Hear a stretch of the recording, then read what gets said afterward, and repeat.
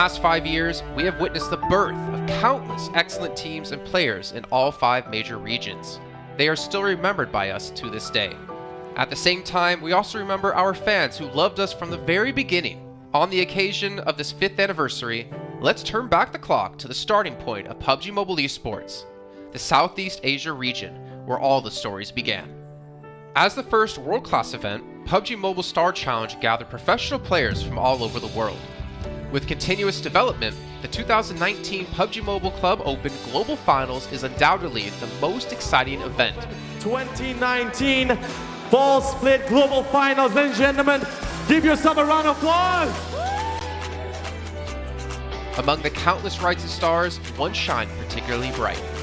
Bigetron Red Aliens, a team from Indonesia, Bigetron Red Aliens! just got first place in the PMCO Southeast Asia Fall Championship, earning the chance to compete in the PMCO Global Finals in Malaysia. In the subsequent prelim stage, intense competition kicked off immediately. And finally, they advanced to the Grand Finals in second place. BTR demonstrated impeccable strength in the competition. By the end, BTR was leading the lobby by a significant 106 points, bringing the first ever championship title to the SEA region.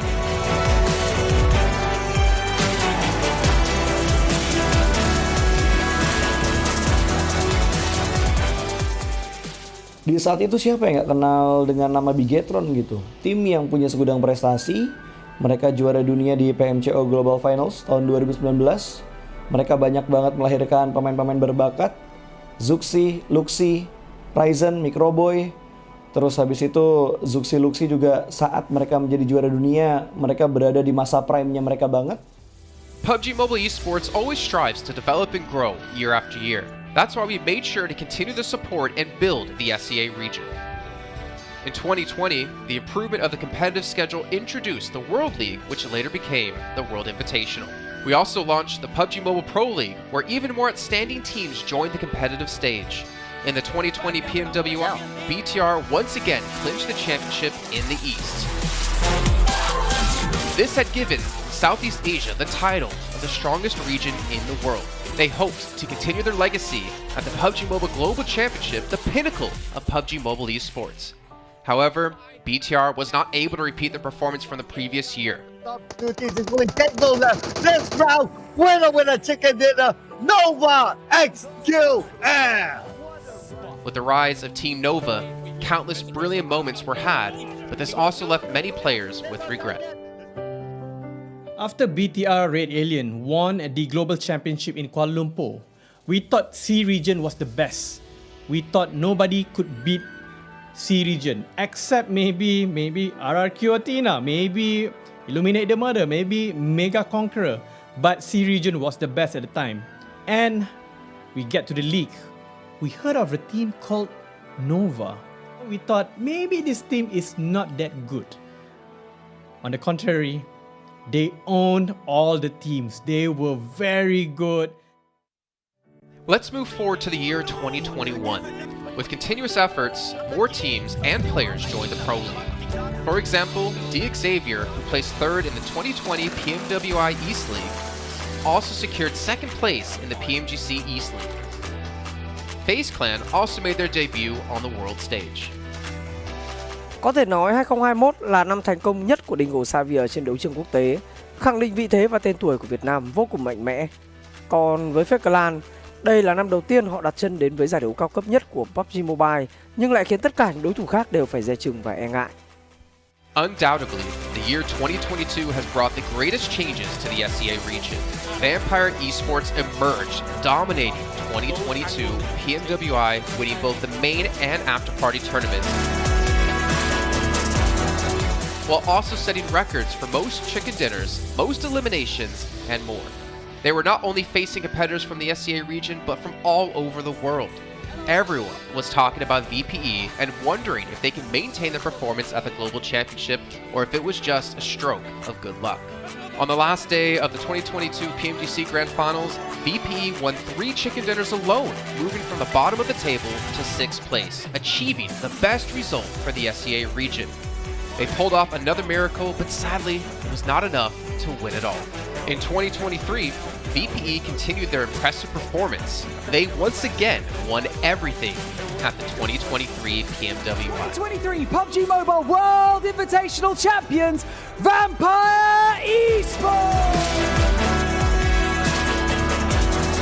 ก็ผมมองว่าน่าจะโอ้โหไม่มีใครที่จะมองว่าทางฝั่งตัวแวมไพร์จะซักเซสได้ถึงขนาดนั้นนะครับเพราะยุคนั้นเหมือนทุกคนจะโฟกัสไปทางฝั่งตัวอินฟินแล้วก็เฟซแคร์ที่มีแบบว่าผู้เล่นดังๆนะครับแล้วก็ถ้าจำมันได้เหมือน PMGC ปีล่าสุดมากินไก่แบบเบิ้ลติดๆกันในวันสุดท้ายเหมือนเอาจริงน้องๆก็เคยบอกเลยว่าเฮ้ยเราเครียดกันไปหรือเปล่ามันเป็นตัวเองดีกว่าเล่นแบบปล่อยจอยได้แบบจอยเลยสุดท้าย3กระติดจบอันดับ6ของโลกซะอย่างนั้นนี่นะครับแวมไพร์สปอร์ตเดี๋ยวเชื่อจัดBut don't forget, Alter Ego, an Indonesian team, showed a very strong performance by winning the Super League twice. The SEA Super League was an upgrade to the previous championship, which by many is considered to be the most competitive league in Pubgmobile. They could potentially become the next legend of the SEA region. Untuk dibilang legend, gua rasa belum sih untuk Alter Ego. Walaupun mereka sempat ngedapetin back-to-back champion untuk di PMSL 2023, itu menurut gua hanya sekedar untuk ngasih pembuktian gitu bahwa Indonesia tidak kehabisan pemain berbakat. Ya mungkin contohnya Rosemary gitu. Datangnya dia ke Alter Ego tuh bener-bener jadi ujung tombak untuk Alter Ego. Dan gak berhenti di Rosemary. Masih ada Alpha juga yang didatangkan oleh Alter Ego untuk mengisi kekosongan atau kekurangan dari Alter Ego. Dan gua rasa PMGC 2023 ini akan menjadi ajang Global Championship pertama gitu untuk Rosemary dan juga si Alpha. Jadi wajib banget kita nantikan performnya mereka di PMGC 2023. Dan please di notes pastikan tonton Alter Ego sampai akhir. Of course, there are many more teams we haven't mentioned, but these teams will all take part in the 2023 Pubgmobile Global Championship. So what do you think? Who will be the ultimate winner in this year's PMGC? Will they be from SEA? Well, there's only one way to find out. Greetings, PUBG Mobile players! The long-awaited Frost Festival is about to commence. In the new version 2.9, we'll be introducing battles filled with a frosty atmosphere. Snow Battle is coming to town. Furthermore, you'll also get to experience updates to World of Wonder and Classic Mode. So let's dive right into it. In the Frost Festival, we'll be bringing you a series of snow-themed content, including a new Snowy Village-themed area, fun interactions with snow pals, and snow-themed items for more gaming fun and excitement. When miraculous December comes, the Frosty world will undergo some magical changes. Stay tuned for updates. Don't miss out. First, let's take a look at the new themed area, Snowy Village. The village covers a wide area of 280 by 150 and has loads of supplies. It's located near Stalber in Erringel, Iceborg in Livik, and Goroka in Vikendi. In addition to the buildings on the ground, the underground area of the Lucky Ice Tower is also worth exploring. Make use of the two-story layout to experience a completely new battle experience. Sound the bell in the Lucky Ice Tower, and you can even summon rewards. Additionally, the village also has a snow rail, which can help you quickly move around and gather supplies. It allows you to navigate flexibly between different areas of the village and also swiftly relocate to advantageous positions during battles for your team to counterattack more effectively. Of course, you should always remain vigilant to avoid becoming the target of an ambush. What's more, the village also features a special two-seat vehicle, the Reindeer. It's also a great choice for transportation as it allows you to swiftly move all over the map. For intense battles, we've also prepared festive and practical battle equipment for you, the Snowball Blaster and Snowboard. The Snowball Blaster can be used in many ways and has loads of functionality. When you aim it at the ground or a building, it can create a snow pile cover for you. When used on enemies, you can temporarily transform them into lively snow pals to restrict their movement. When facing bodies of water, you can use the Snowball Blaster to freeze the surface so that you can walk on it. It's definitely a practical yet entertaining weapon. After transforming into a lively snow pal, you will be unable to use firearms to do battle. You'll only be able to rely on basic actions such as walking, running, jumping, and swimming to evade enemy pursuit. It takes some time before you can revert to your human form. Let's build a snowman together. The snowboard will also bring you a whole new experience. Apart from helping you glide and move on various surfaces, it can also be used with the Snowball Blaster. Explore the many possibilities and use these two items to have all kinds of fun. We've also designed various interactive mechanics, such as searching for snow toddlers, lucky ice, and the snow blast zone. When you encounter a lucky snowman on the map, don't be in a rush to leave. There are 4 lost little snowmen hidden near the lucky snowman. Search for the 4 hidden snow toddlers and bring them back to the large snowman. You'll then receive a token of gratitude. There are lots of lucky ice scattered across the map. Shatter the ice to get the supplies inside. Try using a melee weapon to break the ice more easily. Furthermore, you'll find that snow has engulfed some red zones on the map, and the falling snow will bring about many interesting effects. Players within a snow blast zone will be transformed into a lively snow pal if they're hit by the snow. If the snow lands on the ground, a snow pile cover will be created. In this World of Wonder update, we'll be introducing a brand new transformation skill gameplay and a catch me hide and seek gameplay for you to enjoy the transformation skills to the fullest. Of course, you can also use this skill to create more interesting creations. We've also added a Snowy Village map template to celebrate the Frost Festival with creators. Additionally, we've also made some updates and improvements to gameplay devices, game parameter settings, and the editor. For more details, please follow the official PUBG mobile community. We'll continue introducing the latest WoW content to everyone. As for Classic Mode, we've also made some improvements to vehicles, firearms, creation mode, emotes, settings, and more. First, we've enhanced the designated marksman rifles. Some DMRs can be equipped with the full auto mod to fire in full auto. We've also improved the attributes and handling of some vehicles to enhance your driving experience. We've also added a new garage mechanic. From now on, you can choose your dream ride during matches. Meanwhile, we've also added a custom SFX adjustment feature. You can adjust the volume of some sound effects to whatever best suits you. As for creation mode, we'll be introducing some quick view features for watching the victory dance and fireworks displays and the new Frozen Kingdom themed performance in order to provide players with more possibilities for creative content. Furthermore, we've expanded the emote backpack. Now you can equip more emotes before entering the battleground. That's a wrap for the main content in this new version. In addition, new content will be added to the popularity battle event, Metro Royale, and season rewards. For more details, follow our official PUBG mobile community. Snow Battle is coming to town. Winner, winner, chicken dinner. In 2020, while the eyes of most PUBG Mobile viewers were focused on Southeast Asia as well as other regions, there was one region in particular that went under the radar, the 2020 EMEA League. Numerous teams from different regions were fighting for a spot in the 2020 PMGC. Among them, the teams from the EU region were the most dazzling. Kanina Power, which had previously won 3rd place in the 2020 PMWL West League, managed to break through and eventually won 6th place in the 2020 PMGC. Class Dilge Athletics from Turkey also successfully took 8th place. For the entire EU region, this was a great start, and in the future, the EU region would grow into an even stronger region. The EU region seems to have endless potential. They always have a number of astonishingly talented newcomers. In the 2021 PMWI, in addition to the veteran team Kanina Power taking second place, the newly reorganized team in 2021, Nextria, Xenox in the smokes, the solo by themselves. surprisingly won third place. The EU region seems to just have endless potential. There's always a number of astonishingly talented newcomers coming up through the ranks, developing their skills, and in 2021 at the PMWI, you had some of the veterans there for sure. Kanina Power taking second place, an incredible performance coming through from them to get that second place. But not only that, you had the reorganized team for Nextria in 2021 who won PMPL Turkey. They came first in their region and then were invited on the back of that to the PMWI West to take third place. So these new talents working as this new roster at the time, a phenomenal resurgence there, and there's so much more left in the pipeline, I'm sure, for this region. I'm really excited for what the future has, and I can't wait to see what they've got. In the 2021 PMGC, teams from around the world gathered once again. First of all, worth mentioning is that among all the participating countries in the Grand Finals, Turkey had the most with 3.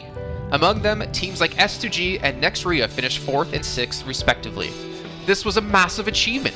The efforts of the EU region are constantly bearing fruit. Now they just needed an opportunity.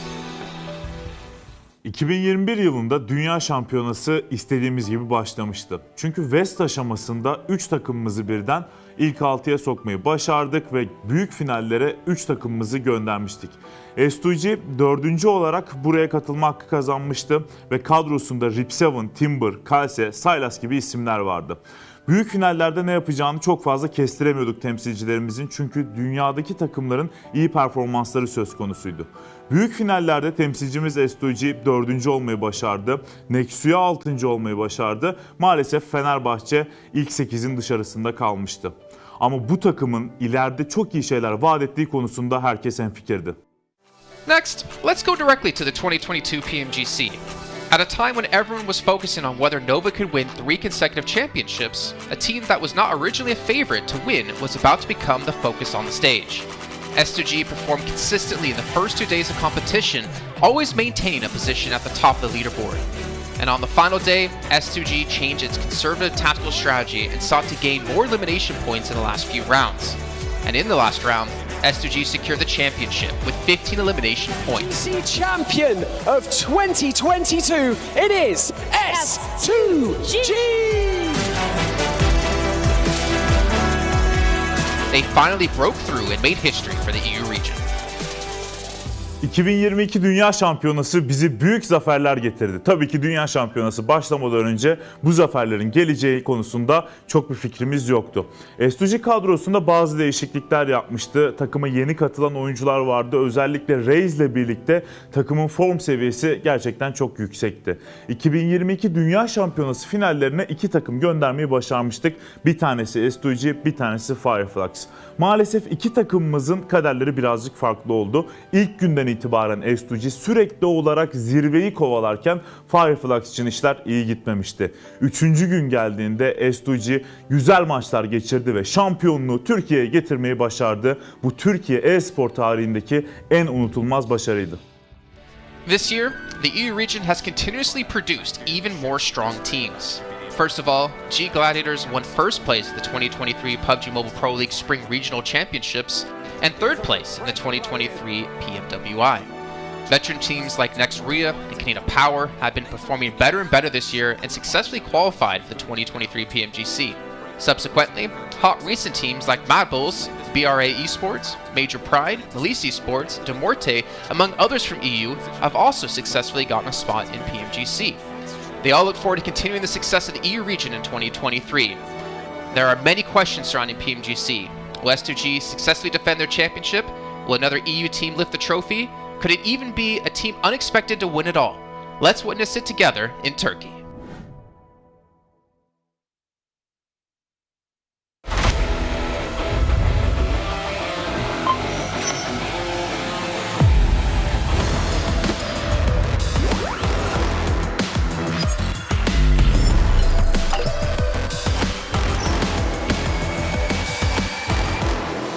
Investigator. Join the investigator team and let's protect the game's fairness together. 2023 Popularity Annual Gala event tutorial. Hey there, welcome to the 2023 Popularity Annual Gala. We've introduced a brand new competition and upgraded rewards. You will have to go through 10 rounds of 1v1 matches and compete to become the first ever Pubgmobile Popularity Annual Gala champion. So let's get right to it. New competition, ladder competition. The Popularity Annual Gala event will be utilizing a new ladder promotion system. Players' initial ladder grade will be determined by their battle points at the end of the first round. Ladders are divided into 6 grades: Triple S, Double S, S, A, B, and C, with Triple S being the highest. Ladder promotion rules. Players are ranked based on the popularity they gain during the battle period. For rounds 1 to 9, the ladder results are settled at the end of every round's battle. Apart from ladder grade C, each ladder has 100 spots, with the top 20 promoted, the middle 60 retained, and the bottom 20 demoted. If you're trying to move up the ranks, be sure to stay within your ladder's retained threshold or higher before each round is settled. Additionally, ladder grades can only be promoted or demoted by 1 grade at a time, so your performance in the assignment round is crucial. Be sure not to miss it. Final showdown. Based on the rankings from the previous 9 rounds, round 10 will be the decisive showdown to determine the final rank and ladder grade placement, including the champion of the 2023 Popularity Annual Gala, who will emerge as the ultimate winner. New exclusive rewards. At the end of round 10, rewards will be issued based on the player's ladder grade and final rank. For outstanding players, they will receive exclusive rewards that can showcase their supreme honor both in and outside the game. In-game rewards include the honor title, honor name tag, and honor avatar frame, which are sure to make you stand out. Moreover, there are also physical trophies, interviews, custom-made popularity gifts, official social media promotion, game exposure, and other exclusive honorable rewards. Gain global renown both in and outside the game. What are you waiting for? Participate in the 2023 Popularity Annual Gala now.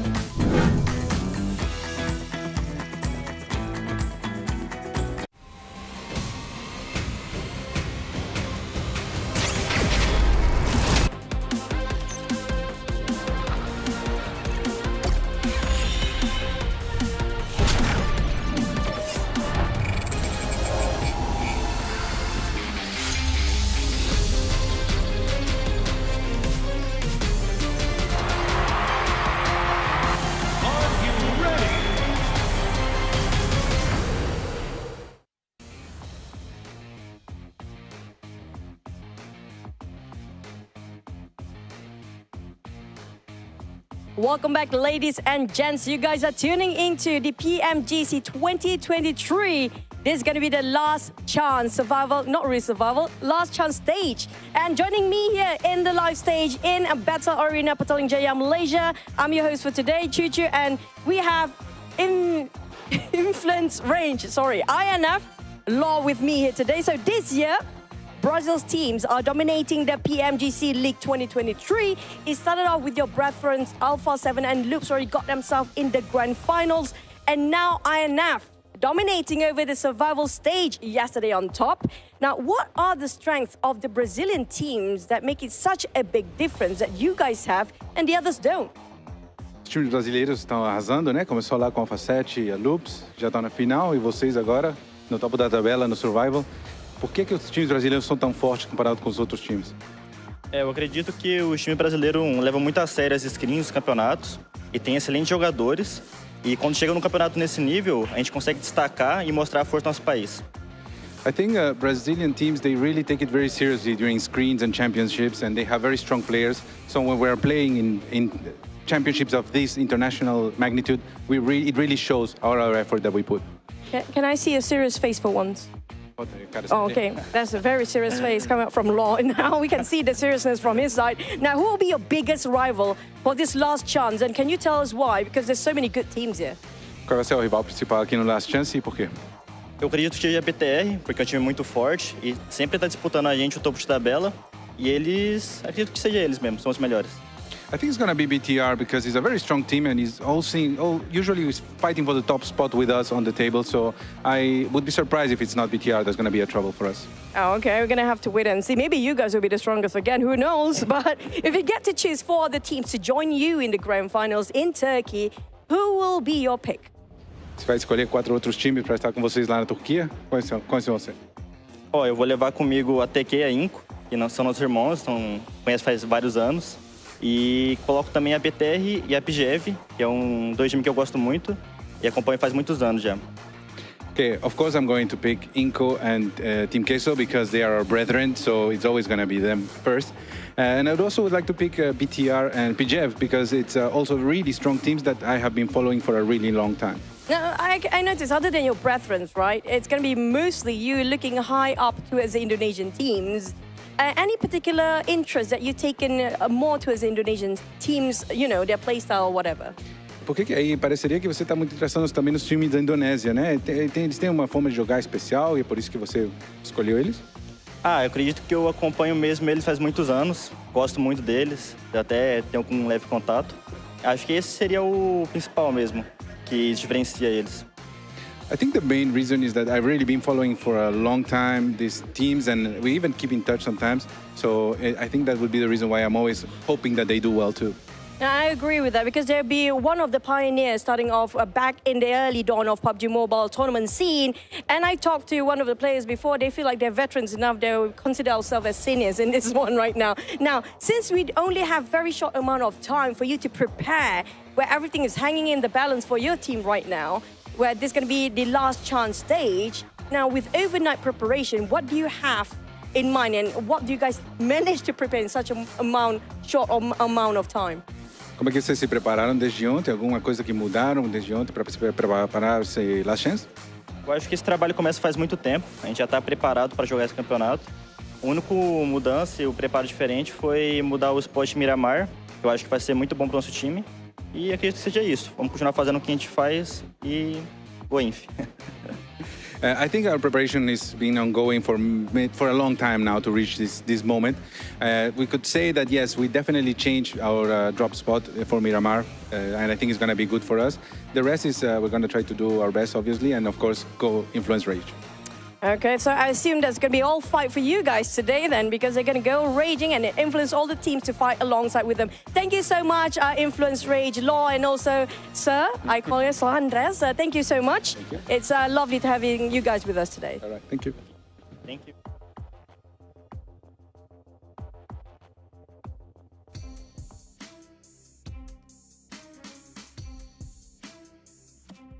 Now, all said and done, but it's down to action and execution for these teams with their fate hanging in the balance.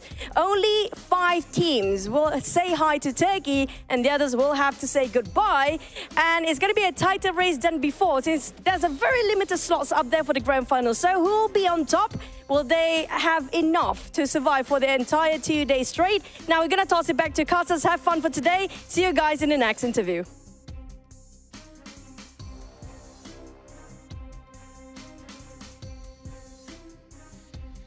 You know, I know our slogan is normally be the one, but right now every team is out there saying be the top 5 because they need to get into top 5 to advance through into our grand finals kicking off in Turkey just in a few weeks' time, to be honest. I'm your host, Jessica Kappen, joined by Max, Ben, and Klaris, and we're about to end our marathon of matches that we've had these last few days as we kick off the last chance qualifier.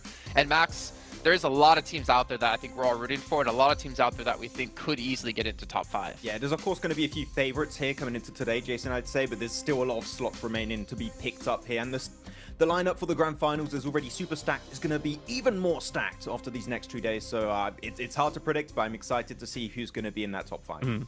It's my favorite stage because it's brutal, right? 2 days, only 5 spots, and you are going to lose so many teams. There's going to be tears, there's going to be laughter, there's going to be joy.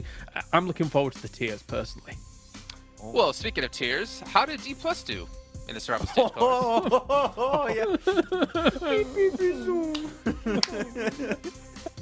Alright, well, before we break down everything happening these next 2 days, Infinix GT10 Pro, our official smartphone provider here at PMGC 2023. Make sure you guys pick one up because there's for professional esports players, and you can pick one up and potentially dominate a lobby like we're seeing some of the teams do just yesterday, not like D+. And that would have qualified through into the grand finals if that was obviously the last chance stage. Yeah. Do you legitimately think, Max, that they have a chance of being top 5 in a lobby like this? I think that finding consistency is going to be a little bit rougher maybe for Rook because now you've got this set lobby, right? And I think that the teams are just going to be able to play a lot more in their kind of own playstyle, rotate a lot more efficiently, get to spots a lot more efficiently. So I think that because of that, Rook might struggle. Though, Jason, if you want to go the other way of them maybe qualifying, they were by a significant margin one of the most consistent teams in the survival stage. Out of the 12 matches they played, 8 of those matches ended up being top 5s. Every single match, pretty much, they're just reaching the late game. Sure, they're a little bit lackluster on the elimination side of things, but when it comes to making in strong positions, they can do that on a really consistent basis. If they can start to bring in more eliminations, just like default, who knows, they might be able to make in top 5. So I'm hopeful we could finally see an African team for the first time make into a PMGC Grand Finals. That's the thing though, right? Can you constantly be relying on default to do the heavy lifting alongside like Nigma Galaxy, for example? Can you constantly be relying on Coops to be doing the heavy lifting for these two teams? Two teams that sat, yes, in 4th and 5th when it came to the survival stage, and we've seen, Nigma Galaxy especially prove themselves more so than Rook in the past, but technically speaking, Default was apparently the MVP of the survival stage, which took me by surprise. But it really does go to show how much impact he can have on a lobby if he's let free, if he's let loose, like we saw him on those roofs of Lipovka, for example. So we'll see how it goes. And then obviously it makes me turn my attention towards two teams I think we're all going to agree on as most likely qualifying through into the Grand Finals, Influence Rage and Mad Bulls. I think these two teams are definitely the teams to beat. I think Influence Rage has been maybe a little bit more consistent when it's come to the head-to-head matchup, but Mad Bulls has proven to be such a strong team, and they're looking to obviously join the likes of all the best in the world currently in the Grand Finals. Yeah, Mad Bulls need to have circles that are somewhere in their vicinity if they want to have these strong games, which is why you see, for example, a chicken dinner followed up by 2 12th places, but followed up by another chicken dinner. I want to see more adaptability in the case of circles that aren't quite going their direction, and if that happens, I think that's what we're going to see from Mad Bulls, and they could possibly be a little bit more consistent. Though, and I don't know if you agree on this one, Kalaris, but when we're looking at Influence Rage, I feel like their second day of survival stage wasn't taken as seriously as the first day. I think they were somewhat screaming a little bit for the last chance, because after their first day, they got a 3rd place with 3 eliminations, and after that, really not too much around the board. So I think that they were just preparing themselves for this stage, and they're going to start hot very, very quickly. Yeah, there's 2 ways you can play it when you've got no pressure on you. You could either go absolutely crazy and just be like, well, we have no pressure on us whatsoever. We don't care. We're just going to be able to shoot at everything and do really, really well off the back of it. Or you're just chilling. You just, they just don't mind whatsoever because they know that they've already done enough. And it seemed like Influence Rage was taking that route as time went on. But actually, I need to deviate just for a moment, because FaZe, we watched this in the final moments here, Jason, and it was unbelievable. The fact that they were able to squeak by in the last game with one of the biggest games of survival stage to get to this spot is something worth mentioning. But that's what kind of worries me with FaZe, is that typically when we see the zones or them not be center zone, we're not really seeing big games out of them. And even the games they are center zone, they sometimes don't get these big ones. Yes, they've had 2 chicken dinners, Max, but besides that one match we saw yesterday, the final game of the day, we haven't seen FaZe Clan be a true CCT. I would say, though, FaZe changed their mentality in that last game. I think they had to. I think that, as you mentioned, Jason, there were issues for the rest of the matches for them. They struggled. And especially avoiding water treatment on that final Miramar, the way they just transitioned, played the high ground to have maximum kind of information on the teams around them, and then transitioning into that BTR compound. I think the execution was perfect. So if we can see more of that kind of follow-up and overall strategy in these matches, I think that is going to be the approach that FaZe requires to make it into the Grand Finals, with Mela's best game, I would say, of his entire career so far. I think they're going to be really hyped after that last game, and hopefully build more confidence and momentum, or your favorite word, Kalaris, heading into today. Absolutely. It was a magical game, let's be real. It was a magical game for them and a magical moment for them to get here. However, I still do need more on the board to prove that they're going to get a top 5, because right now it's out of reach unless they can make somehow these magical moments happen 3 games in a row, for example. And obviously, with only 12 matches to play, 1 or 2 bad games could be the decider between getting through to the Grand Finals and unfortunately having to watch it from home. And for me, looking towards our first match here on Sandhawk, I immediately start to think about 2 teams in particular. That Northwest Island of Gladiators and Team Queso. We saw day 1 of survival stage, Gladiators rotate into Queso and just got obliterated. They got made fun of. Will that happen again? Probably, because Gladiators for some reason don't seem to be the team to adapt and change things up properly. But obviously, like that's what I'm kind of getting at. Like for Queso, the pride of Latin America on their shoulders if they can step up here. But obviously, they have Gladiators on the same island. I wonder if we're going to have a little bit of a hot drop happen between the two, or any sort of armistice between them. I would say armistice or Gladiators. Look, if you're Gladiators, you ask yourself this simple question: do we want to die early? No. Just don't do whatever the hell you did last time. No, that's a pretty good game plan. You know, if you are Team Kesso and Gladiators heading into Sanhok, you don't fight each other because you know all of your bridges are gate kept. You got Phase, you got Mad Balls, you got Reject. You are going to struggle to transition in case the circle isn't quite favorable for that island. So you need to think how you want to rotate really quickly. Taking that fight is just going to delay your rotation. You're allowing the other teams that are on those bridges to gatekeep you even more efficiently because they have time to loot and set up properly. Yeah, that fight, it would be a massive throw, Jason, if it happens. Yeah. So I'm really hoping it does not go down. I mean, considering the progression from stage to stage, you can get away with doing those kind of things and losing in group stage. You can get away with those kinds of things and losing in survival stage. Last chance, you cannot get away with that. Even if it is just one Sanhok per day, you have to play it more, I'm just going to say it, more maturely. You have to think about these repercussions a little bit more going into the next stages, going even into the next circles on a Sanhok. So I think they're going to play a bit more of a restrained style compared to just driving into a team as 4 in one car. Yeah, I mean, before it was top 16 that qualified out of 24. It was a lot more forgiving than now. A top 5 teams out of top 16. Like, you cannot afford those mistakes. One bad game out of 12, that is a massive ratio. So you need to kick off our first match of the last chance qualifier. It's Jackie, it's Blank, and they're going to take it away. Put us together and you get Blanky. And you'd need that, Blank, because you're going to need some comfort, mate, because these next 2 days, they're not going to be nice for some of these teams. Such a limited amount of spots to move forward. Oh, Blank, the competition's going to be off your feet, coming straight through. We got the gyro on board with the boys. Look, they're showing it off. You do Alliance, they're ready to go. They're going to be spinning around. I would love to see some of these player cams during the game because you know they're making some mad moves on the fly. But heading up to Sanhok, start things off here, right? Obviously, we talked about Gladiators. I don't want to talk about them too much. I think there's some way better teams over in this lobby right now that probably do deserve to get into that top 5. I mean, Mad Balls had a really good streak out. Influence Rage, that Brazilian team that really brought the fire in their survival stage. And you know what? BTR even, I really like the way they play. Yes, they fell off just a little bit towards the end of their survival stage, but I think their plan was sound. But it's the first map of the day here, Jackie. Sanhok. As we've seen time and time again, Sanhok can be such an upsetting start for some of our teams. It could really be a bumpy ride and a rude awakening. And with only 12 games over the course of the next 2 days here, with today included, your opportunity for points to make it into that top 5 is limited. It has to start off with success on Sanhok. So let's see what we get. And Blank, the amount of talent, man, the amount of names that actually did make it in terms of the storylines is pretty damn sick. So the potential for the fights we're going to be seeing today could really, really be sick.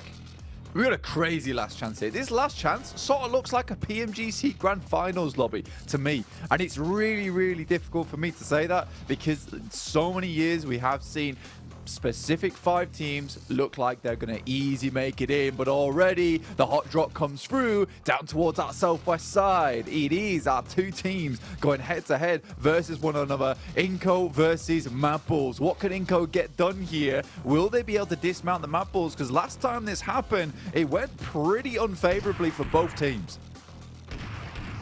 Mad Balls, they've had a rough streak of defending this.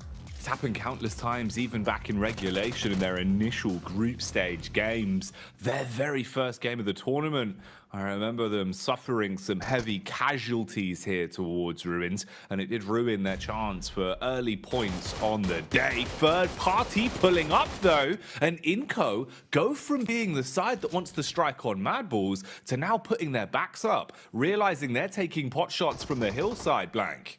And I mean, to be fair, this is something that we expected to happen much sooner, that Frozen opens up over towards Corker, and Squash will find Frozen with the explosion on the vehicle, probably alongside, assisted by that nade, and then Ebeche opens up onto Fleek, just 2 players remaining. Vector does good work, but that drops them down to 1 now, Jackie. Oh, still trying to fight their way through this. About cleaning up now. About trying to save your bacon as much as possible and not leave this one with lots of casualties into the 1v1 effectively. Zerich looking for the peek around the corner, trying to bait it off the contact from his teammate. Vitali with the clear, has the DBS, hits it on the fadeaway, and Mad Balls go down quick. suffering to Inco there. Managed to all pick up kind of DBSs and S12Ks. Really made the fight a lot easier with some nice nades placed in there by Squash. I wonder if it was actually a gas canister that took down Frozen at the end of it. Really rough if that was the case. I like the play from Enigma Galaxy as well. They spotted out that this occurred a few times over in the survival stage. They knew that they're close by down towards the south side in Sami. They sent 2 players up to investigate. Potentially, they might have got themselves even a quick elimination off the back of that, but nothing found. But it is Inco to go on, this time with 3 players and 4 eliminations. A big match for them. Oh no. The Japanese side of Rejects already taking heavy casualties here, it seems, as they're somewhat fragmented. You've got individual fights from multiple players from Reject and Influence Rage looking out for one another. Seems that they have at least been able to separate Sarah from the rest of the pack, and he's gone for good. And that's a man that can be really useful for Reject late game. It feels like Sarah activates the longer the game goes on and has had some picture-perfect utility. So with him out of commission so early, could come back to bite them in the bottom blank, makes it harder already being down to just 3 players rather than the 4 off the back of the get-go. Yeah, you never want that to happen. They're running directly over towards Gladiators now, who did drop down in from that north side. They crossed the bridge rather early here into position, waiting around this area. They love to head over towards Trifecta, but Influence Rage have already claimed that position of the map here, Jackie, so far. So Reject stuck between Gladiators and Influence Rage. Inco in Ruins haven't quite left yet. Team Queso, meanwhile, they've been doing a wide old rotate, getting a swim on, so they're nice and wet down in the water, keeping themselves clean for now, looking for their rotate. OCO's just trying to get a lay of the land and assess if he's going to be peeked out here.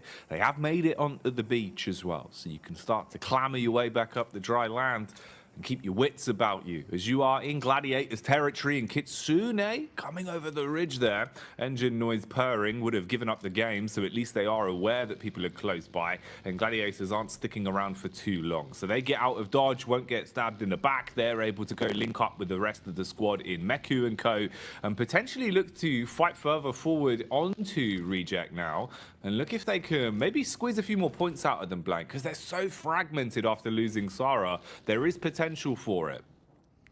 Yeah, I think for Gladiators, it's good there that Kitsune regroups with the team rather quickly, because there has been a few times where we'll see Kitsune go down really early. Pubgm lobs a nade over. Will take a lot of damage over towards Reject. DX, incredibly good team. Really performed outstandingly over in their survival stage. You'd love to see them play. Does bounce the nade just a little bit, but somewhat of an unfortunate one. Gets caught on the railings there, Jackie. It is what it is. There's a couple of bullets to play around with here with the S12K2, but everyone's really rocking those shotguns. Team Queso finds Meku, immediately flushes him. And again, this is the case of what the guys on the desk talked about, is not getting caught off guard by Team Queso. This little cheeky rotation in the water up on towards the coastal side has really thrown Gladiators for a loop, and Reject even spot the happenings over on this side, but it will be OCO to hit the floor. You can see the knock-on effect with how this has been going then. Gladiators move into Reject. You get the backstab coming up from the rear to at least deal a little bit of damage onto him from Queso. Nice nade used again there. That was OCO that for quite some time has been separated from the rest of the team. This is the only remaining members of the Japanese squad now. Trapped upstairs in the compound with DX laying claim to the building beneath. You've been eating damage from the nades as well. And that's always the speciality of DX. They're so damn good with the nades, Blank, and they prove it again here. Nice dash through the window. Lufa's really quite low. Wants to go for the heal, but has the play of Julo's contact, so he rotates over to at least assist him whilst he gets himself topped back up. But you're dealing damage to it and making them feel a bit uncomfortable here. DX want to play it cleanly, though. If you can find these last 2 players without any casualties, that's the dream scenario. Yeah, I think for Reject as well, like, currently having to make some weird and odd moves to kind of maneuver themselves around Pine Down with Ducksan off in the distance and DX taking a lot of angles here. It has been tough for Reject to get into position. In the meantime, Procedure Evos, they take a knock and a flush coming through from IHC, who were on the hunt yesterday in survival stage. and now they're looking for a little bit more, just chasing teams down there. You can see them setting themselves up for a nasty gatekeep on that south side versus Procedure Evos. BTR still have to move in too.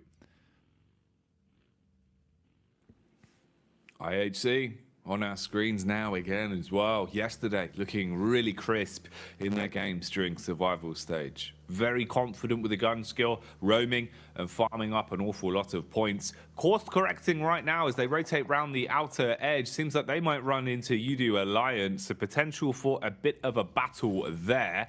DX, after always applying so much pressure, it seems like they've opted against overcommitting and tunnel visioning into the fight versus Reject, as they knew Duxan were almost there as well. So they back off, go for a compound instead, and start to think towards the future, squirreling away the points that they found, but not over-egging it. Team Queso back in a boat and into the blue once more, Blank. Their flank was only good for the one tag, so that's all they get from it. Yeah, I think for Team Queso, maybe moving up the riverside here. Again, this is a difficult circle for a lot of teams, you know. We talked about this yesterday in the sense that there were some fairly easy circles to play around with on Sandhawk in survival stage where they would confirm themselves up to any which island. But in the last chance now, of course, it had to be a bit more rough for a lot of these squads where this doesn't really confirm over towards the northwest, south or eastern island. We're stuck in the middle of the confluence of the rivers. It's going to be rough for a lot of these teams. Influence Rage, though, they get a really good chance off the back of this. Being able to play on Trifecta in that compound, has a lot of good sight lines off towards boot camp, and being able to be a really strong position to hold in. The question is whether FaZe will be able to move down on that bridge on the south side, maybe blast their way into the front loaded edge of that Trifecta, take down a couple of players from Influence Rage and reclaim that spot. But again, it will all depend on stage 3, stage 4, because this is a very uncertain circle so far. And I think a lot of teams aren't quite knowing where this is going to end up. DX as well as Duxan both left Painan. They realized it's not likely to be a Painan circle anymore. And BTR decided they'd take residence in there in the meantime. IHC, though, on your screens, going from fight to fight at the moment. Looking over towards Udo Alliance now. That's Olio. Trapped off in the distance, stuck in the blue. And IHC, they sized this one up a fair few minutes ago. They've been taking a couple of pot shots and at least forcing them back. So confidence for Udo Alliance going to be rattled somewhat. And they do opt for the getaway. Spacing's there between all of them as well, but they've got vehicles for the move, so it won't be all doom and gloom. Udo Alliance can relink. Meanwhile, the side that really has been stuck in the muck today, it feels like Reject have been hit with the unlucky stick. Fragmented from the get-go, losing Sarah instantly. The longer the game's gone on, the harder it's been for them. Right now, just treading water and hoping to keep themselves afloat in the game in two ways here, as they just need to tuck in under the bridge and stay out of trouble, really, Blank, because you're already so low in HP and down to the bare minimum in terms of manpower.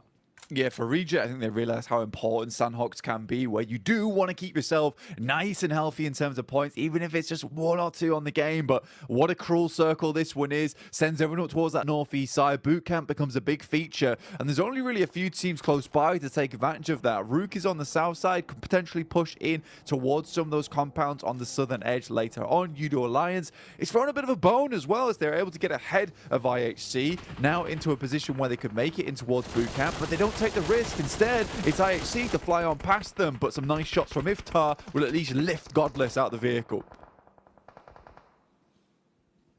Godless, he could be a big impact fragger for this team. We saw that yesterday. He was really putting up some big numbers. So being able to stop him from swelling early into Sandhawk is a good start, putting Godless back down to reality. Meanwhile, IHC, they've been on the move once again, going from Udo Alliance to putting their focus on DX. The side that we've already seen today has been roaming and looking pretty confident to take battles where possible. You've got a little bit of spacing between them, both of them. Didn't expect the quick flick out from Alex, who has been on point blank. His gun spill's been really good the past couple days, hitting so many blinders. On that one, he sees Udo Alliance off to the distance, keeps the pressure on them, doesn't want to let them feel comfortable. But nothing about this is comfortable. Boot camp right now is chock-a-block with squads. It's a difficult ending for a lot of teams. And if you're on the outer edge, a lot of times that can spell doom and gloom for you. We do get an initial knock over towards Inco. Vitali drops.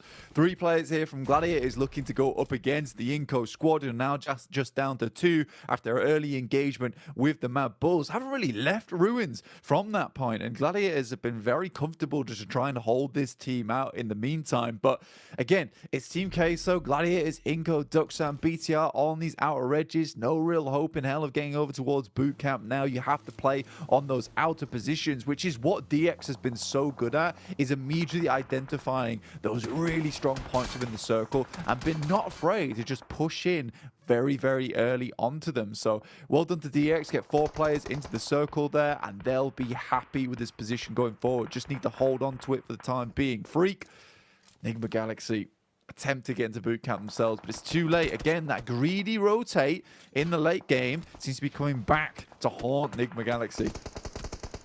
It was something we saw from them very commonly, where their eyes were a bit bigger than their belly back in the survival stage, and they would run some risks, have some late timings, and leave themselves susceptible to losing the possibility to aggregate points in these games. For now, they just stick inside of their compound, but the zone's going to be shifting, so we'll see who this favors and where pressure is going to be applied. Fair amount of water, but actually quite nice for one squad in particular. Rook are going to be having a field day with this blank, and they've been so good when they get center, when they get compound control and can just defend. That's where we've seen them play some of their best PUBG Mobile. Yeah, Default as well has been so strong when it comes to that defensive behaviors, right? It's been amazing to see him grow as a player during the survival stage. Procedure Evos, Redface drops the Molotov over towards Udo Alliance as they attempt to get a little bit too close to him for comfort. Pulls out the nade here, Jackie. So Procedure backing off just slightly. Good amount of damage there. Just continues to put the pressure on. This is over towards the eastern side right now. The team isn't fully grouped for Udo Alliance, and Procedure Evo similarly have lost a player. So playing with 3 here, attempting to hold off a full 4-man squad. More smokes than a nightclub right now, as they're trying to keep this place shrouded so that you can't get line of sight onto Udo Alliance. Zuxi at least will find a bit of a tag, but it's the peek from the back line. Swinging in from the rock, hitting the shots onto Redface, and leaving him now knocked. Scared about the hillside, and right to be so. Duxan are starting to push down blank. They're going to have their eyes and ears about them on this one. Hoxie's able to strike with the first. Link will steal away the points, but this head-to-head has turned into a third-party fight for control of the compounds now. Yeah, I mean, for Duxan, it was a nice cheeky rotate. They moved up from Painan, swung hard on the eastern side, above both Udo Alliance and Procedure Evos. Olio going down for Udo Alliance is really bad news. That guy was doing the majority of the work for the team. He saw there, opening things up with a fantastic little off angle over towards Procedure Evos, but it's not quite enough. In the meantime, it is BTR to take down the final remnants there of Reject. Going down in 15th place feels pretty horrible for this squad. Not getting too much off the back of it. Procedure Evos, though, still giving it gas over towards Udo Alliance, and they're falling like flies here, Jackie. They are. They're starting to crumble. The defense is shaken. Udo Alliance might be going down quickly. Link wants to go in and hit them with a masterclass on the DBS. Meanwhile, Enigma Galaxy off towards the hillside. Third partying again onto what remained of Duxan. Cluck, he's still standing. Armed with a shot, he dives out the window as the nades will detonate in his previous position. Redface connected onto. He falls. Second peak, though, on the jump shot, and it is a trade back from Link. Just Links remaining now to keep going forwards. Difficult news ahead for a lot of these teams. Lovely circle for Rook once again, but as Brute Force trying to attempt to push in on towards one of those northern compounds, and I think Rook may have lost a player in that situation. They opt to just send further down towards that southern side and just give up the ghost over towards Brute Force. Influence Rage, DX, IHC will all have to fight for control on the southern edge, and IHC have a significant advantage considering their position in the circle. It's still in. So they're most likely going to be able to gatekeep DX as well as Influence Rage whilst they're being pressured by the blue to push them in. The difficulty is that IHC, this Mongolian squad, only with 3 players alive. But Alex, Yol, Demo, all really strong players in their own right. And with the little gulch in between them, this could be a good position to take their stand. It's the nades as well. They're going to be worth their weight in gold here.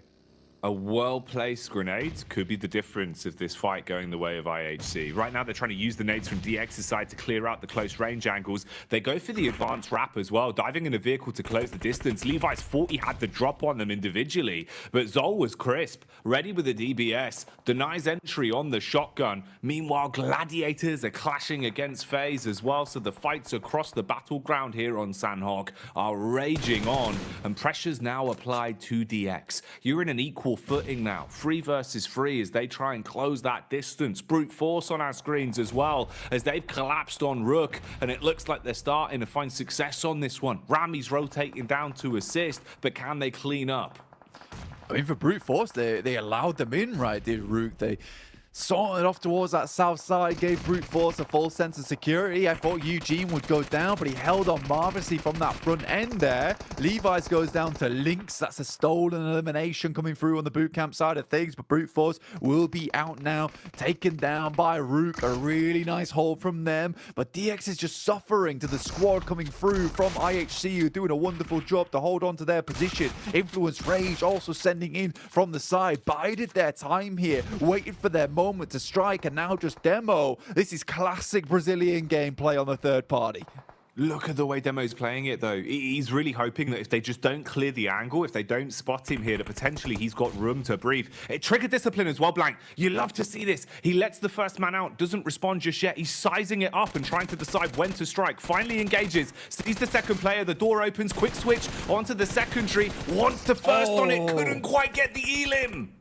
Couldn't get the elim off the back of that, but like you said, you gotta love the trigger discipline on him. He was just waiting for a long time, got a little bit too nervous there. Parajin, last player alive for DX, able to get through this one a little bit more, but with Rook's position in the circle, feels more and more confirmed, like they're gonna get this. We set up the storyline right at the beginning that this is a team that's excellent at defending central positions. Gladiators out on the outer edge as well, but it's BTR that my eyes are focused on. On towards the south side, I think they have one of the best chances to attempt to get in towards this circle as a 4 and try and take down Rook, but they are peppering them with bullets right now. Parajin forced to move out, but Influence Rage, they're going to put a stop to that one.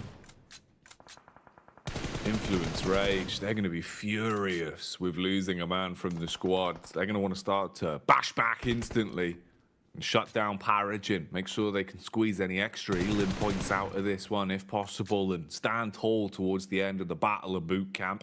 Parajin is just playing out the time, using the blue to the best of his advantage to at least try and lurk back into the zone. Late push has been knocked over, it seems, as Gladiators are fighting 2 battles at once, with Queso trying to deal damage from a distance.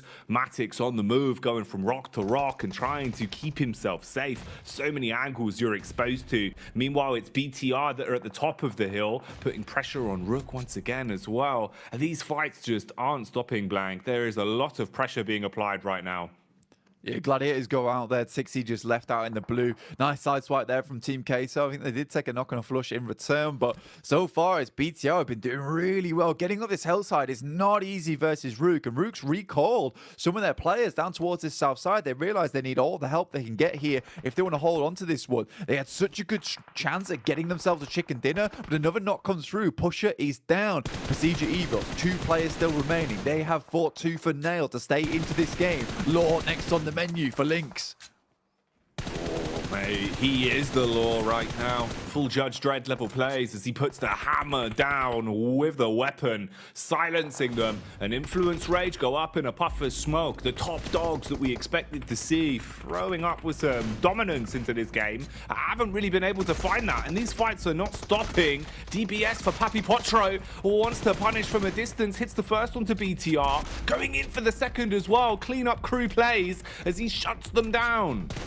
Team Queso killing it during this match. Up to 10 eliminations from some cheeky plays from in the water. We got Big Milo up on top, but Lynx can't step up for too long with Defo already spotting him out. Rook do not want to lose this game. They still got 3 players versus Team Queso's just 1 now. They're up to 5 eliminations. The chicken dinner looks so likely for this squad, and now even more so with just 2 players left alive. Procedure Evos weathering the storm. Lynx prowling his way through the map. Papi Potro looking to get a little bit further into this one. Wants to take down the last remaining member from Procedure Evos, but he's got a good idea where he is. Starts to lob the nades over. The Solos want to fight for that guaranteed second place, but it's Papi Potro that's putting them in their place. Strikes onto Default, knocks him down. Potro's been playing a great game. Even firsts for it as well, guaranteeing himself the elimination on that one with the DBS quick switch. This has been a masterclass from him. And Queso are clamoring closer and closer to a potential second, but you're so low on health. Hasn't got time to pop up a bandage, reset his HP bar. But that's what Lynx is going What is for. going Leaves on? himself exposed though, Blank. Papi Potro with the shot. He's going for the dash as well, trying to get himself into a better position towards the death box. Runs out, gives it up, takes the second place on the chin. But that was sick. Difficult game for Rook. At the end of it, it's Papi Potro coming through with the big Papi plays. What a gamer towards the end. Takes down Lynx, takes down Pusher, gets the double flush on both. A lot of eliminations found there from Team Queso, which is going to shoot them towards the top side, the lobby. And from a play on Camp Alpha on that northwest side, what a game from them. A lot of teams putting a lot of stock over towards Bootcamp, and you sort of have to take those risks if you're in range of getting it in, right? So for IHC, DX, Influence Rage, they all try and go for that play where the circle guarantees on Bootcamp, but it's Rook who plays their hand early, decides they're going to wait it out, play the patience game, holding that compound down towards the south side, but he got Hairy Man, and that's how you know we're in last chance. Some of the best teams in the world all battling out, and even if you get that circle look early on, it doesn't necessarily mean you're going to get a chicken dinner off the back of it. I think that's great from Rook though, in the sense that all the elements that we were impressed by over the course of the past few days, Blank, were bubbling to a boil very quickly for them there. Smart reads in terms of their rotations, a little bit of luck when it comes to the circle blessing you as well, but being in a position to control those compounds, to play that defensive style, having players like Default hitting their shots as well, always helps. So that's a huge chicken dinner. But Queso, honestly, for me, I think in terms of the rotations we saw during that game and how they were approaching it overall, that was some really heads up stuff. They were really switched on for this first game, Blank. Yeah, absolutely. And I mean, we've got to stay switched on this whole day because it's only going to get more and more intense. In the meantime, we're going to take a quick break, but we'll be sending you back over the desk where they'll break this game down. You know, we all got to enjoy Rook taking home the chicken dinner here, but I really want to talk about Team Queso. What a ridiculous match out of them as well, coming in from the Northwest Island Max. You're watching the rotations as well in this match, and the thing is, they had to rotate not once, but twice. Yeah, they're like, oh, Southern Western Island. Oh, wait, this phase 2 sucks. We just got to re-rotate back up Northwest. And actually, it's really weird because FaZe, I mean, you can see in this position, FaZe could have gone for that rotation across the river so much earlier, but Team Queso were just so much faster on that pivot, on that rotate, and they were able to actually get a strong fight after that. And then they just helped out Rook somewhere, Jason. They just cleared most of the teams around them and just say, Rook, we'll give you the win. We'll get the elimination. Good deal? Yeah, let's go. Yeah. I mean, I get why you're focusing on Queso as well. I mean, yeah, Rook was here and they got the victory, but they were held it down in default, even also getting himself the MVP of the match after being the MVP of Survival, so fantastic for him. But Queso, the way in which they were playing this game, really patient, really calm, really collected, right? There's always so many moments where you could have rotated down to that South Island and then just tried to bulldoze your way in and hope for the best. But no, they were like, okay, the circle's moved away from us. This is not the opportune entry point. Let's look for another one. Let's look for another option. And it worked out splendidly. Yeah. Oh, I'm Papi Potro and Big Mike were doing big stuff again. I just really enjoy saying the name. But yeah, and Link's able to survive for the side of Procedure Evos. They were playing the hilltop east of Painan for a big portion of this match, and then just easily transition to the eastern side of Bootcamp Hill. And you're just going to survive pretty much. Even as a solo, Lynx could have maybe competed for a win at the end, because we know that solos on Sanhok can put a dent in the position of these teams if they can play that one correctly. So good on Procedure to get some extra survival time, because they needed it. They barely qualified for the last chance of this tournament, so them able to at least get a few placement points on board, that's going to put them a bit more at ease for the rest of the day. There's still a lot of teams I wanted to actually focus on here, so let's speed this up a little bit because we only have 4 minutes until we get to the next match. We got to talk about Gladiators a little bit. We have to talk about the drops. Max, we were talking about it in particular, and you were very happy to see some adaptation within the team. I was like, Gladiators doing a change? No way. I don't believe it. I mean, it was really cool. So one thing they used to do in the past when they used to drop Northwestern Island is they used to have this big split, get all the trash loot and regroup after, while Tixie dropped on Trifecta to transition.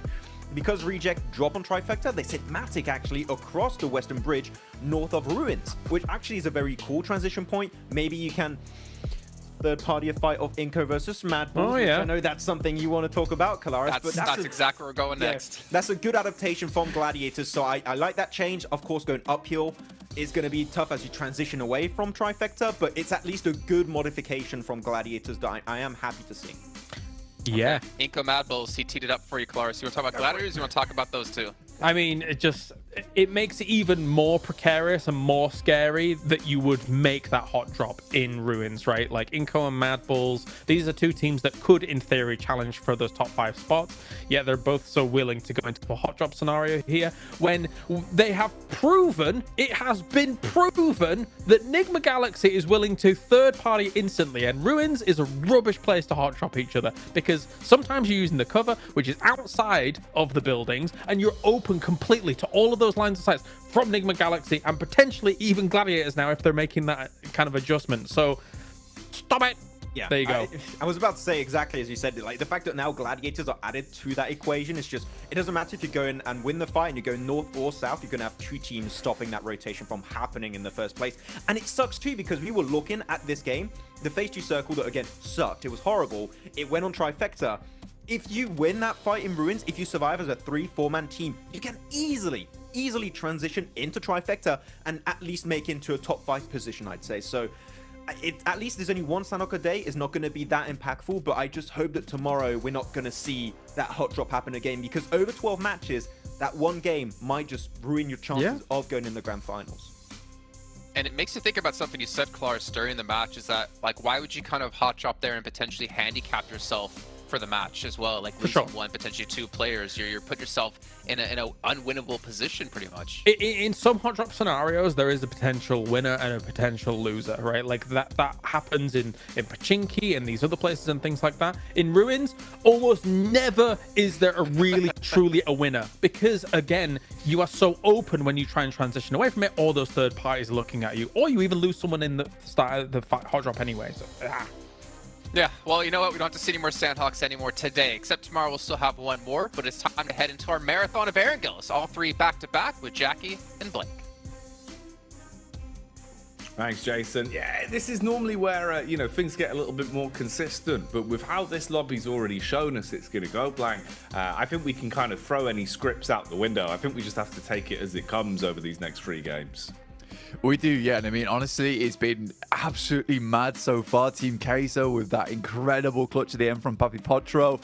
But 3 Erangels to basically sandwich between our Miramars and our Sanhok here. But it's just 12 matches total, all right? So every single game here matters so much for all these squads. IHC suffering just a little bit on that last game as they went in towards bootcamp. Maybe if they had 4 players, it could have been a different story. Either way, I do think the Influence Rage's play was extremely well coordinated. Managed to shift themselves in towards that western side of bootcamp, keep themselves incredibly safe for a very long time, and out of the prying eyes of both those teams in DX and IHC, and then open things up towards the end there. So they're very good when it comes to timing those third parties, which is going to be a scary factor for all these squads. You can tell everyone is laser focused today here, Jackie.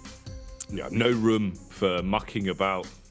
And that's the way you've got to approach it, Blank. From game 1 all the way to the end of game 12, you need to be playing simply your best PUBG. There is no other exception to it. Every game needs to have elims. Every game, you've got to be thinking about the placements, because there's only 5 spots up for grabs. It's incredibly fierce. That's an incredibly hard format to have to play around and try and keep that sort of mentality in your mind that, look, even if we muck up one game, we've got to go straight back in. We've got to go twice as hard in the next one to make up for it. So for Mad Bulls, that's probably where their heads are at right now. Off the back of having a rough start on the first map of Sanhok, you've got to come into Erangel fresh, forget about it, compartmentalize what happened on the first map, and really just show up massively in terms of the game here now, Blank.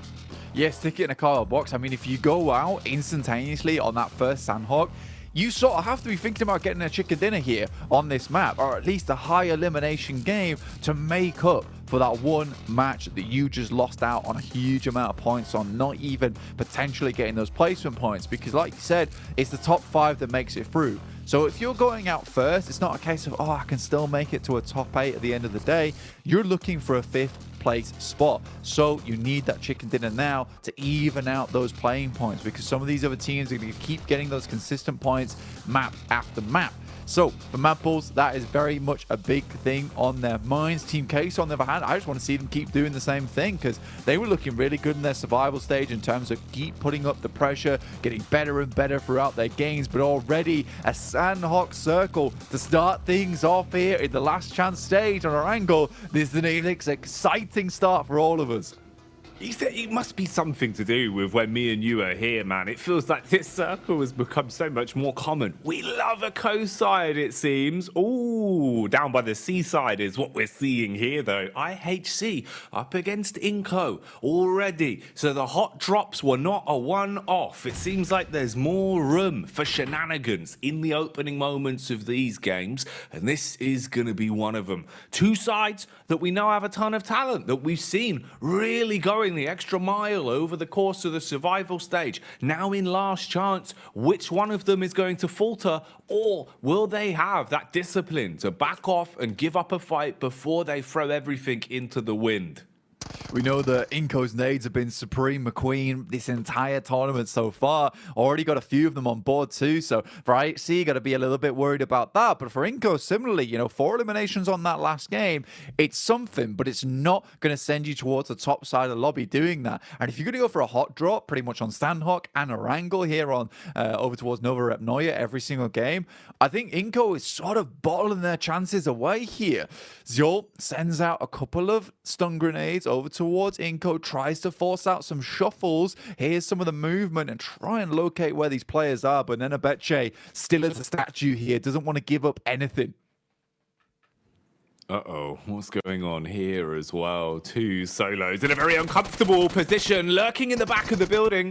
It's the peek out. Oh, Misery might actually be able to make a move on this one, Blank. He gets into the back room, didn't fall to the initial surprise attack. Oh. You've got to peek into him now, and Kawasaki gives him the freebie. Oh, Misery, that is absolutely outrageous. Kayovsky just is not able to do it there, Jackie. A way unfortunate play. Had the drop on him as well. And I think, what saved him? It was the fact that he didn't have his gun out, right? If he had his gun out and he turned around, he'd be moving much slower, wouldn't have been able to react in time. The fact that he actually does have fists, which leaves him completely defenseless, by the way, gives him that chance to jump around the corner, get himself to safety, while Kayovsky stuck behind those boxes, didn't have time to respond, but really good plays there from Misery. And this is what it takes in the last chance to remain in here.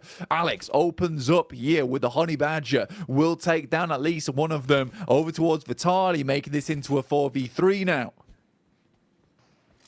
So the opening knock.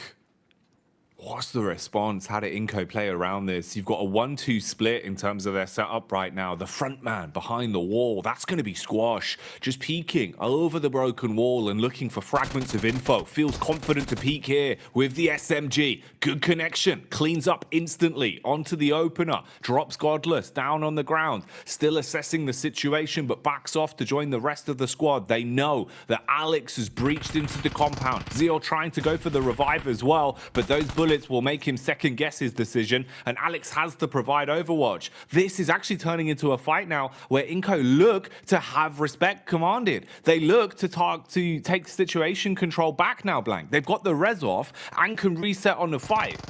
Yeah, I think for Inco there, if anything, the knock actually assisted them on their side, because it sort of forced IHC into a bit more of an aggressive mindset, tried to push a little bit too much, got impatient, and Inco were able to hold them off the back of it. Really fantastically done there. They get the res, full reset for both sides of these squads. Vitali's back up to full HP, so he must have had a med kit on him, which makes this even more difficult to play around with, because you see Godless here and Demo, 70%, 30% apiece. Alex has to hit a big nade here, otherwise it's all over. It bursts a little bit too early. The shot coming through from upstairs, and IHC just cannot find themselves an in towards this fight here, Jackie.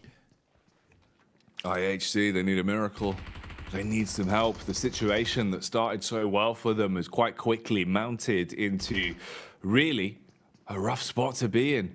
Alex is just trapped there with nothing to his name. He's got a little bit of backup from Demo at least, but even then, if you get peeked out here with the high ground that Inco have under their sleeve, they should be able to make a good move out of this. Squash is waiting for the face. Zeol still just holding. Very awkward Kurt angle to be playing off of here. Vitali with another pickup. That's on the Demo. It's a good tag there. IHC's rough days continue, and they just don't know how to respond. You'd have to do something so confidently on this one and take the fight directly to Inco, but that's a risky play. If it blows up in your face, you lose it all. Godless as well, just trying to keep an understanding of where they are. Has a sneaking suspicion of the peak from the elevated angle towards the roof, but you can't do too much from this blank. You're basically just a free man stuck in a building waiting for them to come in and take you out. Oh, traps here now. Not able to do too much about it. Zeol goes for an aggressive peek here. Knows he's got to get something done, and something done now. Squash, even with a strong angle, and with the fact that these players all been locked up in one building, does make things very difficult. Squash drops up. Really nice play with the UMP. We'll find one, but there is a response. We're 2 apiece right now. 2 players alive for the guys on AHC. 2 players alive now for Inco. Vitali comes through with the DBS, looking to get more done. The shotgun's fully in close range now.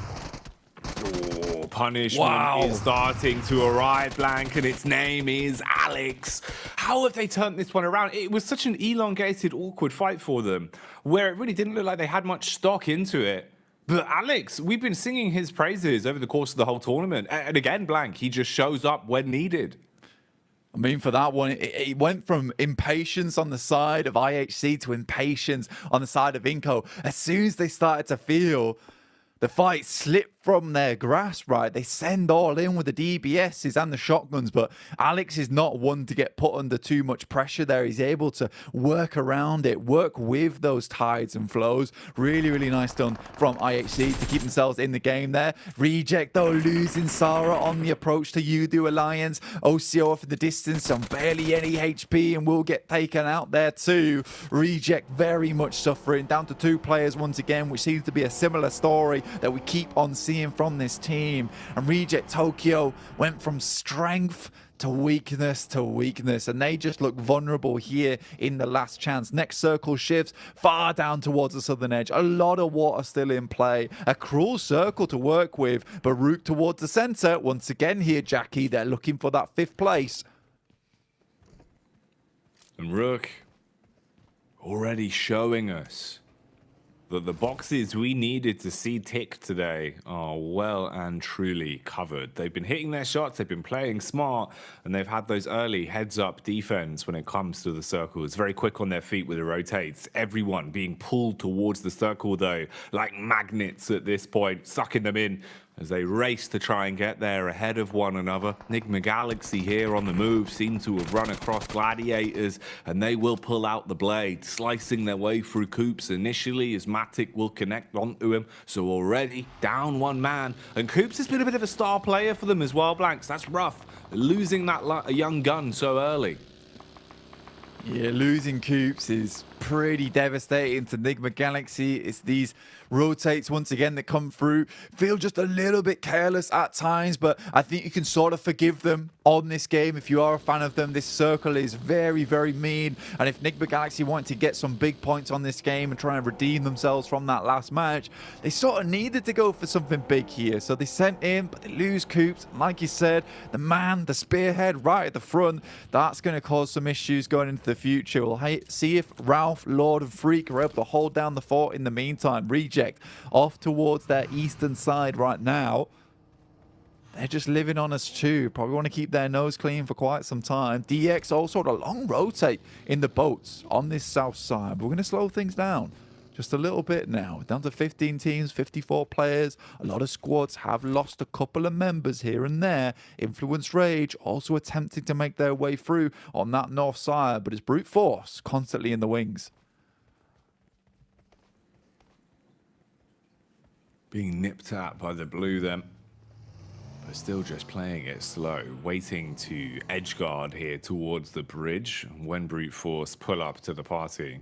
That's what the play is all about. Try and funnel them into a choke point and look to accuse some extra points off the back of it. They might narrowly want to avoid this one if they're aware of it, but your options to rotate really are quite limited. You've either got the two bridges or the big blue, and going through that H2O will leave you so susceptible. So topping themselves up first as they take a pit stop. Meanwhile, DX, we can see that they've arrived back on land with a late rotate round the back, playing off the coast here towards the Broken Islands at the backhand side. So you've got a nice bit of free real estate, really, Blank. They can keep themselves out of trouble for a substantial amount of time and just let the other squads do the big fights for them, potentially even spit some bullets out to steal elims. Oh, the zone's not too bad for them either. That's worked out pretty perfectly. A lot of water on this one though, so it is really going to be rough in terms of the spacing that is not there for Evos and Queso as they run into one another. Pubgm Evos of that last game able to get themselves a nice second place up to 13 points off the back of it. And they really went through hell to get where they were in the circle. Link's doing a fantastic job to get themselves that third place. Nades over the tops from Luxy here, who has been a massive standout for the team. Look to see what he can get hit. There's a big amount of damage, but by the time that nade hits, they're already starting to evacuate the area. Luxy looking for a wide angle here. Big Milo peeking over the smoke, trying to peer through the mist in the process. And Luxy looks for another grenade. It's his last one in the pocket. Wants it to be successful. Nades flying out. None of them finding the success that he was hoping for. Udo Alliance with the punishing blow onto Nigma. Lord, he's just lurking on the broken rocks now, firing bullets into the pool, hoping that those will land on target. Take Zerich out of commission, but he's called for the backup and the cavalry is arriving quickly. All of them in their vehicles pull up to the party. Lord with a backstab on one, but far too many players to focus on there. He gets overwhelmed. I mean, that's a fantastic rotate coming through from the Mad Bulls, right? Zerich sends into the water, tries to scout at least something in this situation, gets the bead on that. These players, they're looking like they're in a rough spot. The rest of the squad flies in on top of them. I think they make it in with 3 players total with Frozen down on his feet. Should be able to bring him back up into the play. But again, this is not a bad spot for Mad Bulls to live out quite a bit of this game now, Jackie. BTR on the northern edge, they got themselves one of the early compounds, and that will keep them safe for quite some time. It's a nice position to be playing in, but so many more teams want a better advantage into these games.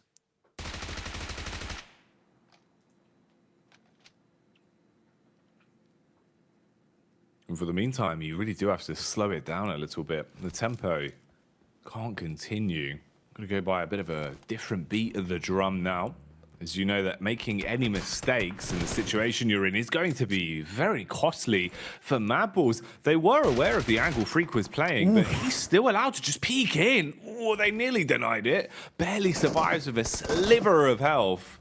As he'll be counting his blessings. Probably won't be peeking back in to try and steal points anytime soon. Stealing points, though, is happening here as they crash down. This is going to be brute force going in for the push to where Influence Rage were hiding out.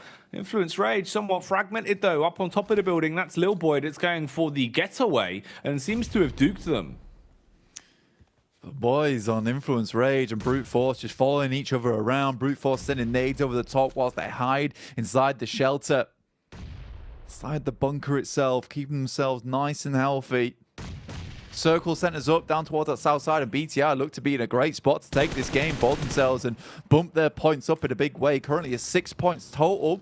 Rook also on that northern edge did take some fire down towards FaZe as FaZe ripped into the Gladiators, leaving them just at 2 players now on that southern coast with Meku, and I believe it is Tixi alive in that area. IHC also fighting versus Duxan. So much going on around the map as all these teams are forced into one another. Big Molly on the floor. Alex has a big task ahead of him. Gets at least one, but it's Binny on the ground to take some good shots. There's a little bit of an assist here off in the distance, but is it enough? This is so rough. Either side losing so much that's been invested into this fight. Alex burning out. He's going down quick. They want to finish him, and they will take him out. Hey-oh. Focus too heavily on the utility. Doesn't realize he's been swung on by Junie. Can't cancel it. Can't quick switch back to the gun. Finished off by Junie as they'll snatch that one away. And IHC dissipate. At the very least there, IHC is able to confirm himself another elimination point. I sort of think the Godless realised he was going out.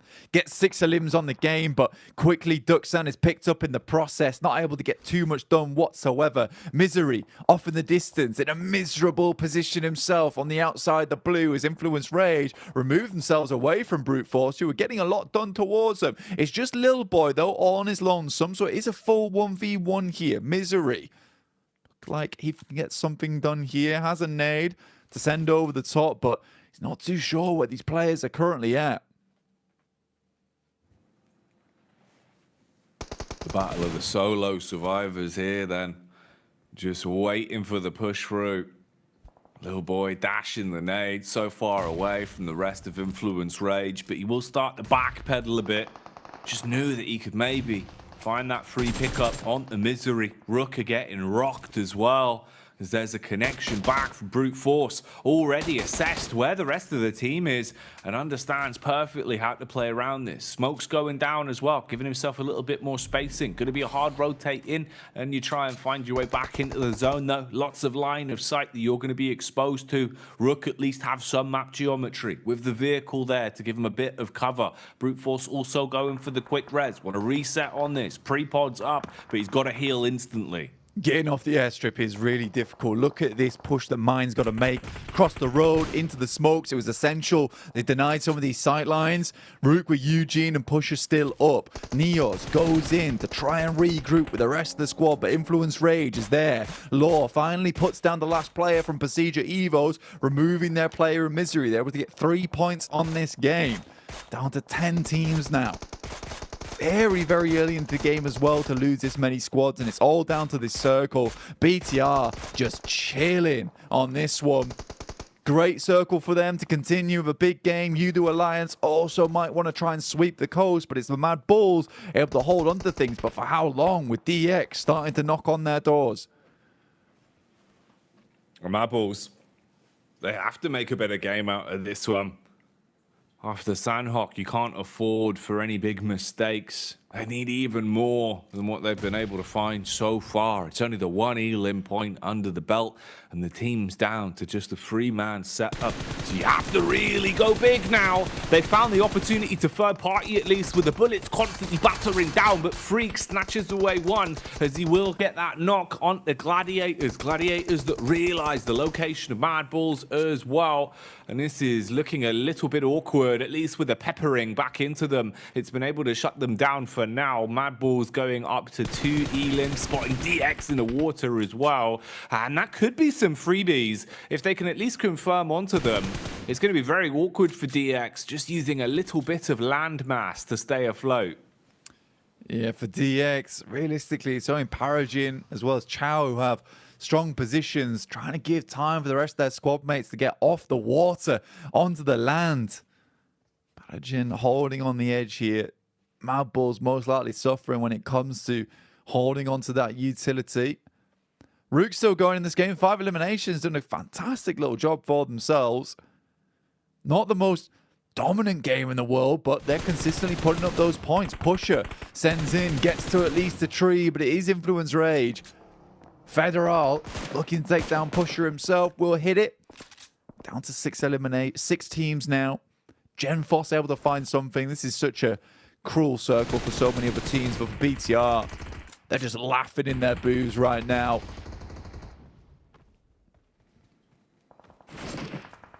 Quick adjustment, trying to rotate round and get into a better spot. Meanwhile, there's some clowning going on here as well. The fight against Influence Rage. Udo Alliance found a bit of a freebie on that one. And now for Lil Boy.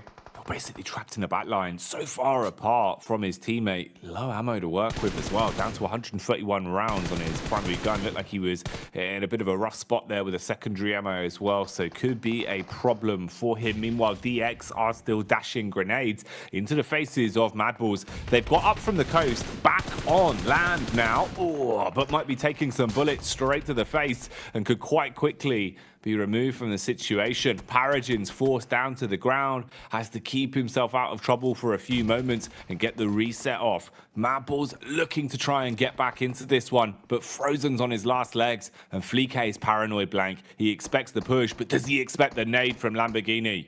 See if this will bobble down towards him. It's gone a little bit too far. Drops it a bit closer.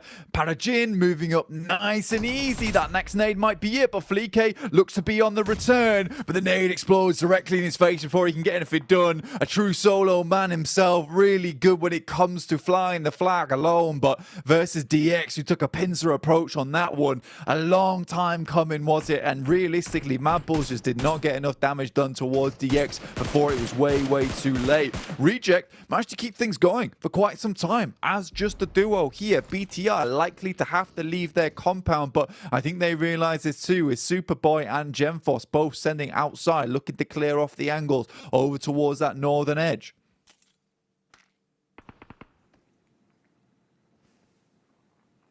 BTR on the roof, spotted by Udo Alliance. Relatively closely grouped as well, just playing off one another. All the extra bells and whistles in the world, as there's a few loot boxes down on the ground from what remained of Influence Rage, allowing them to at least keep themselves stocked up and sitting pretty.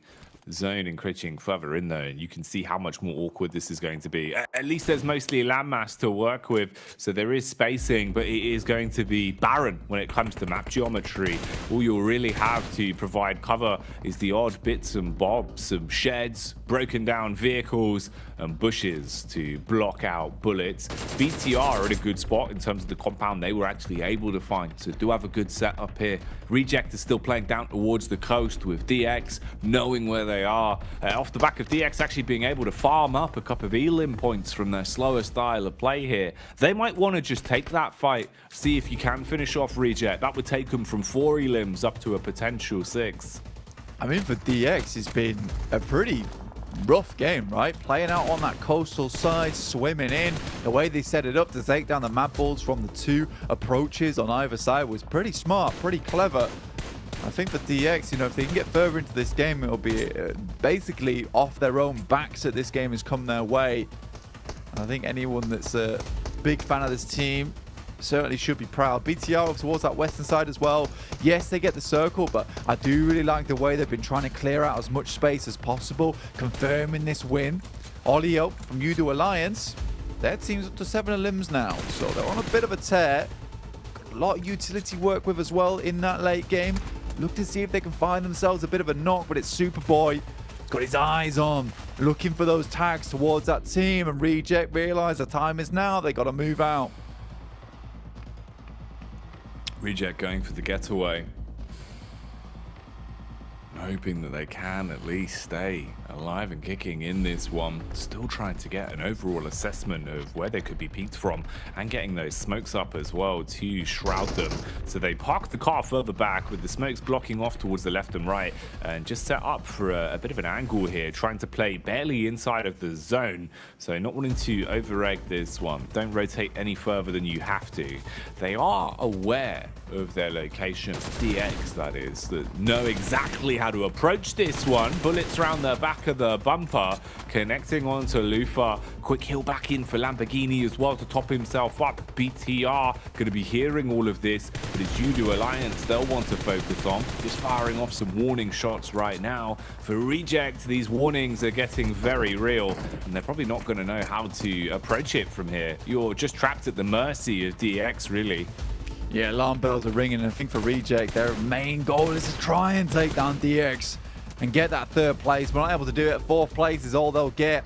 0 eliminations. They started this game on 0 points, so placements will all they'll have to be on this match. There'll be a few, but is it enough? Udo Alliance, 25 nades in the back pocket. So if they get close to BTR, it's a straight bombardment that they're going to have to suffer against. But it's getting out from behind this shack that Udo Alliance is going to struggle so much to do. And with a circle heading towards BTR's compound, this is all but confirmed for BTR right now. All this is about is trying to get as many eliminations on board as possible. Bump those numbers even higher off the back of this match.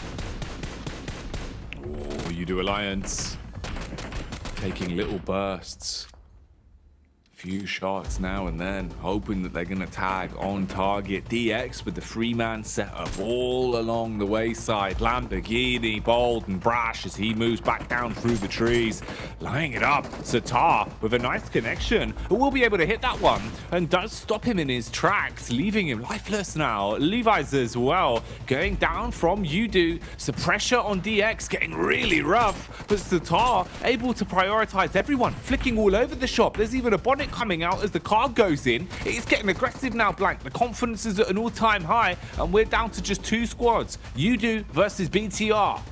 Satar hardly any bullets in that AKM, but he's making it work. The gun hits like an absolute truck, difficult to control though, but tap firing it from that distance, you can seriously put the hurt in. 6 eliminations. If they finish off these last players here, they'll be up to 9 for Chicken Dinner. A 19-point game would be absolutely gorgeous, but it is Olio. I know it's a wild task ahead of him to get the 4-piece, but already he does find 1. Looks to confirm on it too, but Lepar has the tree to go for the cover on the raise.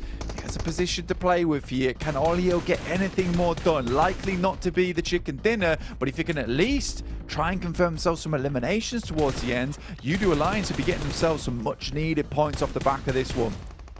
Yeah, exactly. That's got to be what's going through his mind right now, right? You're just thinking about how many more elims can I physically get out of this one. The closer you get to pulling off the clutch, the better it will be. So just confirming those eliminations right now, probably going to be what's going through his mind. Survival also got to be important. That's a nice knock onto Superboy.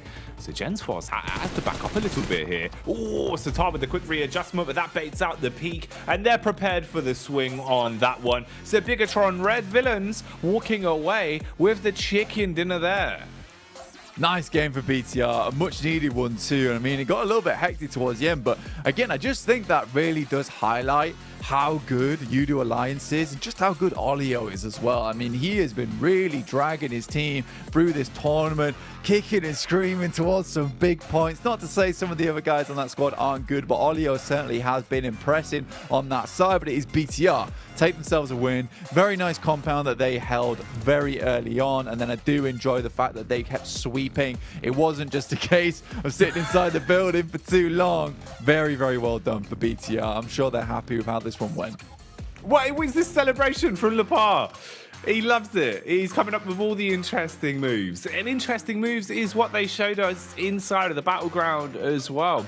I'm glad to see it, Blake. You know, BTR, I think, were actually really impressive when we were seeing them play throughout the course of Survival. So the fact that you're coming out swinging into Last Chance, that's good. That bodes really well. This is a good team. This is a team that, honestly, Blank, I think with how they've been playing, if they maintain it, they're really worthy of breaking into that top 5. You know, having one of those 5 spots that are up for grabs. They've been really fun to watch. Yeah, probably. I think they're probably one of my biggest focus teams for today as well, because I think that BTR, it's been a long time coming that this team rises back to glory from Indonesia, and I do think that they've had a nice restructure. Lepar and Satar looking absolutely banging in these matches at the moment, and it's not just Superboy doing all the work, and it's not just us doing all the work either. It's your boys back over on the desk, which we'll send you to now.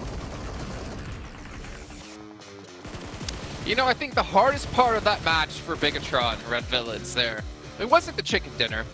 It was staying awake long enough for the match to finish. Considering how that match started off, Cars, you went back on our map stream and looked at how long were Bigetron basically at that compound. Yeah, they were in there for about 23 minutes, a good 23 minutes chilling. You know, you could see the distance traveled there. I think it said 34,000 meters or something like that. I guess probably 30,000 meters of that was just walking in circles in that compound, waiting for people to come along. So, yeah. Just gotta get their daily steps in. Yeah. Oh, that's fine. Okay. I don't know what to say about this game, really, Jay. Come on, break it down, okay, Max. let's talk about some things, right? Let's talk about Inko, IHC, a hot drop that happened towards the beginning of the game. Inko back-to-back kind of hot drops, and unfortunately not really working out too well for him this time. And that already puts Inko very far down in the leaderboards where they can't afford to have it. Even Team Queso going out early, considering they just had a phenomenal first match of the day on Sandhawk. So you've already seen some switch-ups here in the leaderboards. Yeah, not a great start for Latin America and Brazil here, except for Influence Razor still just popping off, it seems. But yeah, that hot drop IHC, Inko, they need to try and change it. Sanhok is not going to be that impactful for you, right? But when it starts to impact your Wrangles, your Miramars, that's when you start to think that could really have a hindrance. Of course, that could be off the back of the plane path, which was not really great. It kind of did lean into that hot drop possibly happening, but you got a lot of trash loot around Novo that you can easily go to if you are one of those two teams to try and have a similar rotation path and still not have to take that fight. So yeah, I like to see a change here because 2 matches out of 12 already down the pan. That's not the way you want to go if you're Inko. Yeah, remember, it's all top 5 right now to get through into our grand finals, and a couple of teams, even Influence Rage, chugging along only in 7th. But again, Colaris, in the very beginning of events like this, it's always going to change so drastically considering the point spread between the teams, and one chicken dinner can bounce you from, 13th to 1st. Yeah, for sure. And Erangel kind of in averages works itself out, right? Because a playing path like that, I understand why you get those weirder hot drop scenarios, and especially when it comes to military island circles as well, which I feel like actually we get quite a few in PUBG Mobile as a whole. But that far south on military island means there's a lot of open land here. Actually, I do have one bit of analysis though for this game, because that gif of that guy like sweating, like playing really aggressively, and then there's the other dude just being like, I'm still standing, just chilling. That's BTR in the compound. But then you got D Xavier sweating, trying to get onto the land, from the rock that they were on, playing it out, and at least they got 11 points off the back of it, whilst BTR was chilling. I think BTR were just sitting there in that match thinking about the Frost Festival, currently live in Pubgmobile. You guys can download the update and participate yourself, thinking about how do I want to eliminate people? Going down a mountain on a snowboard, turn them into a snowman. I don't know, maybe they can figure something out later. Not to mention the Popularity Gala going on for 2023. It's happening once a year, and you guys can participate by playing from November 15th to December 19th with 10 1v1 matches to potentially win some exclusive rewards you can show off to your friends. Or maybe they're thinking about the sweet Pagani collaboration within PUBG Mobile. They can get themselves onto our model or the Imola, and maybe they're thinking about their next ride they want to use in the future. And last but not least, maybe they want to end things off with a nice little victory dance live within to support PMGC live within the game. Now you guys can pick it up and support your favorite team, and obviously BTR are probably going to be supporting themselves. But we're going to go ahead and throw it on over to a break here because we have to get things ready for our next Erangel of the day. It's going to be our halfway point of day 1. We'll see you all on the other side.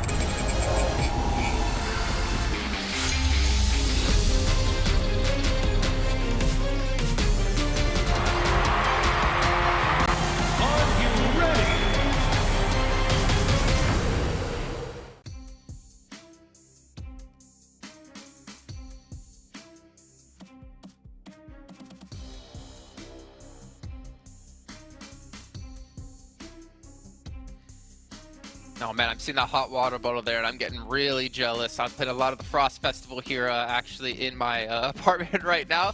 We're about to head into our next Erangel, and I'm honestly hoping we're going to have more of a normal match, more of a game than a non-game game, if you guys catch my drift here.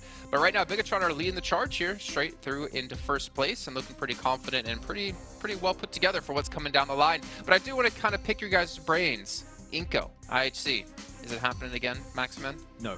We're going to have a good playing path, Easy. and they're going to think, maybe we don't want to die in the first 5 minutes of each match. So, no hot drop, please. Thank you, Inko. Well, I know two gentlemen who are hoping for a hot drop themselves. It's going to be, what did he call it? Blanky. Blanky?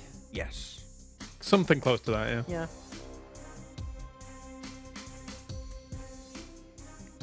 Oh, come on. How does that not make sense to you, Jason? Jackie, Blanky. The Blanky. We're warm, we're encompassing, make you feel safe. Come on. It's not that hard, bro. Please. It's Jason. It's quite a simple mismatch of the two names, Like, you guys would be Jay Laris, man. Like, fine. Easy. Jay Laris, man.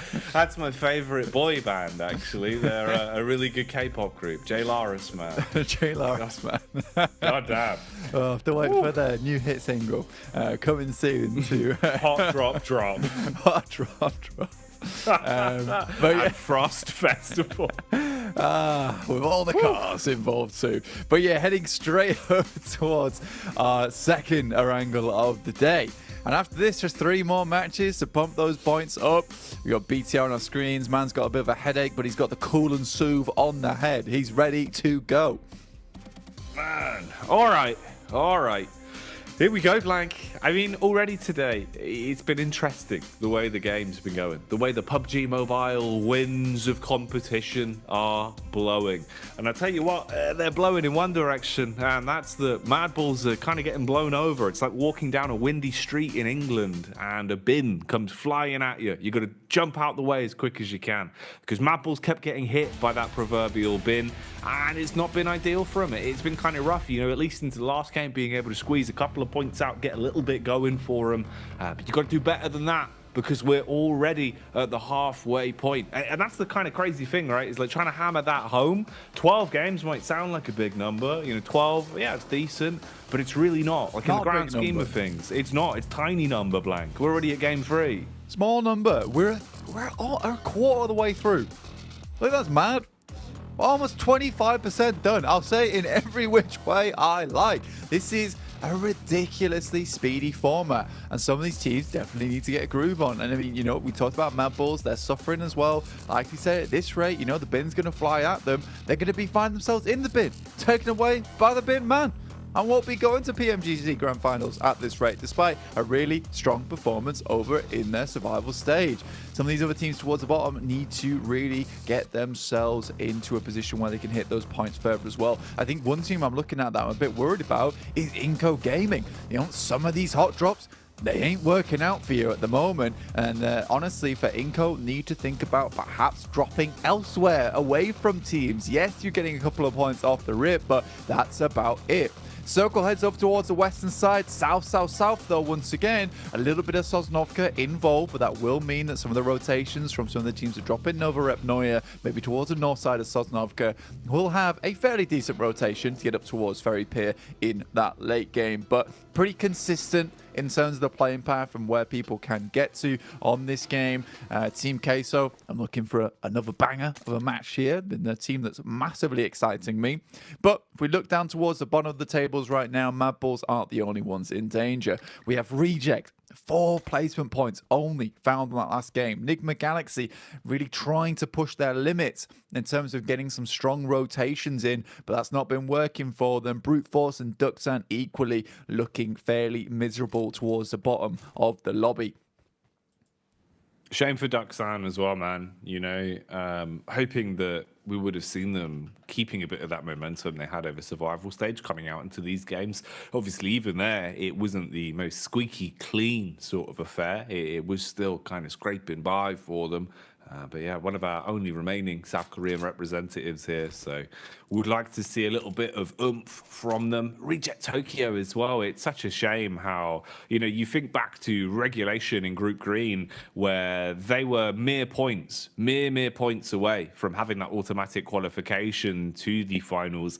Instead, they've had to slog their way through. And fair play to them, you're still in the runnings. You have made it here at least all the way to the last chance. But it feels like the longer it's gone on, the less we've seen that true test of themselves. So for Reject, I would love to see that facelift come in here on this Erangel. I'd love to see them start to building up points and showing that they can push for a top 5 finish by the end of it. They're a really fun team to watch. But you've just got so much talent in these lobbies. I suppose that's why it is just so hard to call, especially when some of the names that maybe we didn't expect to really pop off from the get-go have come out swinging today. Like Rook have had some blinders in terms of playing to the best of their setups. Queso as well. Their rotate's been really good, man. They've had me impressed every time. If that maintains, that's great. They seem to understand the way to play around this lobby like the back of their hand. And even you do Alliance. Like, that's another team that, it feels like they kind of would stick their head up, sometimes make a few cameos. Now they're like one of the main characters, Blank.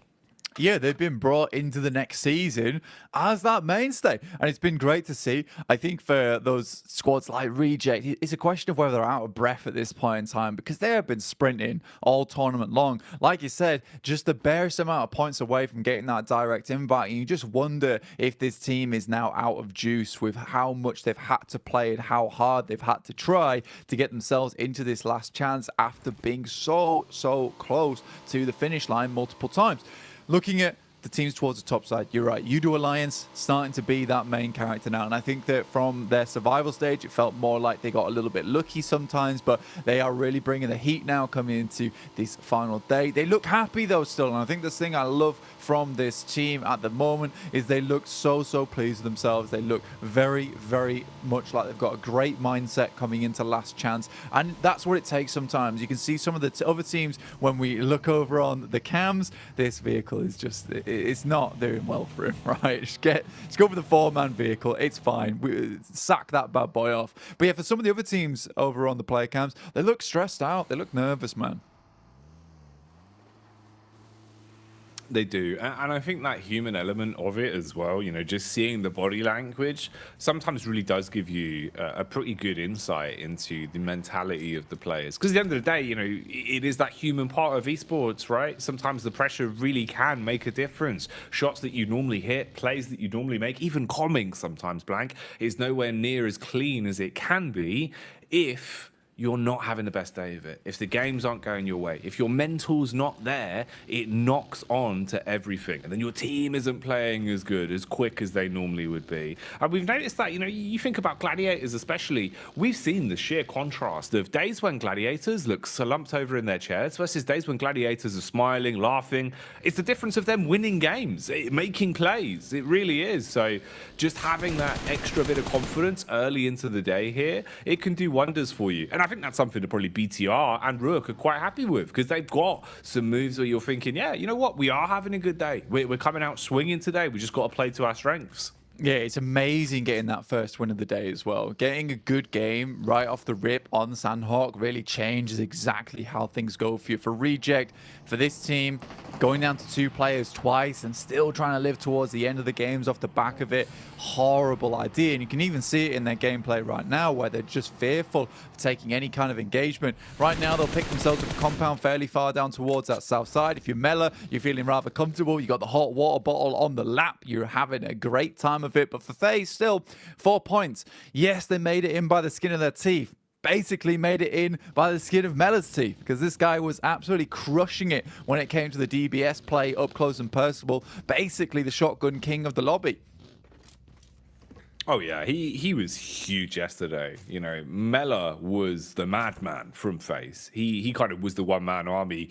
And especially in a game where you were a stone's throw away from not even making it. It was D+ at one point that had stolen the 1 point necessary to survive, to make it into this stage. Instead, FaZe, if you missed it, you did yourself a disservice because it was fantastic. Great game for them yesterday to close out the day.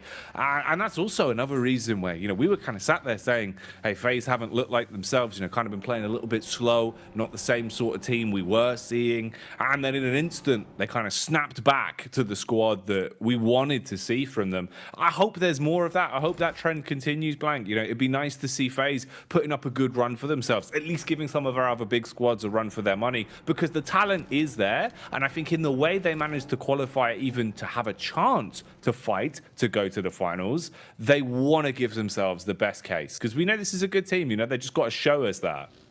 Yeah, it's a frustrating scenario where a team has more in them, but it requires you to dangle them off the edge of a cliff and say, show me your best game, before they actually start doing something good. So I think that for FaZe, it can't be something that happens just as I'm plying the fingers off, right? That can't be the case, right? I don't want to see them qualify at the last moment. I want to see some good points coming out from FaZe. We know they have them in them.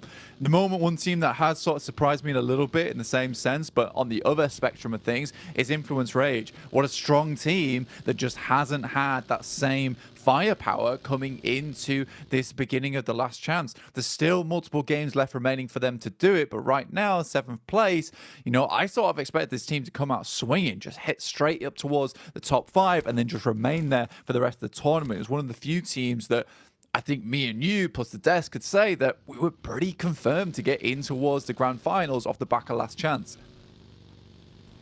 I think so. I think so indeed, man.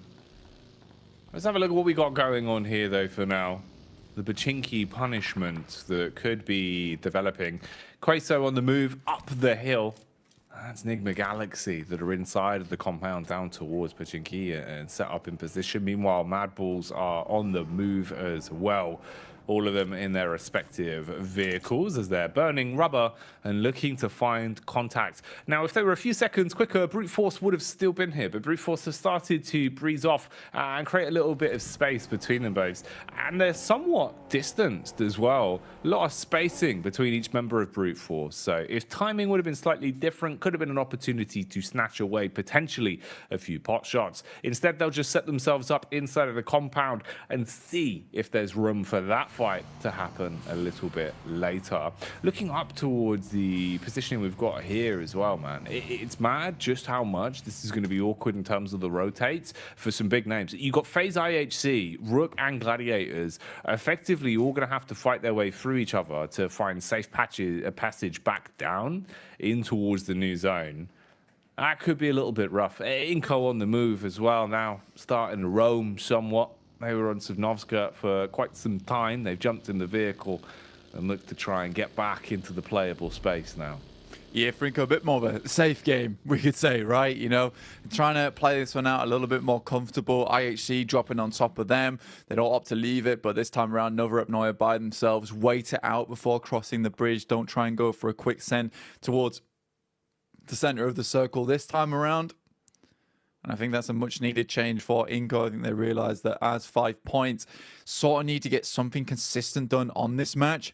BTR spot the other Indonesian team inside the lobby. It's Pasija Evo. Zuxi takes some fantastic shots over towards Gemforce as he's roaming around in the front line. Team Queso take a tumble of their own. I think that's just dropping out the vehicle a little bit too early there. We'll take a knock off the back of it. But yeah, an interesting circle. Stage 3 about to pop here. Could be a Pachinki finish. Maybe, Jackie. Might be, mate. The urban combat.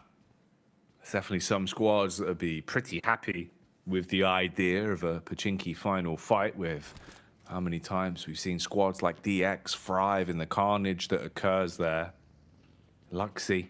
Looking out the window here, he's seen the whole convoy, looking to line it up and see if maybe there was a chance he could deal damage on the drive-by. Meanwhile, there's a full frontal assault going on here as it's Big Milo.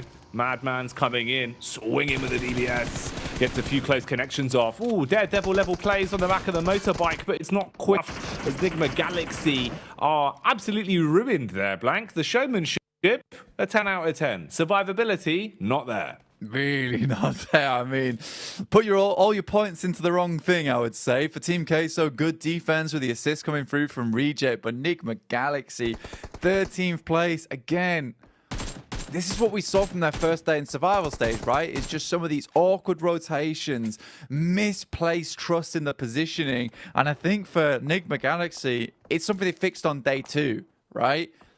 That's going to get you into a top 7, a top 8. It's not going to get you into a top 5. You leave it all down to tomorrow. And with some really big squads here with us in last chance, in a more committed lobby, I don't think it's possible to be pulling the boots up in day 2. So I think for Enigma Galaxy, 3 more really strong games are required if they want a chance into tomorrow. Because some of these other teams towards the top side, they're going to keep moving away with those points, especially if you're feeling comfortable, like Team Queso, like BTR. Now you realize you're in strong position. Just put up some valuable points from game to game. Try and get a big one to finish things off. Pressure is kind of dimming for these guys at the top side, but certainly raising massively for these teams towards the bottom, especially for teams like Enigma Galaxy and Reject, who have just not been finding positions within the circle. Yeah, you're already starting to fall into that position where it's dangerous. That is dangerous. Big Milo, man. How is he so damn good at the minute? Headshot connection instantly on the player, whizzing by at about 100 miles an hour, peels him back. Hits the first shot, but now the pressure's on. Gladiators have been able to breach the compound, and they're using their utility up close. DBS spotted for Tixi, doesn't fancy his chances. Throws the nades, get away, tucks back into the corner. Kitsune supporting outside. Good moves for the adjustment shot. Whoa, hello. Big nade, though. And of course, it had to be from main man Milo, didn't it? Arced that one over the top of the roof to hit onto them. So Gladiators slow down in their clash. Meku gets into the building to support towards Kitsune. Papi Potro waiting for the peak as well. Tixi scared the peak, running back and forth. The blue zone now coming in, so this situation only gets more awkward.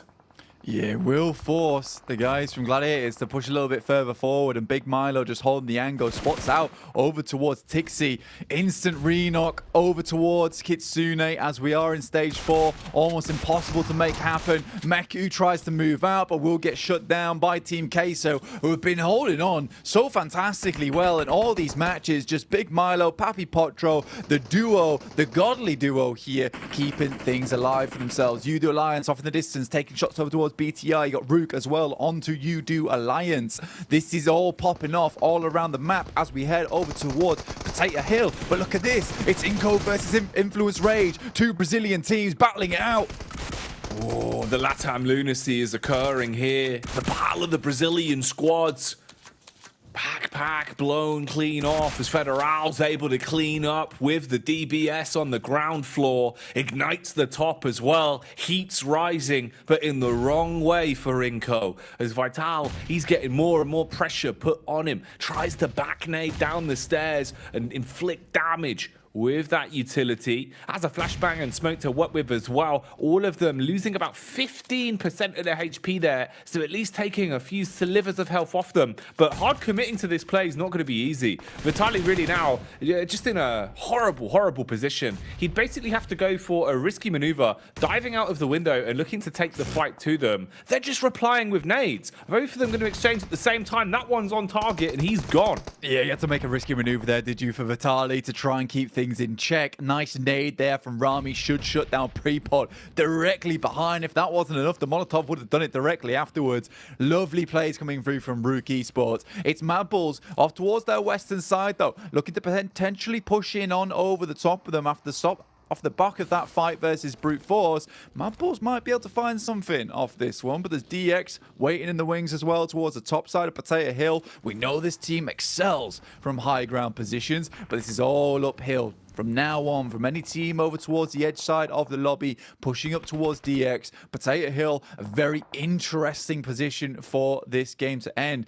Sort of possible to hold basically one side Potato Hill only. So you can have 2 teams comfortably holding towards Potato Hill on both the east and western edge. But for DX right now, currently the only onus towards this top side. FaZe managed to get a little bit further up, and Mad Bull's still been pushed in by the circle. A lot of big names remaining in the lobby at the moment.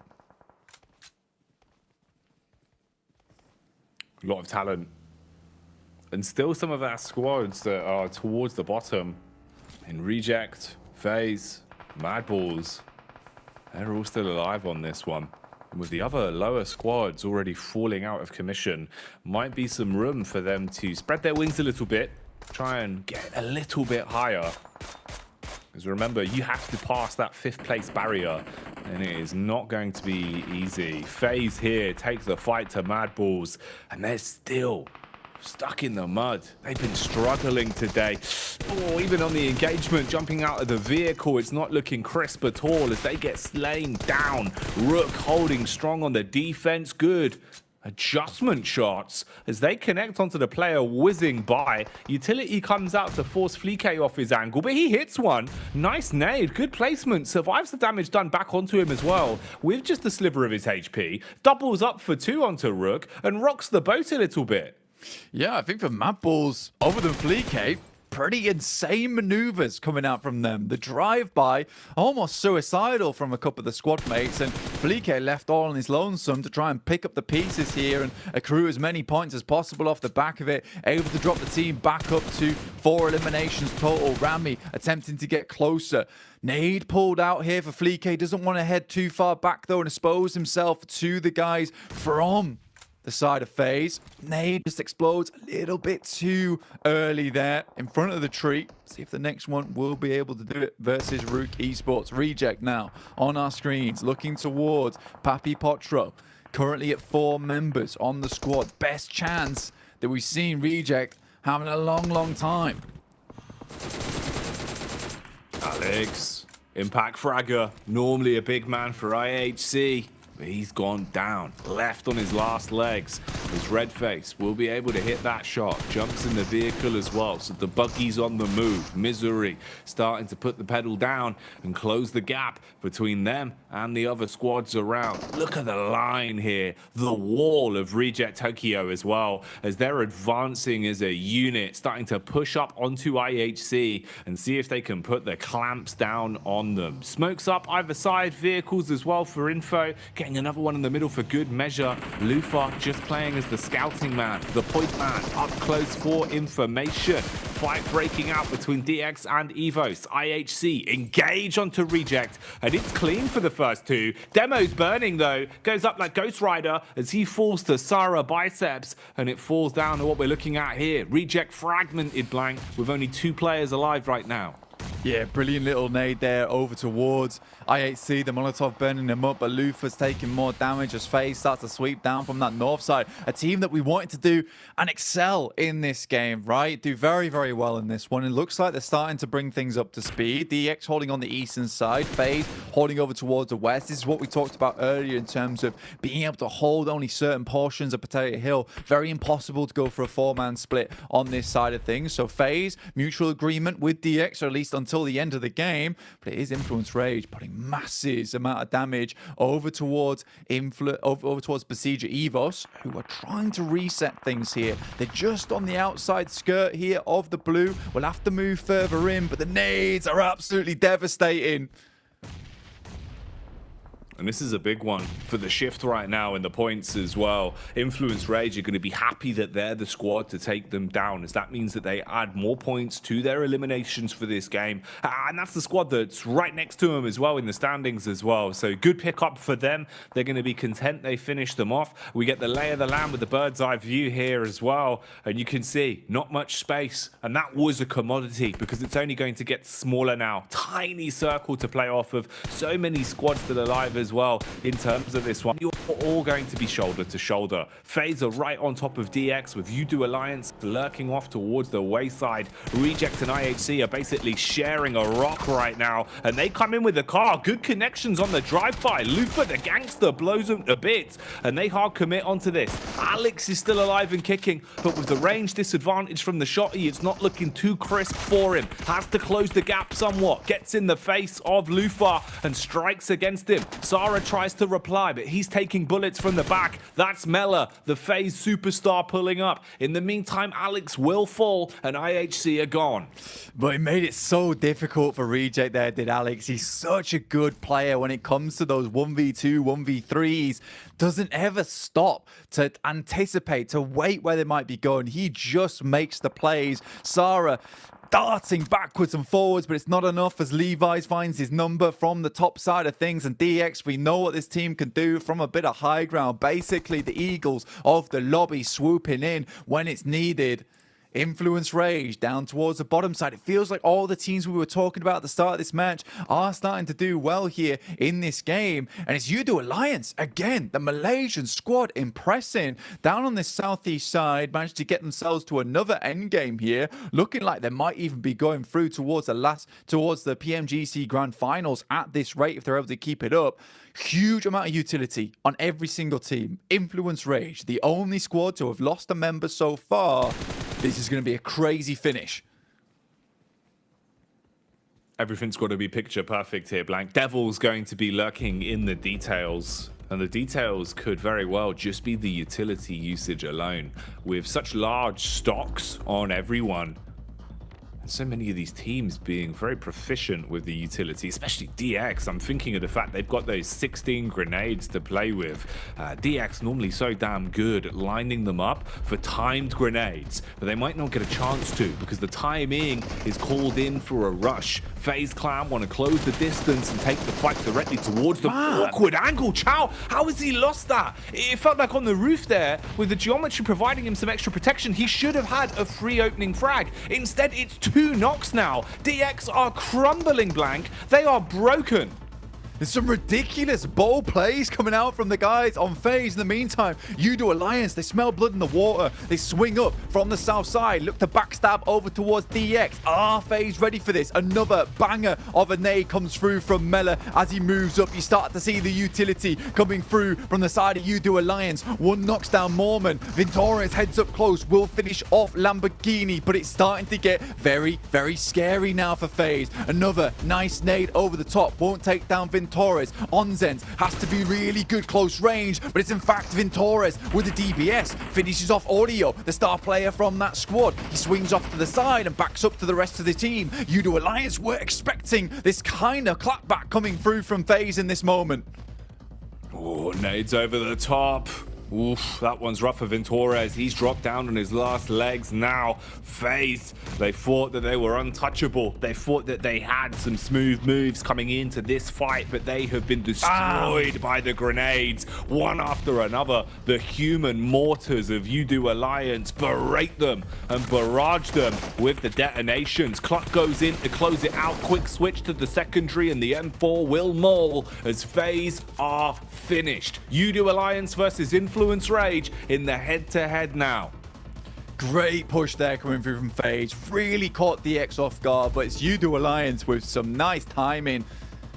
With a circle, heading down towards the south side. Influence Rage realizes they've been giving themselves a chance here. Potential to maybe get themselves a chicken dinner as Udo Alliance have to swing off the top side. But the best part about this, Jackie, is they already know. They've cleared out the eastern side of the map. They can swing back down that way if they want to. They're going to pick up as much utility, as many nades, as many bits of kit, as many first aid kits as possible from all the death crates on this side. But that wizard tower is still open, still available for them. Influence Rage realizes this. We're actually starting to see them swing back down now as Flax scouts out over towards that side. But they're setting themselves up a bit of a crossfire here. 3 players apiece. Flax peeking over the side of the hill now. Federal spotted him. Ooh, his back's exposed though, Blank. Mini 14 tapping. The DMR singing out sweet nothings, but it's not going to land on target. Won't be able to shut the man down just yet. Playing these solo angles as they get themselves into some better positions to play off of. So much high ground for Udo Alliance. They're in a really great spot here. The potential of picking up a chicken dinner is good for them. And they've been playing some blinders. Just got to keep it clean on this one. Influence Rage, so good in firefights though, so never count them out at a time like this. They're going for the wide berth. A large rotate and hoping that the focus will remain on the two players that are staying in position. He's closed the gap. Flax gets in right on top of the compound. Lil Boy's forced to drop blank. That's some speedy maneuvers. S12K there. The first initial DBS shot, it was opened up for him. The rest of the team also flies in. Right now, Influence Rage is incredibly spread. Law off in the distance with the smokes. There is a regroup coming through. Shots armed towards him. And a nice explosion on the gas canister will take down Cluck. Oh, response back as well from the nade as Federal finishes Flax. Both of them going down in explosive manners. Ooh, waiting towards the backside as well. Not looking too clean on the peaks now as things go from bad to worse. You do Alliance with a nice pickup on a Law, but the last man will fall. Influence Rage, hold on, and the celebrations come out. The team takes that one to the bank. Chicken dinner secured. You wonder if Influence Rage...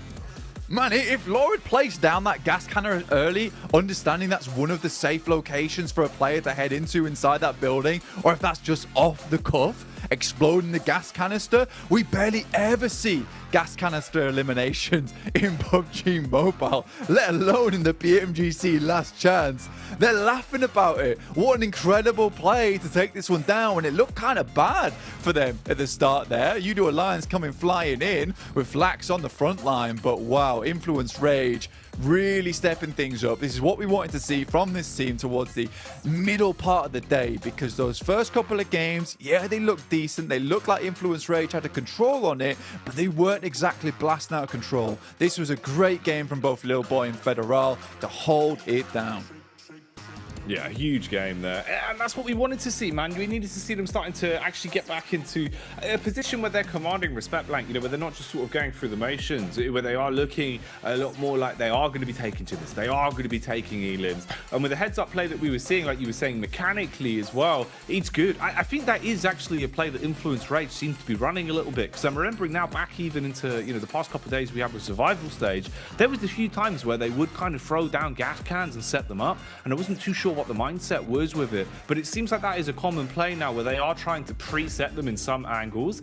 And honestly, if that's calculated, that's something they're running, that's a huge strategy because it's been working for them. Smart moves, big pickups, a chicken dinner under the belt. Let's get back over to the desk and see what they thought about that one. Well, we thought Influence Rage finally getting a game that they needed to get themselves up in the leaderboards because they were outside of top 5. But this match, I mean, it kind of was very reminiscent of our prior Erangel with BTR holding the compound with Xavier on Potato Hill until we obviously saw a great push come out of FaZe and of course Alliance Udo. Yeah, there's actually a lot more to talk about at the end of this match. The early game was a bit like, oh, Potato Hill is going to be very important, possibly Xavier are going to end up getting the win, but the way that FaZe pushed up, especially because they realized right away, okay, Xavier on this mountain, we see them, they are massively split. If we just push on a soloed out play or two, we can then start to create a man advantage for ourselves and then just sweep the entire fight.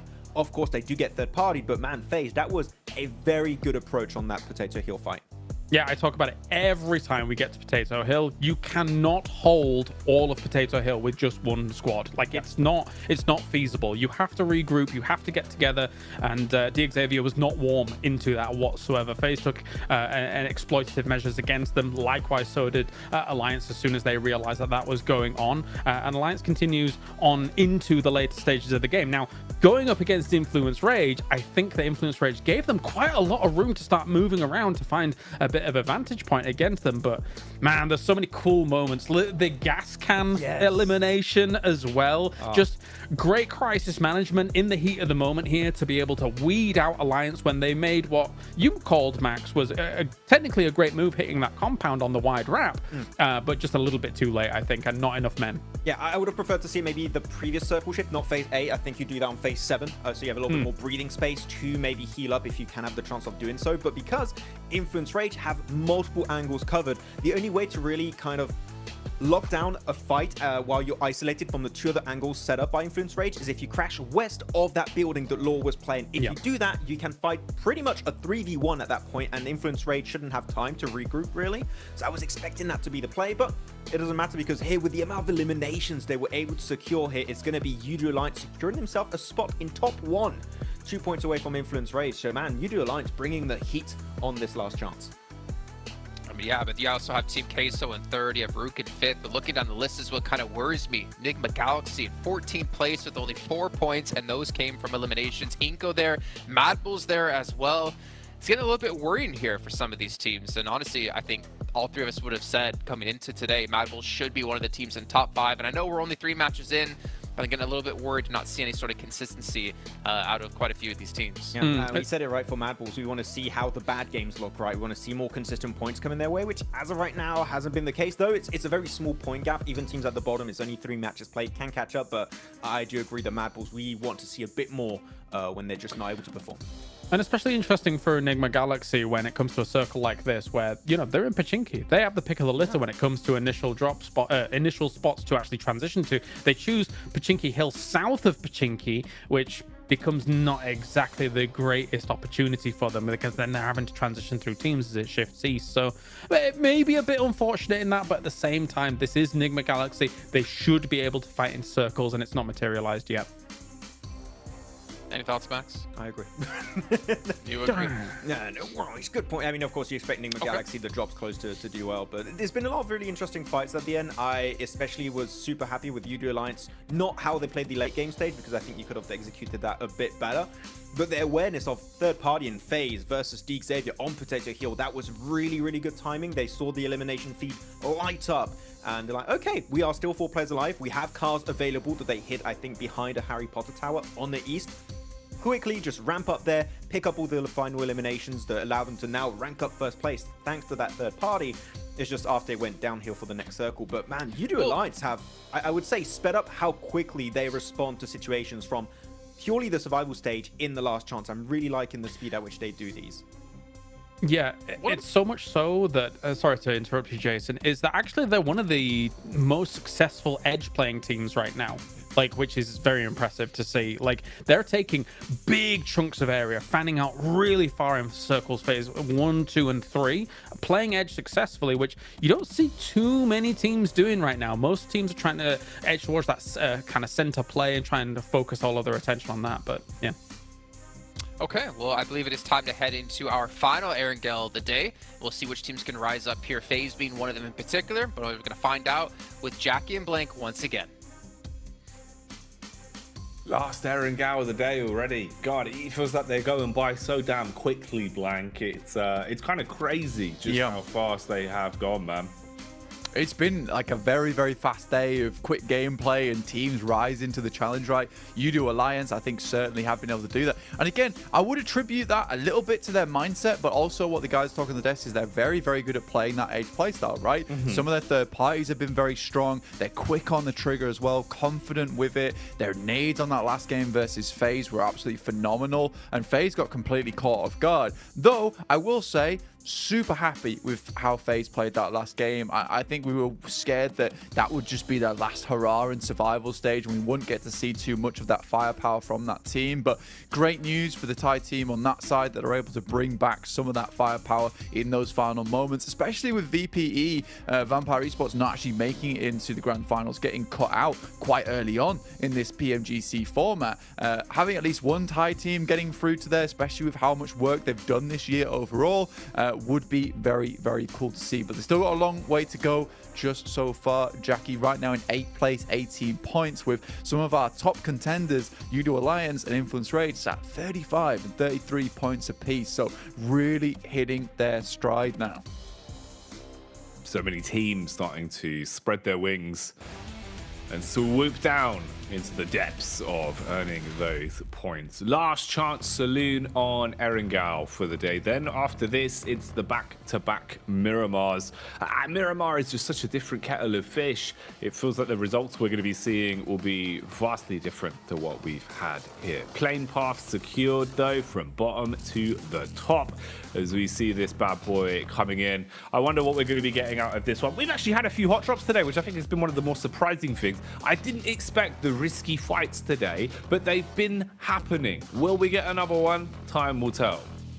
I think some of the risky fights have been happening because some of these teams realize they have to take risks if they want to get towards that top side of the lobby. But you're right, our last Erangel of the day, last chance to get some of those reliable points in. Enigma Galaxy, who did show us some really strong stuff, not now able to get some of those strong rotations in with these teams very much reading into them quite easily, getting to their positions early, and those spots are open. And Enigma Galaxy is a great team when it comes to playing center, but I think they need to start realizing that if that center is too far away from them, they can't afford to be going for these quick flyby rotates into the circle itself, because you will be denied by the gun skill that is available inside this lobby. Circle off towards the western edge, so a lot of fielded area involved, not too many compounds in this spot either. Could be heading down towards Quarry, could head up even up towards Everest. So some of these teams are a little bit more upset about this one, especially as we don't have Primos teams available, we don't have Western Edge teams available. Realistically, it's FaZe, Gladiators and Team Queso are getting the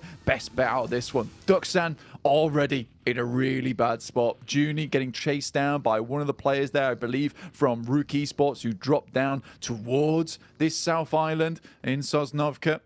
He's going to really struggle to get that vehicle quickly stolen away from him in the early game. We'll just try and run it back here as Pusher comes in too. The rest of Duxan up towards Ferry Pier. Very unlikely that Junie gets away from this one. There is a bike off in the distance. Needs to start moving off towards the right-hand side. See if he spots it now. Junie, like the old saying goes, get on your bike. We'll see if he's able to jump on that bad boy and stay alive. Meanwhile, it seems like Butcher Pete has made an appearance, mate, as he's been bladed. Inco losing the first man to the blade. That's rough. That is really unfortunate for them. I think it was them last time that we saw up against IHC as well on the initial combat. So a similar job that we're seeing here with the opening moments between the both of them. Yeah, IHC really playing Inco like a fiddle at the moment, because they didn't drop down towards Novorep Noya last game, potentially giving Inco a little bit of false hope in terms that this is not going to be a hot drop that happens again. But IHC come out with a surpriser, drop over towards Novorep Noya once again on top of Inco, find the first initial knock, and Inco is struggling now. 6 points total this entire 3 matches. Now looking like they might not find a little bit more, because we know how hungry IHC is when it comes to those stragglers. They do not let you escape from these games. Luckily, Inco's on the outside edge, which might give them a chance to get away from this one. But I think IHC is going to force them to fight. That's what IHC want.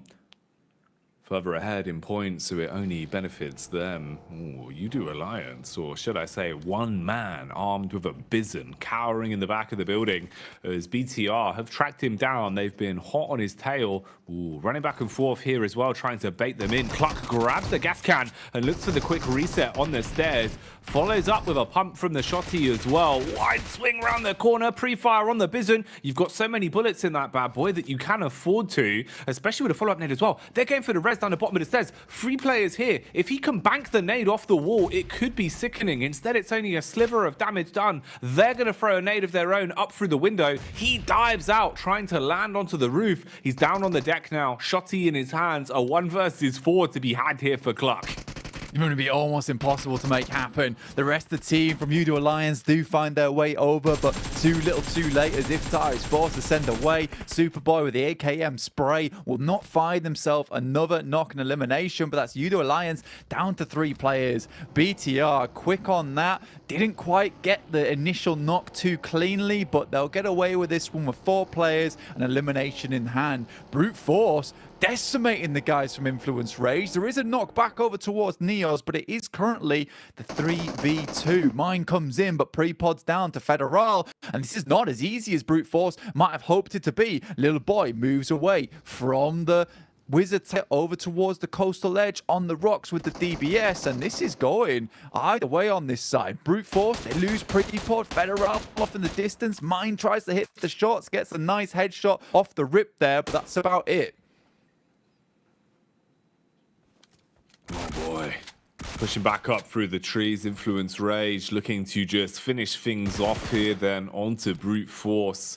Connections with the DBS will work well. Little boy scaling down the hill as well to get away from this, as Brute Force did not work out the way they wanted that to. You've lost so much for your investment, and potentially everything else could be going along with it. As they're starting to close the gap, they're starting to actually push their way up now and look for the full rotate round on the wayside. Room to breathe in terms of the spacing of one another. Brute Force also in the back, starting to at least look to maybe just go for the getaway on this, as you've realized your teammates' days are numbered. He's putting bullets into him, no blank, and actually finding a few knocks. They wanted to go for the res, so they smoke up, build the vehicle over. They do jump on it, but the nades are coming in, and it's a little bit too late. So both of them are finished off from that. And Pubgm Evos also joined the fight now. Brute Force and Influence Rage like to go down this game with 0 players alive. A couple of eliminations found, yeah, but that's about it. Brute Force were able to get 2 off the back of this one, but in 14th place, running 3 points. This is a game where they desperately need to get something done, at least. A lot of teams towards the bottom of our standings right now with barely anything on board. You've got Redface rocking up. I don't think he knows where Lil Boy is. He's completely tucked in. With how spread these players are as well, it's sort of weird for Lil Boy to be in this position. He's pulled the pin on the grenade. Might be able to get himself a nice little double. Mine goes down to a nade from Luxy. Luxy still pushing with this as well. Getting further over. That's 2 nice weapons to use for the close range combat here with the DBS. Takes bullets to the back from Brute Force, but he's saved by his teammate as the shots will connect, and Brute Force are done. Removed here as they go down first, our opening squad to fall in the last game of Erangel today. Still lurking under the bridge for Influence Rage, waiting for the moves to be made. This is what we started off the game with, Inco versus IHC, and it's been going for quite some time. The longer it's gone on, the worse it's gotten for Inco, and it's only Rafa that's left. Has a bloody big gun though, with the LMG in his hands, so it's just about survival for him and seeing if he can make it costly for IHC on the way towards the exit. Very costly for IHC. For Little Boy still going strong here versus the guys on Pubgm Evos. Able to find at least 1 elimination on that side, not making it easier for the Evos squad. And Little Boy certainly holding his own, and the blue pushing in, this does make life pretty stressful for Pubgm Evos because they want to get players back up in an action. That's another one going down, but finally there is that refrag. Federal just sent off into the distance. We get our circle heading up towards that northwest side. Gladiators might have a chance in this game, but the way they've been playing, just losing players, hemorrhaging all over the place. One more player goes down for Inco. Rafa's out. And IHC, like we said before, they just do not allow stragglers to leave from these positions. Federal with a lovely splay over towards Mad Bulls as they attempt to make their way in on that eastern side. They're heavily tagged now, so if any other team spots them, gets a good team shot over towards them. What was that nade from Mormon? That is a long swing from him. Big nades, big plays. That's what he loves going for. Classic main man Mormon on the scene. Ooh, for Federal, he's just on the move, trying to stay alive, really. An unlucky running for Influence Rage, considering how the prior game went, and we're starting to think that their stock is once again rising. It would be a shame if you fell out so early with only the 2 elims. So Federal's going to be thinking towards the future and wanting to just play for the slower, longer game here, just looking for those late game placements or potential plays where possible. So we'll join him on his journey the longer he survives. Meanwhile here you've got the rotate coming in as well from Reject Tokyo as they start to resituate themselves and get into a bit of a better position inside of the zone now. looking for somewhere to set up, somewhere comfortable. It's been really rough for Reject over the course of the day. I mean, here at least as well, you've still got the full squad. Quite a few times in these games, we've seen them going down to a 3-man setup early, and that's been hard for them. They're one of those teams that if they have a full 4, if they can find center control, that's where they play their best. So need to see a bit of a heads-up change from them. Yeah, it's just been really difficult for them to even find that center with so many of the teams been really fast on their rotates, been really good at playing central as well. You got teams like DX, you got teams like Influence Rage. Even, you know, FaZe have been quite good at playing that position too. Team Queso have been on the rip when it comes to that central side. So a lot of those compounds towards the middle are already taken by some squads who have some really good momentum coming into this first day already. So Reject's been struggling, head towards that central side of the arena. So forced to play edge, which I don't think they are as good at, to be quite honest with you. But they are trying to get some points on board. Currently 11, but it's quite far behind. They still need to hit some more consistent points at the end of the day today. They've still got half of the day to get those points on board, with Miramar coming up after this Arangle.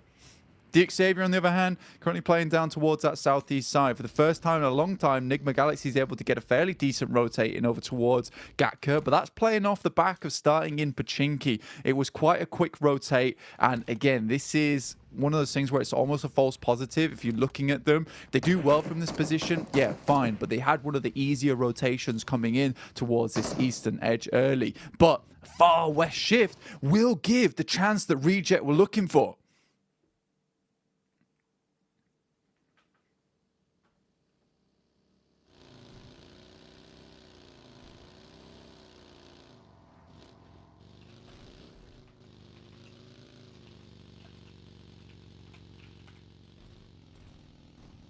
Gladiators now on that northern edge do start to move down, get themselves towards a fairly decent position for themselves. They've played this quite a few times, Jackie, but they do get caught off by teams coming in from that eastern side as well, playing this spot. Not always able to hold on to all 4 members. When they play that buddy system, I think that's one of their biggest weaknesses, is they're not able to hold down these 2-2 splits as comfortably as they might like. It's true, and that's the system that we're seeing Reject run here as well. It's like you were saying, it is one of the few opportunities they've had to be blessed by the zones. They kind of set up with this early 2-2 split, and you have a good spread in terms of the contact that could be occurring here as well. DX trying to push their way in, bypass the swamp, and get into the new zone. But Mad Balls, they're gatekeeping and holding back the wave here. We've got a good read of where DX are coming from, and a nice bit of cover to play around as well. So you can't be shot from the hillside. You can set up for this one and start to deal damage as they go for their crossing. Lamborghini is miles away though, so far out of dodge. Look at this though, as FaZe, they've got control of the long old building here, but they're starting to eat grenades as Gladiators are throwing them in through the windows, and they are just really trying to capitalize on this one. They've read the numbers because they've seen where everyone is, so they know they've got an advantage going for the fight towards the 2 players in the compound. But it doesn't matter that they're down numbers because Mela's there, and he is a mean machine. Meku's eating damage from the nade as well. Has to hop in the vehicle and go for the quick back off to reset. Lucky to be alive on that one. Yeah, a lot of damage found by Meku. Had to play the patience game there as well, where he backed off from the UAZ as the nade was set on top of it. Kitsune off in the distance, took a heavy hit. And FaZe is doing a really good job to hold on to this compound for themselves. In the meantime, Gladiators decide it's just not worth their time. They move out towards the coastal edge, try and pick up a compound in this area instead. They realize that, you know, some of the meds on the team not looking too strong. Meku just had that one first aid kit and it's gone down to none now. So they'll look off into the distance. And that would have been a lovely spot for Gladiators to take control of. But a dominant hold there coming through from FaZe. And I love Vintorres' position as well. Down towards that south edge. Can have that little bit of a lethality factor from an unusual angle played in, as you try and contest versus the guys from FaZe. So I think that's a smart choice from Gladiators to leave that one alone, head up towards that northwest side. But Circle moves down, so have to head on further. Udo Alliance, as well as Procedure Evos. Similar story for both of those teams, despite Procedure Evos getting into a fair few engagements early on. Still maintain 4 players right now. Nigma Galaxy, though, taking shots from IHC, who were not done on their warpath. This team just continues to pop off, and IHC's initial target in Inco will fall in this game, go down with 0 points once again. So IHC finding those eliminations have given them just enough points to break into the top 5, pushing Rook out of position and stealing that away from themselves. The Mongolian madmen that have been looking really powerful into today's games. Ooh, unfortunately for them though, another star player goes down as Alex will be doled and taken out of commission. Duxan looking to finish what they started here in the fight versus Bigetron. So they go in for the bonnets, run the man down, and potentially just want to get a quick loot off on the crate as well. So smoke up on that one, give yourself some cover to play with. IHC lurking inside of the smokes are taking a fair amount of damage back from Nigma Galaxy, who have high ground to work with here. Coops has some good weaponry, dinner plate in the hands if he wants to peek out the window and go for a few pot shots. Team Queso off to the wayside as well, potentially debating if they want to try and rock up on this one. They can play the guard side of the circle and just edge keep anyone that starts coming in. Big Milo's even finding opportunities to fight onto Bigetron anyway, as they've actually aggressed towards him. Lepar looks for the quick trade back, firing off the warning shots, but that's all they are, just warnings. Yeah, I think for BTR, they realize they sort of have to fight this one out. They need to control at least some area if they want to get in, but versus the four-man squad of Team Queso, they just take some pot shots back towards them. Satar down off in the distance. IHC just roams on past with Duxan also taking a few more shots of their own. Really good stuff. Demo, though, will find Hoxie on his approach, and Duxan will lose him, which is a very unfortunate thing, considering Duxan had a nice bit of control over towards his south edge. Now just down to 3 players. IHC find themselves 5 eliminations. So despite not getting massively far into a lot of these games, IHC is just making it up far more than not with just the elimination count alone. Audio tries to spray down Demo, but the shots coming through on the top sides. Duxan also spots him. The M249 ringing off in the distance. For Rook, they're probably quite happy to see that IHC have been taken out finally, as it means they've got a chance to get a couple points back, build into this one, as they're the direct competitor with DX also close by, only a small fraction of points away. So a lot riding on this game here. This is our final Erangel, if you're just joining us. The free that we have each day normally is where a good chunk of teams will build themselves a stepping stone, a collection of points to play off of. After this, it's the Miramars, and it will get a lot more messy. Continuously having a lot of mess in the map here, though, as everyone's just scrapping countless loot boxes across the place, as we're seeing Rook start to aggress back onto Namiga, finding those as Nigma Galaxy are taking damage. FaZe as well suffering from a similar fate here. FaZe were starting to find their second wind, but they might be winded from Gladiators. Mormont waiting for the rotate from his 2 teammates as Gladiators lurk further back. Default holding for the contact up there as well. Meanwhile, Queso and Bigetron have been sharing the compound here towards the bottom side. Big Milo's been having a blinder of a day. Won't even need to aggress onto Lepar, as the nade will finish him off, so he's now shut down for good. For Bigetron, this is looking really rough. Yeah, Superboy, last player alive. MK12 in hand. Will try to get something done off the back of it, but it's not going to work out there as Raze runs through. And that's a bit of a nice resupply. Level 3 vest as well on him. I wonder how damaged the level 3 helmet is. So for Team Queso, they'll be going forward with some crate weaponry as well that Superboy was able to pick up earlier on. Udo Alliance, last player in Flax. 2 eliminations to his name. Sends a nade out the window. Sand up close. Will get taken down by him. And now 1 player remaining here for Duxan. Flies in towards the player inside.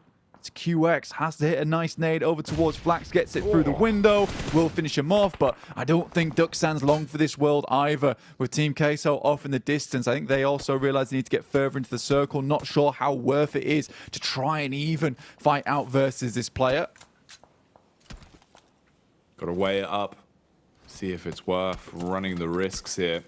So knowing that it is just a single elimination that could potentially be stolen away if they can take down QX. He's just popping the meds, getting the extra adrenaline in to give himself some survivability, a bit more sustenance to play with. Smokes will shroud him for quite some time, and Big Milo is just holding, looking to see if there is an opportunity where he exposes himself. You can hit a few pot shots on him and shut him down. So just lurking over the edge there. Regit Tokyo off towards the horizon as well. Big Milo not wanting to outstay his welcome, so he starts to breeze off. FaZe Clan, they have overstayed their welcome. Gladiators don't want them so close by, and it looks like they're finally starting to push on up, but it's the damage done from Rook that we need to be focusing on, as they're the side that are obliterating them. The DMR plays are finding a resounding success here, as Eugene just keeps punishing bullet after bullet blank. They're losing so much HP and potentially going to lose their grip on this game.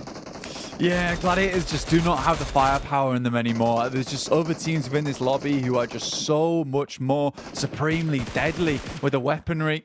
Rami and Rook Eugene with those shots from the Mini 14 taking down Gladiators easily in the process. Now we're just 2 players alive. Not likely Gladiators are going to get too much further into this match. FaZe held their own over towards that east for quite some time here. Do have to move further in, but it's DX that I'm sort of focused on here. A really strong position towards the central arena. Mad Bulls on their outer edge, so I do believe there's probably going to be a case where it's either a DX or a Mad Bulls win, unless Team Queso can slowly sweep their way in from that south side. And we know that they've been having pretty nice day today. Been all sunshine and roses for them. It's been looking clean, man. Been really happy with the plays they've been making for themselves.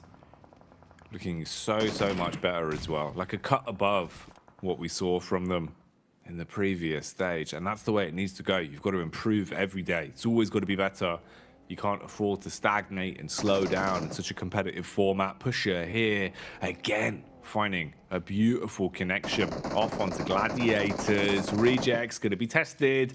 Nades are coming in over the top. Default, right on target.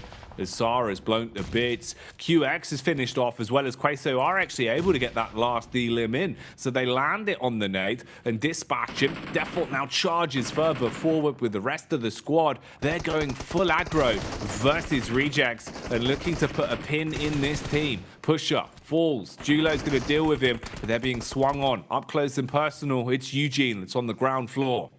Man, the fact that Luke was able to get in on side, sort of incredible. Duello. 1 player left. Lufa.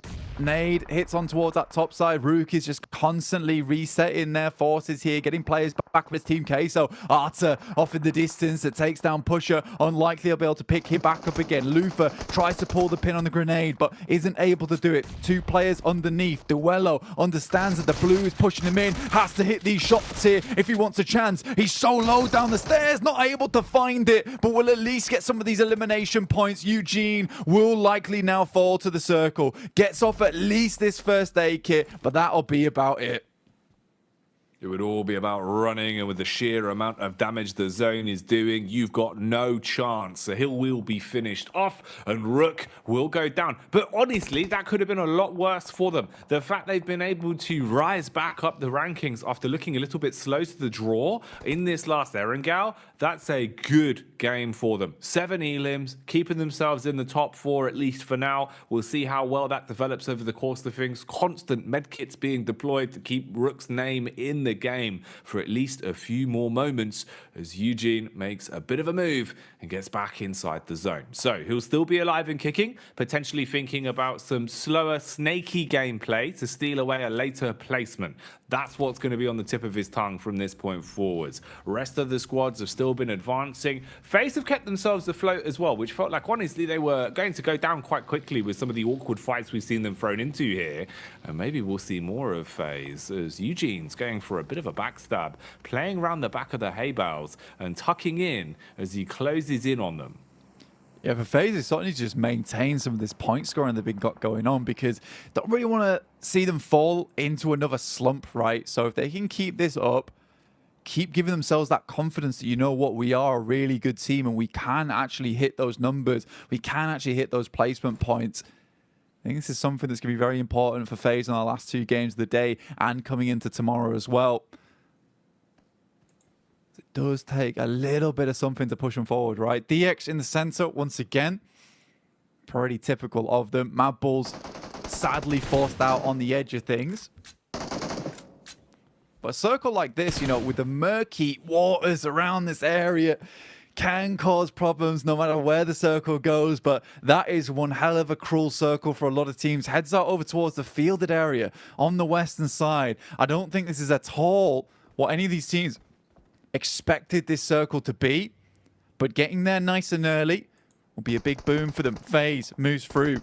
Team Queso gets taken out by Tulika as they spot that rotate coming through very early on. Ooh, Mela just teasing Eugene here. Seems like they will finally finish off Rook, so they're not going to get any extra placement points off the back of this one. Taken out of commission, and now the big dogs in the game will go back to barking at one another.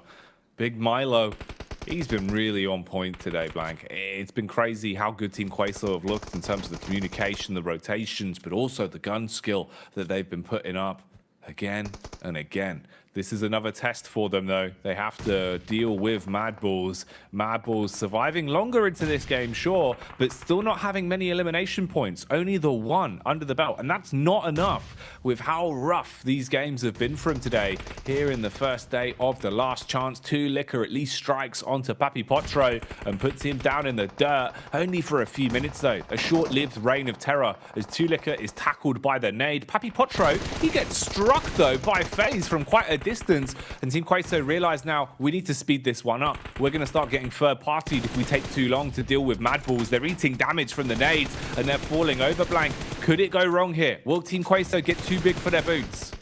Yeah, I mean, for Mad Bulls, the circle's just going to be the absolute death of them here. Team Queso did a great job. Papi Potro with some unreal nades from his off angle, finally taken down by Tulika, but it might just be too late for them if it isn't for the fact that Big Milo is still absolutely dominating from this high ground position. 2 players left alive, and Big Milo and Arta, I think 2 players with really good skill when it comes to the long-range engagements.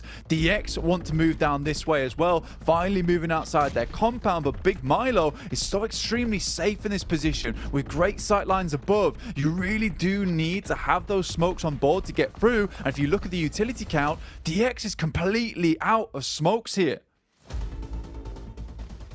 You're going to be left up the creek without a paddle. You need that utility. It can make the world a difference for you. DX, they're so damn good with the offensive util as well that not having those nades might be a bit of a problem, especially the smokes that are going to be lacking. So once those dissipate, you are wide open with no geometry to protect you. Levi's tries to turn the tide by taking the fight, peppers a few bullets towards Evos, and Luxy hits the deck for now. But our final 4 teams edging further and further towards one another. So much riding on this in terms of the points. Queso, they are probably gunning for the chance of getting a chicken dinner out of this. At the very least, high placement games with how they've been playing. DX are going to be running the same sort of thoughts through their mind. And for Evos and FaZe, you need more points. So this has got to be a better game from them. Chow's being pushed up on. They're starting to close the distance. They realize how much power there is for DX from this compound. So they go in for the backstab. Nades over the top as well. Even Evos realizing maybe now's the time to strike. Yeah, for DX, the fact they didn't take control of this ridge side early on, it's sort of a big deal for them because you can get up towards the position if you're Team Queso fairly confidently. And you can see now that Arta has complete control over this area. And luckily for him, Levi's able to hit a big grenade, but DX have to leave at some point. It's all down to Big Milo now with the nades knocking on the door of DX. Chow gets the high ground advantage. The DBS is there, but he pulls one out of his own. Quick flick will take him out. DX can continue going on forwards, but Pasija Evos sending in the nades now. This is something that DX is going to have to consistently keep sidestepping. Pasija Evos down to 3 nades of their own. A good nade from Misery over to Mormons here. Onzen, sorry, will take him out. Mela doing his best. They've been gifted a really strong position here of FaZe on the outside of the field. They've got to make the most of it, but Misery is hitting some great nades in the moment, and I don't know if Onzen's going to survive this. Constant nade barrage again and again. I mean, he's lucky that most of the attention right now is being drawn towards Mela Blank. Oh, this would be even worse with the way it's going. FaZe would be down to basically just a solo man in a spot like this, so they need to stay alive. battle back from Mela as the bullets whiz across. Zuxi as well, firing warning shots in, but Mela has been murked as Misery peeks up, bursts in with the UMP, and instantly takes him out. It's such an unreal position that FaZe have been given here as well, because eventually these lads from FaZe will have to push out of this cover of the ridge side, out into the open. But Misery has done such a good job with the nades, with the UMP, taking shots over towards Mela, taking out the mischief maker himself on that team, leaving it just down to Mormons now. Very unlikely that FaZe will be able to get the win, as Procedure Evos line themselves up to steal the chicken dinner away from both DX and FaZe. It's been a really quiet, slow, sneaky game from Procedure Evos, but a really strong one in terms of tacticality. Chow will find the final player there from FaZe. Mormon goes down, but the shot's coming through. One player left alive now. Here we go then. It's all down to this. Who's going to be grabbing the bag? DX dealing the final big blows. Evos will be able to at least withstand some of it, but they crumble in the end, as that one will fall in favor of DX in the battle there. Chicken dinner secured. DX pick up the pieces and walk away content in the final Erangel. An interesting game though. Big point score for quite a few of the teams that needed it, and a bit of a shake in the balance. It's looking like some of the squads that were struggling today are at least waking up a bit more. It's been unpredictable, Blank.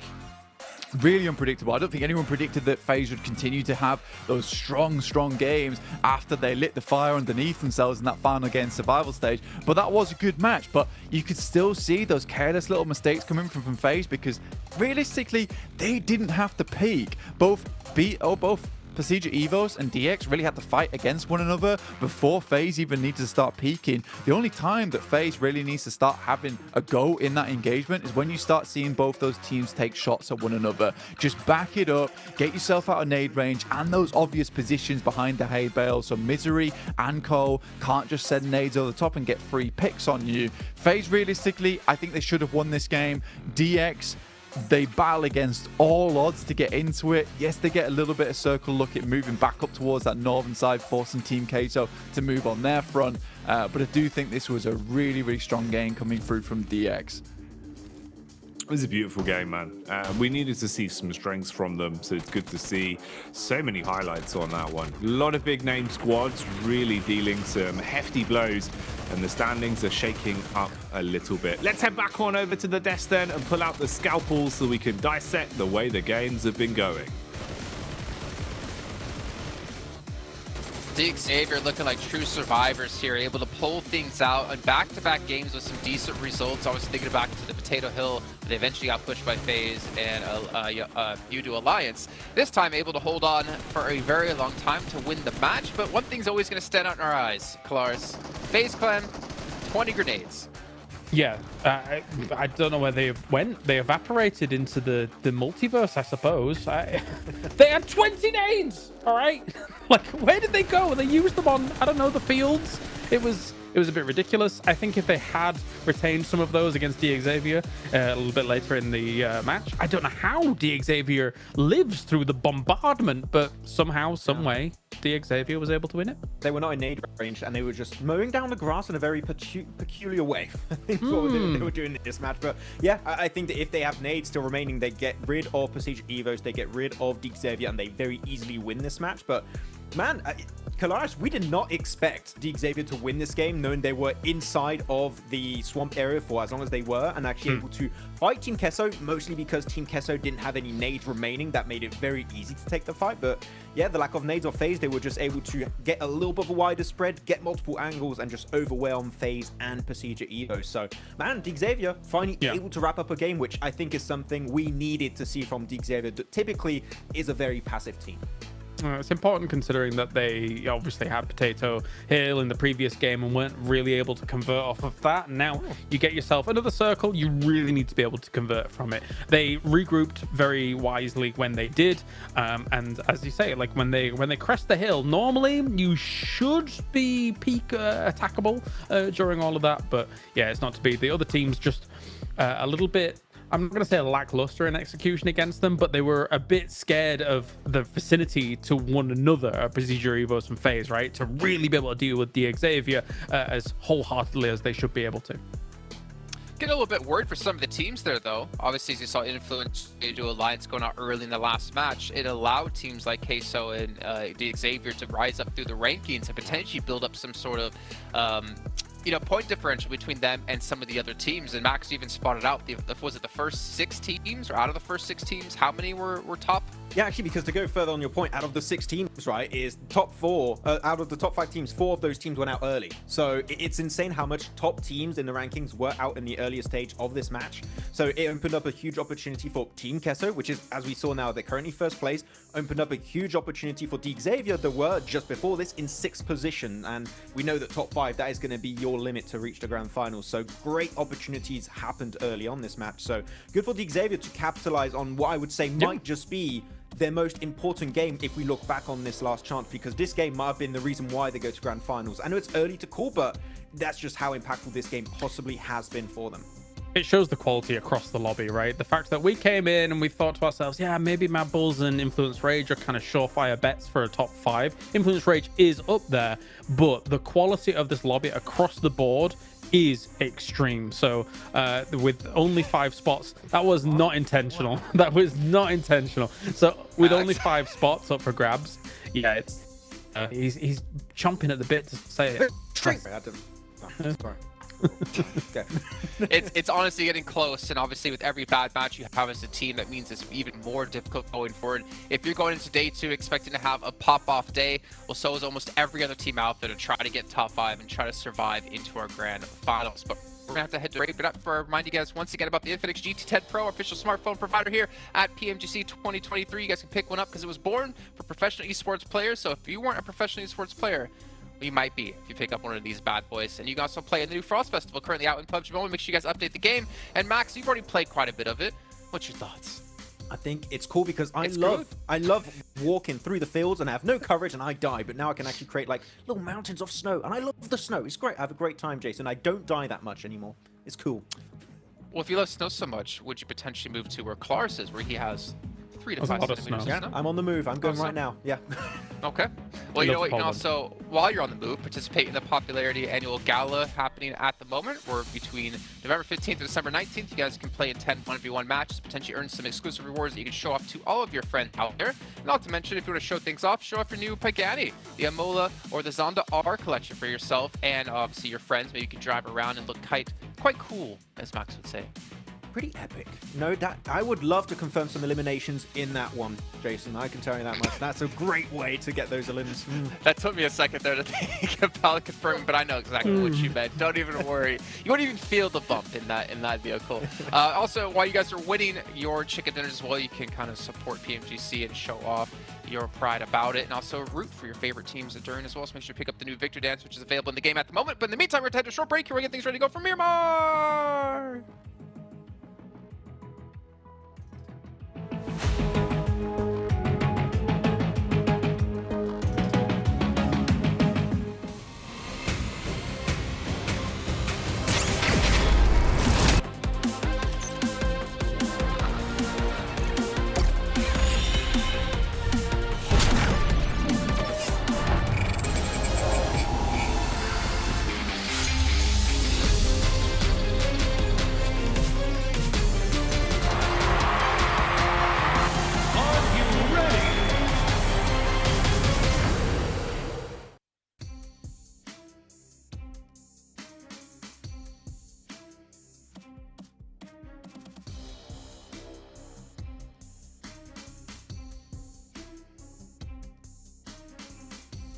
Only 2 games remain, both of them being Miramar for the end of the first day of the last chance. Following this, tomorrow there'll be 6 last games blank, and then that's it. We know who makes it through. The top 5s looked ultra competitive, and we're seeing little shifts, little bits of climbing going on from some of the squads we were hoping would have some extra oomph to them, but we need to see even more going into these last.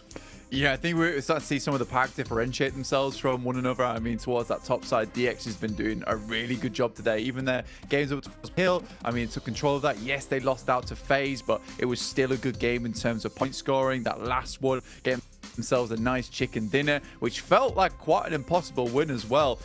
Was very, very strong. Team Queso at 42 points, though, ahead of absolutely everyone else. I think that's the big surpriser today for everyone at the moment, is Team Queso doing so incredibly well. 31 eliminations to their 11 placement points, so they have just been fragging out game after game.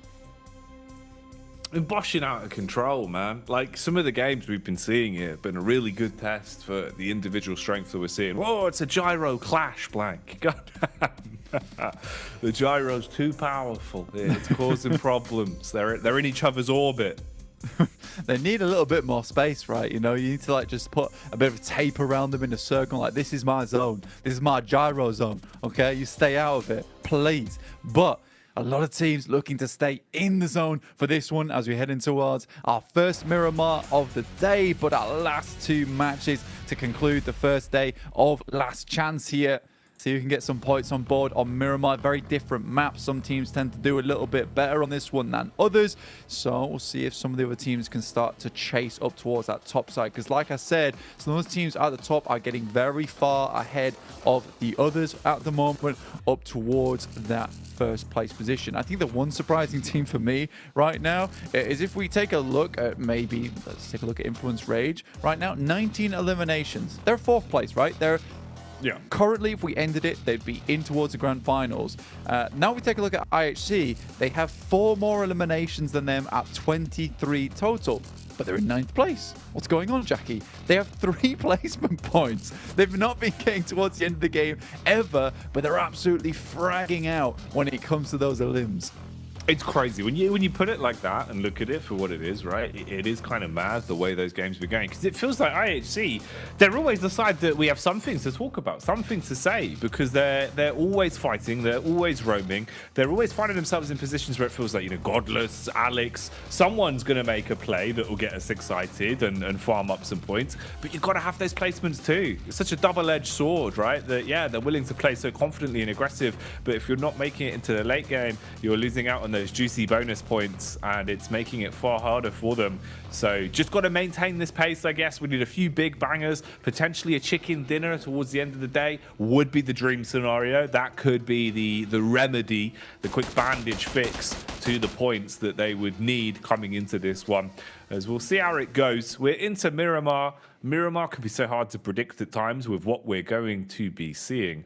What are we seeing here? Close grouping between Gladiators and BTR, as they have actually dropped on top of each other towards the Cobria. This could be a bit of a cheeky start, Blank. I mean, really, for BTR, probably technically the side that could come out a bit better off from this. If you're actually able to find the early elims onto Gladiators, a nice way to get yourself an extra couple of points, because that's what they need. 26 points currently. Yeah, I think for Gladiators, this is probably one of the first times that they've ever been challenged in La Cobreria this instantaneously. They do find themselves at least a first knock off the back of it, but this is very unexpected for Gladiators. Usually La Cobreria is all to themselves. It's realistically teams that start to challenge them down towards Crater Fields later on in the game, but quick adjustment from the Gladiators comes through to at least get that first elimination over towards BTR. And you're right, for BTR, 26 points. They have a chance at getting even more in these last Miramars, maybe getting themselves up towards a better position to take things away at the end of the day and get in towards that top 5. So challenging this seems almost odd to me, realistically. Matic has a bead onto where a couple of these players are as they keep exposing themselves off in the distance. For Gladiators, I think they'd be well pleased to get themselves 4 eliminations off the back. But I would agree with you, right? I sort of thought that this would more than likely go in the favor of BTR. Right now, Gladiators don't feel like that much of a strong team. No, they don't. They don't look like themselves. You know, it kind of feels like it is a bit of a coin flip, honestly, each day of like what Gladiators are you going to see and how much pressure's on them. Because weirdly, it feels like normally when the pressure's really mounted and they've realized like, oh, look, if we don't get 20 points today, it's all gone wrong and we're not making it out. That's when they find 20 points miraculously. Today, though, it's been a little bit slow to the start.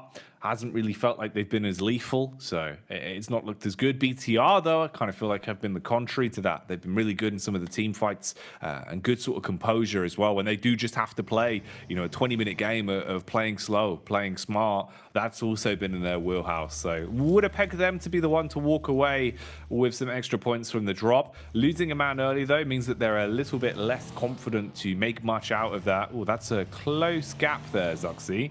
Not sure if he had the spatial awareness on that one, Blank. Thought he could fit through it.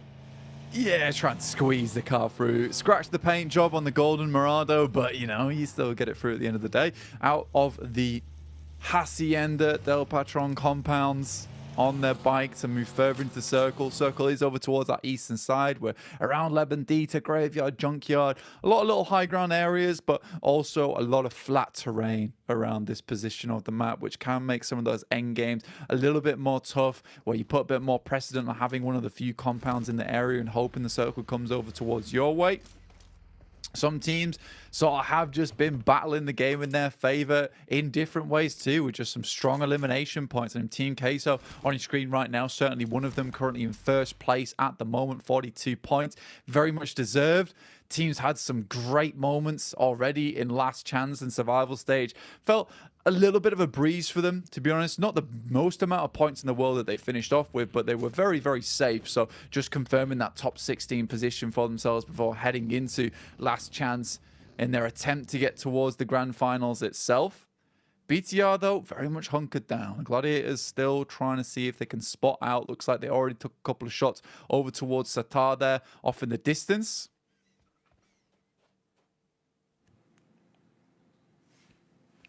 Matic just watching with his eagle eye through the scope, waiting to see if there was an opportunity to strike on anyone. But playing smart, playing slow. Oh, hello. You do Alliance as well. A few warning shots have gone out. BTR finally being aggressed upon as well. Look how many bullets he's got. It's a big old gun, Blank.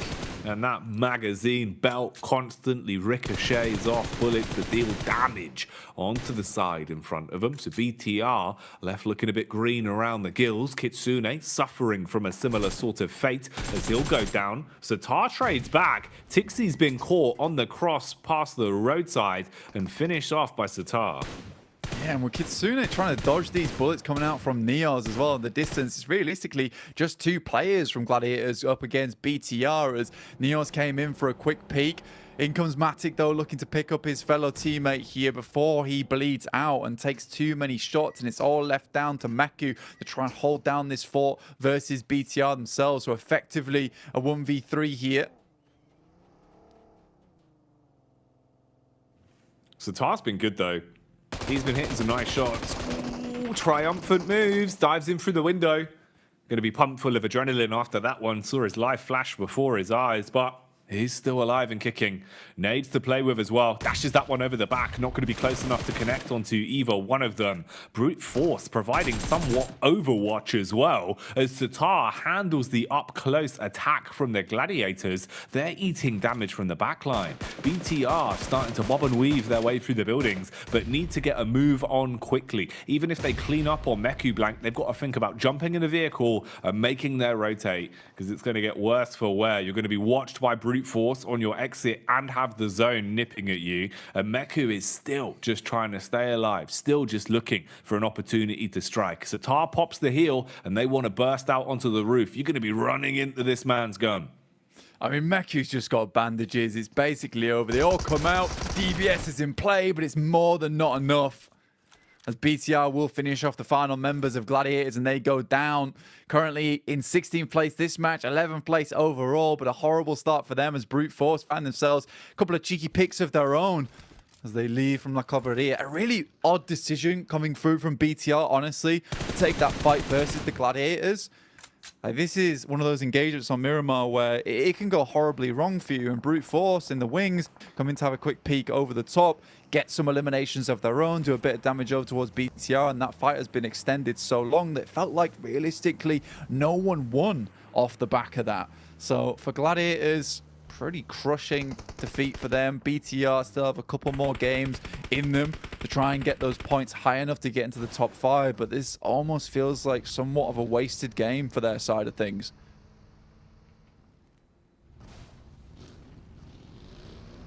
Thrown away the potential of, really getting as much as you could out of it. Feels like for Gladiators, I know it's coming up close towards the end of the first day, but it feels like maybe their run for the overall last chance here is already concluded before it even really started. Haven't found themselves too many selling points, too many reasons to make me think they're going to go on a superhero-esque run here to guarantee top 5 in the standings. Right now, the top 5's looking pretty damn competitive with how it's been played. Evos, one of the sides that is almost there, nearly breaking in, currently ranked 6th. They're fighting over towards the hill here, as Duxan seem to have found an opportunity to put bullets down range. Peppering into them, Misery's been dropped. They've got to go for the reds onto him. Uni still just lining this one up as well. Realize that Influence Rage are also somewhat close by. A lot of potential infighting could be occurring here.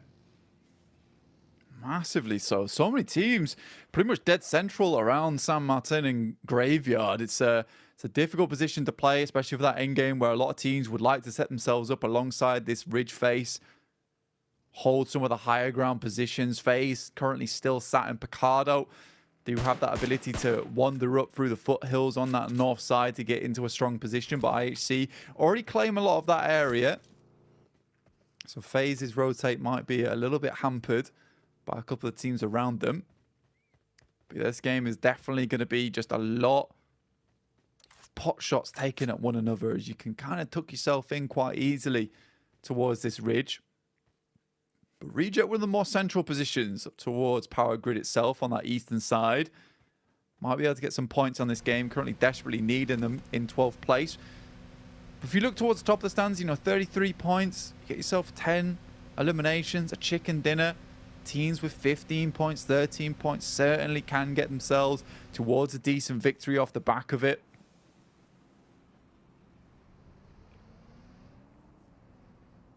Can't take anything as granted, though. Nothing is guaranteed in these games. These lobbies have proven that time and time again, where even if it feels like you make every move perfectly, something can always come in to throw a spanner into the works. The zone shift here potentially being one of those elements for Rook and for Reject. They're both probably counting their blessings on this one, as they're going to have a nice earlier setup compared to some of our other squads in terms of the limited geometry that's available. So a bit of compound control at the end of the day can make a whole world of difference. Brute Force peeking out of the windows, and they eye up a potential point convoy as Enigma Galaxy are on the move, driving past them in the field outside. They take a few warning shots out. Is going to course correct and avoid being exposed towards the windows, so no free pickups for Brute Force. It's a weird circle as well, the way this one lines up, because a lot of teams know that plateau over towards the western side of the map can be an absolute death trap when you have to move over towards it. Teams like Brute Force might have been able to get some of the compounds in that area, win out the game from it, but with it shifting so hard towards the eastern side, it does allow some of these teams that haven't quite got towards the ridge side yet, haven't quite got inside the circle, to be playing on some of these compounds. But it's Evos to take down one of the players from Enigma Galaxy, as like you said, the points convoy just desperately trying to attempt to find some kind of place to stay. And they'll just keep on sending through, with Lord also stopping short there. Freak goes down to a shot from Regiocio, as they have been holding on a pretty strong position on the highest bit of ground. Almost guarantees you to live out the rest of the game, but difficult to get here early enough to take control of it, but Reject certainly have. Rough as well, Blank, because it's giving me flashbacks of what we were seeing from Enigma Galaxy previously, when they were kind of leaving themselves so late on the rotates that they would just sort of drive around like this ice cream van that everyone knew was 3 points, because you could just take pot shots at them. They wouldn't have any quick plans, didn't have any backup positions to go to, and they were loading themselves into 1 or 2 vehicles that kind of felt like a clown car. You just pepper bullets into it, you're going to guarantee to find yourself 1 or 2 eliminations as long as those shots connect. So that's been rough. Not really been the way they wanted this to play out, already losing a bit of manpower and being forced into a 3-player setup. Mad Balls on the horizon here, as they've pulled up to the party slightly behind Udo Alliance. Now, Udo do have a big position, so much high ground, so much of an understanding of where everyone else is situated, and a prime position to just take pot shots down the hill. If Madballs can make it uncomfortable and potentially force a fight here, that's one that will decide a lot in terms of a power play position. Yeah, difficulty for U2 Alliances leaving this hilltop, right? You know, moving down towards Team Queso have got pretty open sightlines towards them. It's just rough for them. And with Madballs kind of penning them in now, that has caused issues for them too. I do like what Madballs are doing though. They realize that that position is not going to be too strong for very long, so it's not worth continuing to harry on in terms of those third parties. They'd rather just move north through Graveyard, deny those sightlines, and try and get into a better spot. And we move further back over towards the western side. So this is a bit of a flip-flop circle, but any team that's continuing to hold down their positions over on the high ground on that ridge are feeling quite happy about themselves. Reject couldn't sort of afford to give up their position too early, so they will hold on to it, move a little bit further down towards the concrete. Just one player remaining now in Lord over for Nigma Galaxy.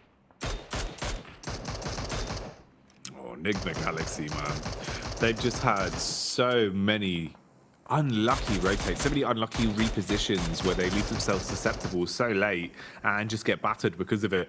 You know, here they basically found Shedville and decided to post up inside one of the shacks, barely staying alive with a few smokes to break up the lines of sight. You're incredibly low though, and even if they reset and get those reses off, that's still going to be 3 players with low HP with no real getaway plan. Ooh, Faye taking heavy hit. It's Inco as Vitali, through the window, peeks in and spams a few of those off. Substantial distance as well, so clean connections that actually make it a little bit harder for FaZe on this one. And U2 Alliance moving down now, actually creating a bit of space from themselves. They've realized there is a potential third party to be had a little bit further down the hill for themselves. So they'll be sizing up that one and seeing where they can slot themselves in. Meanwhile, Rook with the connection on Queso. Queso currently the top squad, Blank, as they lead with 42 points. Parajin off in the distance, getting taken shots out by FaZe. FaZe, I would say, have had a bit of a late rotate here, but they are finding some eliminations wherever they can in the meantime, trying to pick themselves their way back into the lobby, decide that it's a good idea to head back up towards those foothills in Picado that they knew were free from before. I respect that. Influence Rage over towards BTR, already taking a knock there. So we'll continue the fight a little bit longer. Superboy, Satar split off one another. Kayovsky sends a nade over the top. Satar has to bank out the way, but there should be sightlines on the side. Star does go down eventually. Falls off. Finished off now for good as Influence Rage will commit. Oh, Uni peeking over the top of their hill. That'll be a headshot as well. Influence Rage starting to show some of the potential power that they have in that gun skill now. Hitting some of these bigger shots. And they need another big game. We've got to see Influence Rage really let themselves out of the cage here. Keep pushing themselves further up the standings. You're not safe in 4th. You're not safe with only 35 points just yet. DX aggressing back in with the nades. Levi's tries his luck with the Molotov as well. Wants to ignite Cluck and leave him burning. Send him off to the Burns ward for good. And he's going to move up now, looking for the close quarters engagement as he tries to push through the smoke line. Widespread as well with the way they're playing this. Nades coming in from his teammates to support also as Levi lines up another one. Yeah, and I think for DX, they realize they need to keep pressuring U2 Alliance. It's a 2v4, and they've made it into a 2v3, so necessary. They keep the pressure on. They do find the knock and the flush off the back of that. So we're in a 2v2. Can DX hold on to the 2v4 here, Jackie? It's a good question, Blank, and they're going to need to show us their absolute all as DX are in the thick of it. Levi's, the lethality's clean, even got the connection off with the last few rounds there, but it's not going to be the team in front. It's FaZe all the way in the back that put the pressure on and third party to steal it. that could have been the 2v4 from DX as well versus Udo Alliance. I mean, you got to give all props to Udo Alliance there. The fact they were able to get off from that hilltop, it is really not an easy push whatsoever. But Levi's and Chow, again, those DX nades coming in clutch. With Levi's in the close range as well, he is really nifty with it. Very, very fun stuff indeed. Circle, again, another hard shift down towards his southeast side. So many teams suffering off the back of this one. Likely that Enigma Galaxy, Brute Force all don't make it through this. Brute Force would have to make a very, very quick and swift push over towards Reject and the Concretes on that western edge if they wanted to have a hope in hell of surviving this. But yeah, this has been a set of really difficult circles for all these teams. Mad Bulls surviving though. They've not got the most points here, and I think for those 15, they would love to get themselves a chicken dinner. They did a lot better on that last angle, got themselves set up in a pretty precarious spot on the eastern edge of the ridge, but luckily for them, they're not having to move further towards that western side. So they can try and hold out some of these teams, but they do not have that high ground advantage. Big Milo certainly does though. He is the big boy on the server right now, lining up some shots from his high heights as he'll strike down on them. And then they go in for a bit of a scouting mission, advancing further forward for the information play so Queso understand where everyone else is. Meanwhile, Evos have been clashing versus Duxan, and Mad Bulls are now looking to backstab onto them as well. Hell, even Brute Force are taking bullets from Reject Tokyo. So the Japanese squad again aggressing and looking to find an opportunity to punish here. FaZe have been third partying with some very well placed bullets. They've been using the timing to a good position to find some freebies. Influence Rage though, they've really had to fight for everything they get here. None of it has been for free. None of it has been easy, and they go down as FaZe will be able to lay claim to not only the points, but a big takedown, stopping Influence Rage from absorbing any more points here onto the first Miramar. Yeah, they move up into position, and whilst Ventorius tries to pick up his teammate, Team Queso sort of stuck on the edge here. They've got a wide split going on right now, and Big Milo has been hitting some nasty shots with a Mini 14, just placing these bullets directly on the target so easily. They're just sticking to him. It's been very nice to see from Team Queso holding it down on this 2-2 split, but I think even they realize that now is probably the time to regroup, reassess the scenario of Rook on that north side, phase down towards the south. They'd rather get themselves into a much more compact position. Duxan on our screens, a lot of teams trying to take fights alongside them.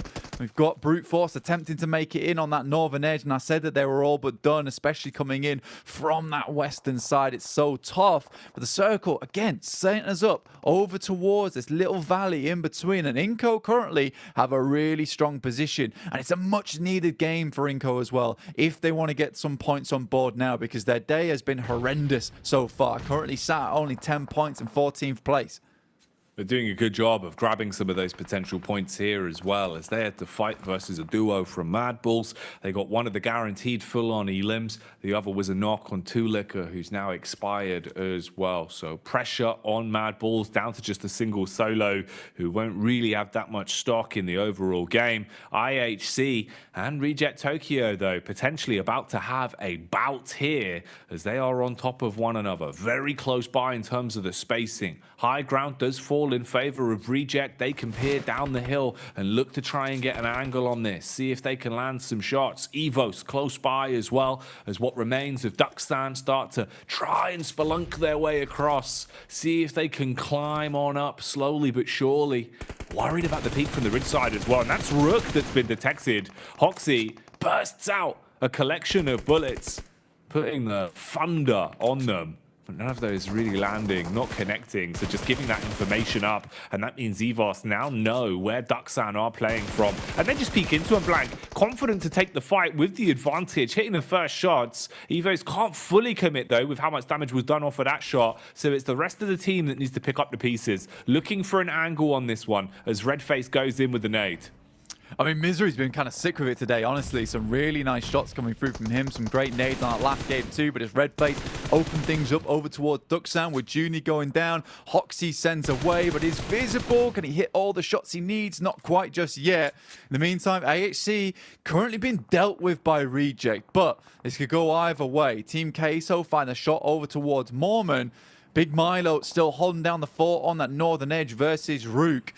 FaZe, it's a big test for them. Can they go toe-to-toe with the big dogs in the lobby as they send directly over towards them? In the meantime, it's Redface takes down the last player from the Mad Bulls. FaZe attempting to hold on to this one. FaZe, what can you do for us? We know that they are absolutely monstrous on Miramar when they're playing well. They've had some big moves already today, and Queso are gone. Finished off as FaZe will hit their shots and take out the first place team to build themselves all the way up to 8 eliminations, breaking into that 5th place spot and looking to climb even higher once these points are totaled up. Redface with the strike back on the Hoxie shuts down Ducksan, so they're also gone. Say goodbye to the South Korean representation that we have here on the first Miramar. IHC still lurking in the depths beneath Reject Tokyo. One player in Alex, though, has been slowly climbing and looking to make a bit of a flank on this. He'll be the one trying to make a play a little bit later. We'll see how well that works, as it seems like he takes his shots onto Osio and does actually connect, finishes him off as Osio was looking to fight onto Evos. Now the rest of IHC want to climb on up blank. They want to help out with this. Yeah, IHC managed to get themselves up here. Alex has done a fantastic job to get himself in position. Now they're fighting face-to-face versus the Reject squad. Incredible stuff from Alex. He has been so phenomenal today. We said they needed placement points, and this looks like a game where they might be able to get some of them. Sara just about gets his way down, doesn't take a single lick of damage as he sticks the toes into the wall side. Lufa's able to get Alex out of the way with the DPS, and Sara might be able to go for the surprise play on the side. Sara, big set of biceps on him, a mean right hook. If he can sneak up, if he can play the timing whilst his teammates even bait for info, firing out some shots to keep the attention, he could get a huge shutdown onto IHC. They've handled Alex, who was the most focal point of it, so it should be a little bit easier than what they've already had to deal with. FaZe on the move, taking some heavy hits, but Mela will cruise control them into a better position. IHC looking to strike. Sara has been spotted, so he's not going to go off on that one. His flank is for naught, and the numbers are dwindling. Reject Tokyo down to just 1. Eugene with a fadeaway shots blank. Not quite getting that one. Luxie gets a look at the draw on that one, able to survive out, but it's Luke from that top side, takes him down, but not before Redface can get the immediate refrag on towards it. Inco gifted a very free game here.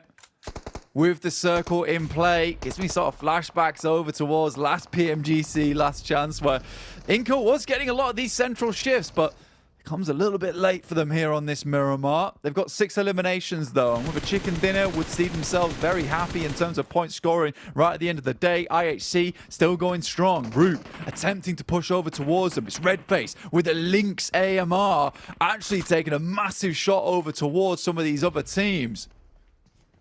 IHC starting to crumble away now. It's all on Godless, and he gets swung on. The full frontal assault even enough to finish him there. But it's Redface in the back with the snipe that deals the damage as well. Hitting that, and now pushing in. Closing the gap on Rook. Mate, this is huge for him. Suddenly, they bumped themselves up on the elims to some new heights, and still got potential to try and squeeze out some extra placements on this. They're into the final 4.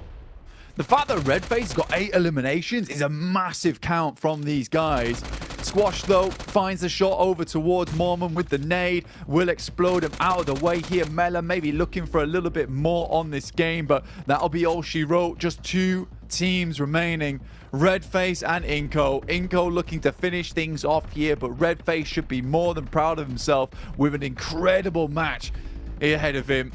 8 eliminations here, tosses the nade over the top, but it should just be done as Nenebeche picks it up with the S12K. Like I said, very free game there for Inco. They don't seem too happy about it. It is just one that's given to you by the circle itself, but I think all eyes got to be on Redface that game. He was playing a blinder of it, plus also the little engagement between Team Queso and FaZe cannot be forgotten. The fact that FaZe wins that out versus the current #1 team in the lobby, that is a big statement to be made. It's huge for them. It goes to show as well, Blank. I mean, maybe one of the elements that's missing here to FaZe Clan's success is just the battleground. When we get to Miramar, you know, we're starting to see those trends where they're delivering, they're playing with such confidence. You've still got one more Miramar to play out today as well. So if FaZe very quickly bouncing back and looking an awful lot better than what we had seen from throughout the course of the majority of the day, it's huge. It's huge to see, and it really does bode well. EVOS as well, I completely agree with you, man. Like, Redface was hitting some sickening shots, but the team was just playing well. The standings are getting so tight now with the way that things are starting to shift. Fair play to Inco, though. You still got to roll with the punches. You know, those chicken dinners aren't totally free. You still got to earn them to a degree, and they were able to pick up the pieces on that one. And they need some points, Blank, relatively far down the standings as well, so that'll at least give them a little bit more of a supply to play with. Exactly. I think we can't really forget about what Procedure EVOS did on that previous game, Orango, right? They got themselves a second place versus DX. And I think there might just be like this hidden little gem within all the squads that we've not been talking about enough, right? Even though it's been just slow, quiet gain of those points. Someone that's not slow or quiet, it's the fast and loud Jason Kaplan. Yeah, another great game here coming in. Thanks so much, Blank and Jackie. It's been a phenomenal game as we got to see Inco take themselves a victory here, but in very similar fashion to what we saw on our first Erangel, sitting in the compound forever, getting blessed by the zone. But to be fair to Inco, I think this was a massive game they desperately needed. Kalaris put up a really good point of saying some of these teams in these single digits in our leaderboards, if they don't have a big game today, then they're not going to have a chance to qualify. And I think Inco might have just given themselves that second life, Kalaris. Yeah, definitely. With a compound like that, I mean, again, it's been an odd day because they were sat in this compound for 17 minutes, similar to some of our previous games. Oh, the links. Nice, red face. That was cool. But yes, you've still got to be able to win the fights that eventually come your way, despite having the compound. And they did so, whilst all of these teams were trying to scramble down from that high ground on that west side. So, and in Abeche especially, lots of damage coming in from him. We always expect him to shine when given an opportunity like this, and they take it with both hands.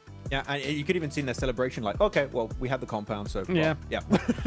Pretty easy chicken din on this one, but 21 points to show off for this first Miramar. Though also really strong performance from the Procedure EVOS. They were in 6th position just before this match, of course, just on the brink of making in top 5.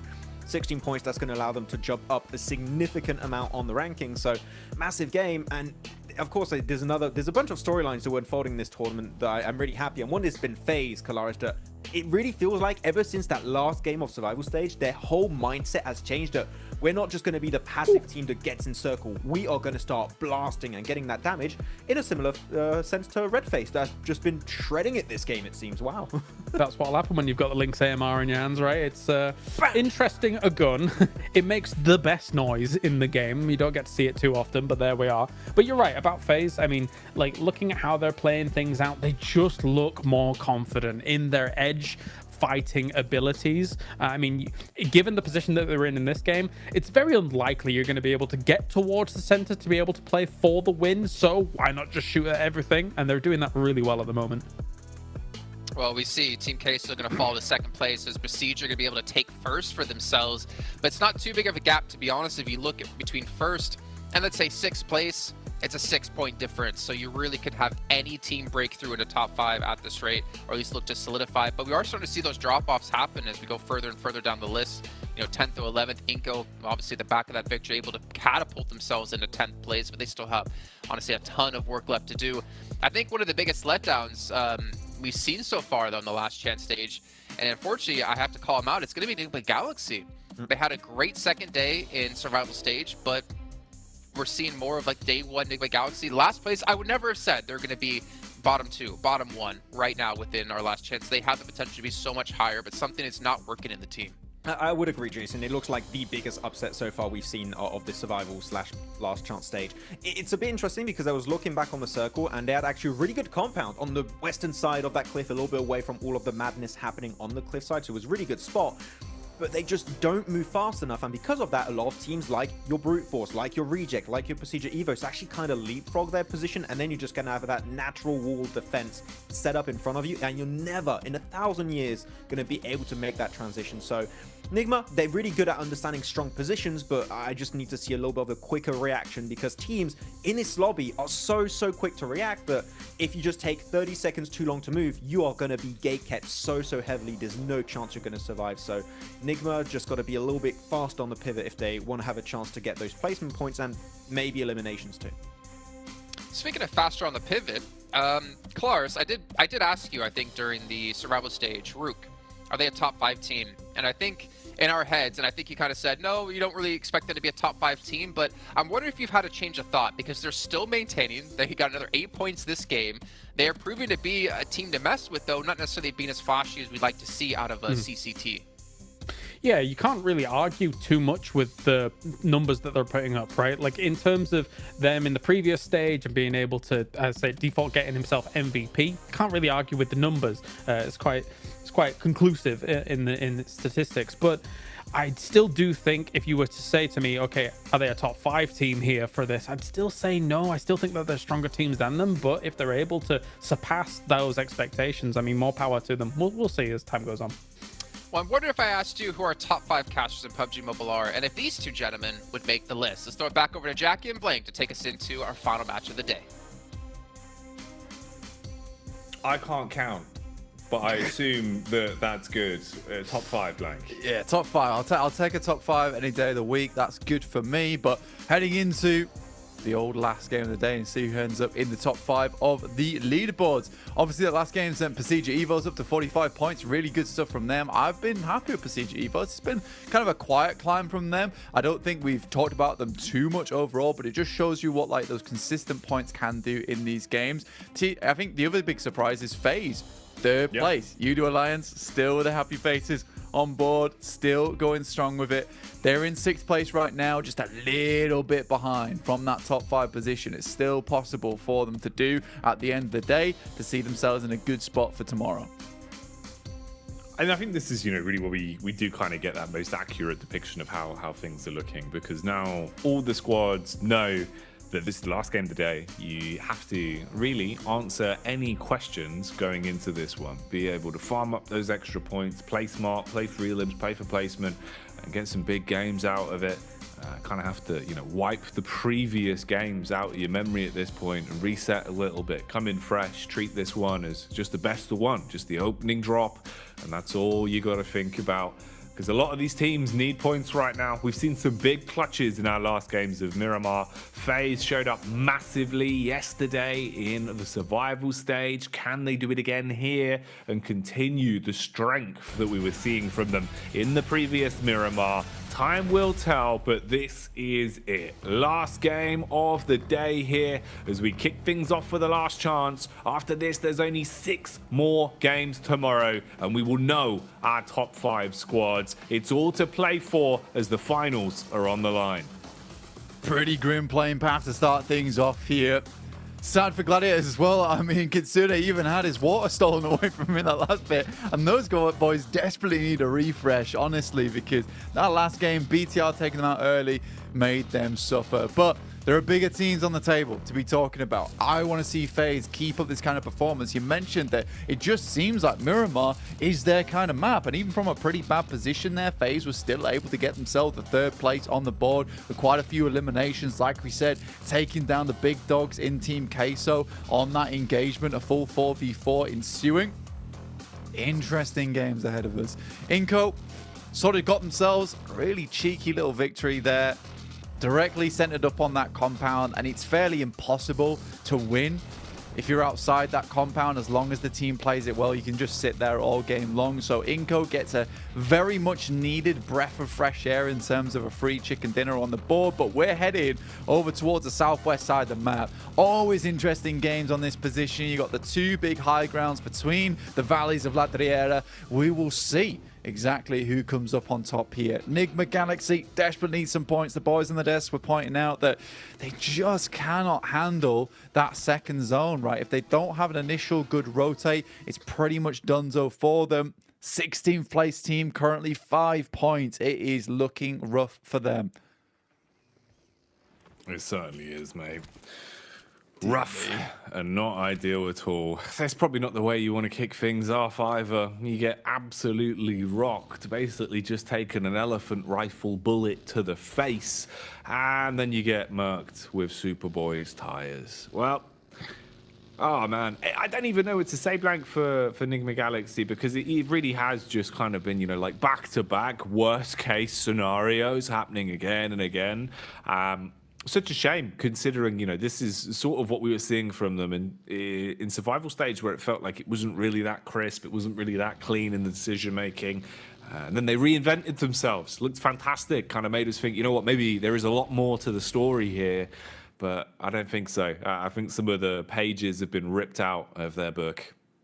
Yeah, just not gelling at all, really. And I mean, just like Ralph gets caught up in the wheels by Superboy, they've been getting caught up in the wheels of their own. Their vehicle rotates just haven't been looking decent.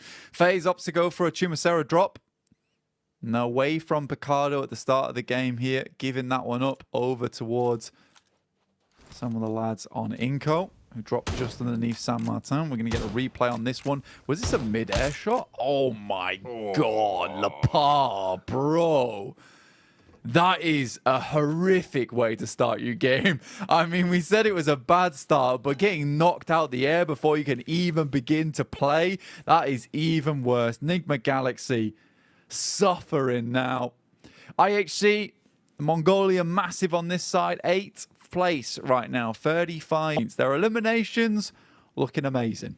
Placement points, on the other hand, not quite there just yet, but again, I feel like this is a team that could easily squeeze themselves up into the top 5 at the end of tomorrow, just because they've already shown that they're happy to go toe-to-toe with some of these other big squads. Just need to go for some more consistent rotations, realistically, maybe not fight as many teams, and they'll be clear and easy into that top 5. But I think this last game on Miramar still matters quite a bit to them. They want to get themselves in a good springboard position to hit that top 5 tomorrow.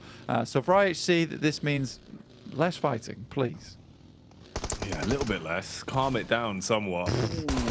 Oh, Enigma Galaxy. It's Coops as well, Blank. Oh, I don't even know what to do. I don't know how to describe this. They're just getting run over. It's like roadkill. It's like roadkill time and time again, Blank. You know, they're just in the middle of the road. The chicken tried to cross the road. The chicken is gone. It's been eliminated. And that chicken is called Enigma Galaxy. This is grim. It's squashed up against the wall there for Coops as well. Inco will be happy with a 3 point they grab off of that one, but you know what, with that, I'd even go as far to say I think the Enigma Galaxy are just done now. That is their run over in day one. This is just how it works in Last Chance. Unless Enigma Galaxy comes out swinging tomorrow with 3 chicken dinners in a row, it is just very unlikely they'll make it in. Duxan and Brute Force equally in a struggling position. EU has been having a horrible day of it. Mad Bulls and Gladiators not been able to get in towards any somewhat of a decent position. I think for Reject, there's still hope there. I think that with the way they've been playing, on the other hand, as opposed to maybe Mad Bulls and Gladiators, like there's been some attempts, some really good attempts at getting towards that top side, taking some really good central positions. I just don't think right now their gun skill is up to scratch versus some of these other teams in the lobby. Yeah, it seems like they need a little bit more, a little bit extra firepower potentially under the belt. Sometimes it's been a bit fragmented for them as well, you know, where normally you're looking at players like Sarah, you're looking at the rest of the roster with OCO as well to kind of go that extra mile, whereas today it's felt like at times they're sort of passing the baton, but they're not all hitting the mark at the same time. And I think that has been a bit of a problem. Zol here, ringing off the dinner bell, making his presence known, just kind of putting himself on the map against Queso as he shoots some bullets their way. Evo's on screen as well, and that's Law from Influence Rage that's been spotted. Okay, if they want to aggress onto this, potentially they could find an opportunity to funnel him in, kind of, you know, sheepdog him into where they want him to be. So he does run down into this little gulch, gets exposed and finished off. So Law has been taken out by Zuxi, and they'll take that one to the bank. Yeah, the two twins in full force here today. Look to pick up some big points. Again, sort of storyline that we've been setting up for a long, long time now. This year, both Zuxi and Luxi slowly but surely getting back on that motorbike in terms of the PUBG mobile gameplay. And if Procedure Evos can make it back to PMGC, that will be one hell of a legacy to have. Because Zuxi and Luxi had such a big downtrend over the last couple of years. And now back to form, back to PMGC, back to really hitting some big numbers and not just going out with a fizzle. Currently in first place right now. Reject moving up towards IHC. The big-time eliminators on side. Nades over the top, doing quite a bit of splash damage as well. And Reject realizes, get out of here. This is not worth it. Yeah, reject the offer of this fight. Peace on out. You don't have to deal with it. You don't have to commit in tunnel vision. Ooh, could be a close quarters engagement on the drive-by, though. Lufa, ooh, he just goes straight past the front door and will avoid it. Doesn't get taken down. So map geometry now coming into effect. They want to get themselves downhill and find somewhere safe to post up like gangsters. Pull into a building. Ocio, just when he thought he was safe, it was Ducksan, a South Korean squad lurking in the back as Hoxie will deliver a knocking blow and leave them on their knees. Peeking back in to watch this as well. He wants even more blank. Hard commits, and Ocio is gone. We'll find the shot on him. In the meantime, though, it will be another shot taken by from Demo. Good shots from him at long distance over towards Duxan. I believe that was a knock and a flush going their way. Circle moves over towards our eastern side, further towards Chumacera itself. We know the FaZe dropped here early on. Maybe another big game for them potentially on the cards. I want to see Udo Alliance also get themselves further into this match. Had a great start to it today, honestly. And I want to see that continue from the Malaysian team because I think they had a lot to prove considering a lot of their strong matches in survival stage came from a position where they had some really strong rotates and really open and free area. Yet in the last chance, they've proven to us that they can play a very strong edge play style.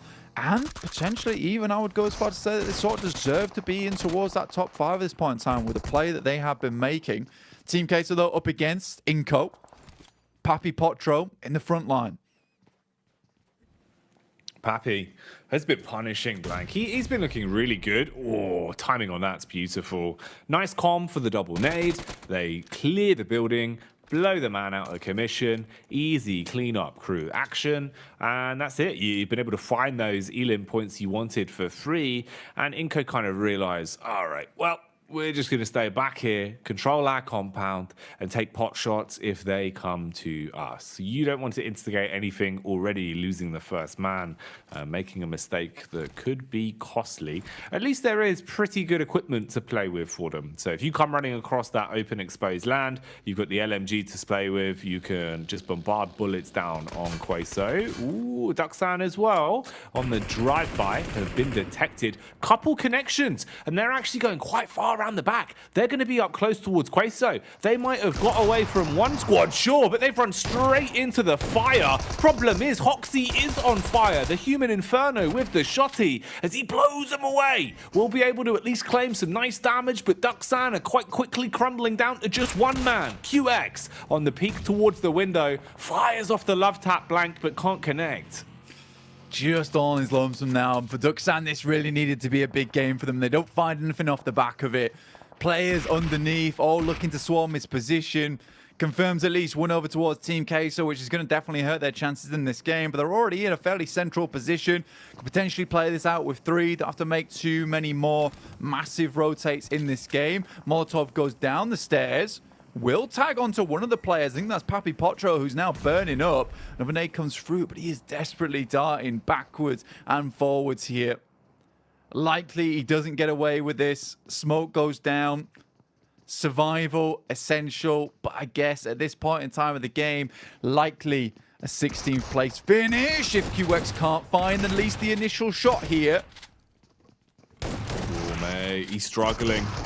Thing is, it's a bit of a choke point. You're basically running 3 men down a very tight corridor. Smart. Use the nades. Don't just run in and try and play off the back of the raw gun skill alone, because you are not in a favorable position here. You're playing into his hands. The nice nades, though, will be nasty for Duckstan as it bounces off the wall, removes some of the HP he's just built back up for himself. Timing on a peak. He tries to dash it round the corner, bounces off the wall. He goes for the getaway back down towards the stairs. QX just waiting for the peak to come in. Low HP on him, though. There is still room for this one, and he's going to pop the stims. They're going for the res beneath him. He'll top his HP up, but how does he play it? He's doing so well to keep himself in this game, expending so much utility coming out from the guys on Team Queso as well. Back up to a full-man squad here, at least 3 of them. But QX has been fantastic at holding down his position. I think the majority of the utility now gone, so it's going to have to be a raw gunfight here. Send 3 of the players in at the same time. You don't want to give this lad 1v1s. 14 bullets remaining with the DBS. Sort of expending his ammo count now. Ooh, quick 2-pump around the corner. Really hoping that he can bait them to run into him. He wants to play the angle. Here we go. Fight's kicking off. They come their way in. Misses the opening shot.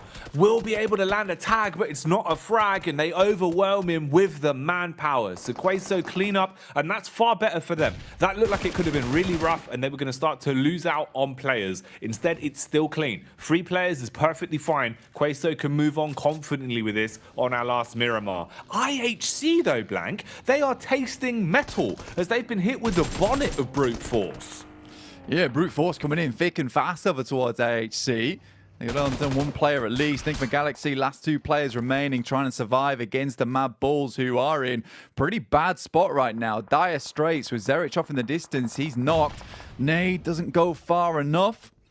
Whilst the res comes through, Freak will get in his vehicle, send himself further backwards. Lord might be able to hit a nasty nade here over towards him. Frozen tries to bait the nade away. Pretty smart stuff, but he gets knocked out the vehicle.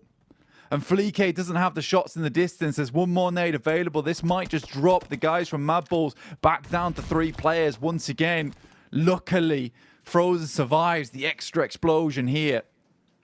This is so rough as well for Mad Bulls if they lose this encounter, Blank, because not only you're not going to earn points, you're having your run ruined by Enigma Galaxy as well. But it kind of are the side that right now, it doesn't matter what they do, it feels like they're so far down, they're not going to get back into it. So you're basically both guaranteeing that neither of you are getting out. You're shaking hands on the fact that you're going to be left here in the last chance. So they have to fight clean. They've got to keep themselves in this game to stay afloat overall for the entire stage, and losing a single player here could be enough to tip the balance and leave them in an unfavorable position. Meanwhile, the Galaxy boys go for a quick play around the Cosmos as they go roaming into the new circle and will be running into another squad. You've got IHC as well, pushing up now onto brute force, furious with the fact they lost 1 man to the bonnet. They want to trade back onto him. It's a raw 3-on-3. The nades are doing a nice amount of damage, and Yo's just waiting. They're going to peek up and at least give him an opportunity to strike. First shot goes over. Molotov into the vehicle as well, Blank. This should be a cleanup, but Godless has got away, exposing him now as the vehicle is no longer blocking the peak. More shots coming through as well over towards YDO. It's just a really rough business for them. FaZe off in the distance takes down one of the players from Vitale. We saw that they were just hunkering down in the compound. So some great shots coming through from FaZe there to at least take down one of them, which gives them a bit of a better angle of approach if the circle moves further towards that north side. But right now, FaZe holds this outlook that looks over towards that north side. It's an extremely strong position to own. YDO goes for the big spray, and Alex just about makes it inside, sweat beading off his forehead as he didn't think he would make that run. Sweating bullets at a time like this.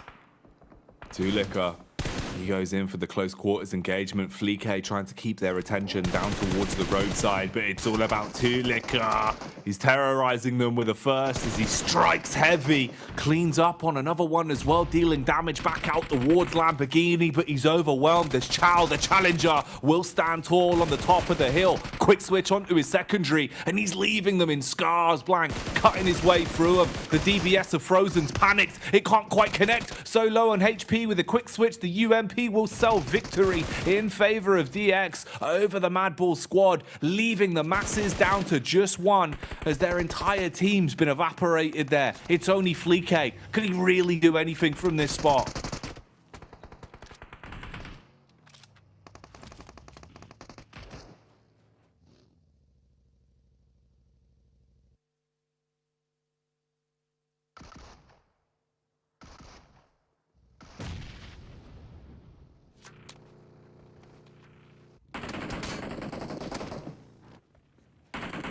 Okay, moves coming in. Luxy aggressing, looking for the pickup. Lamborghini's been down as he will fall. Ciao.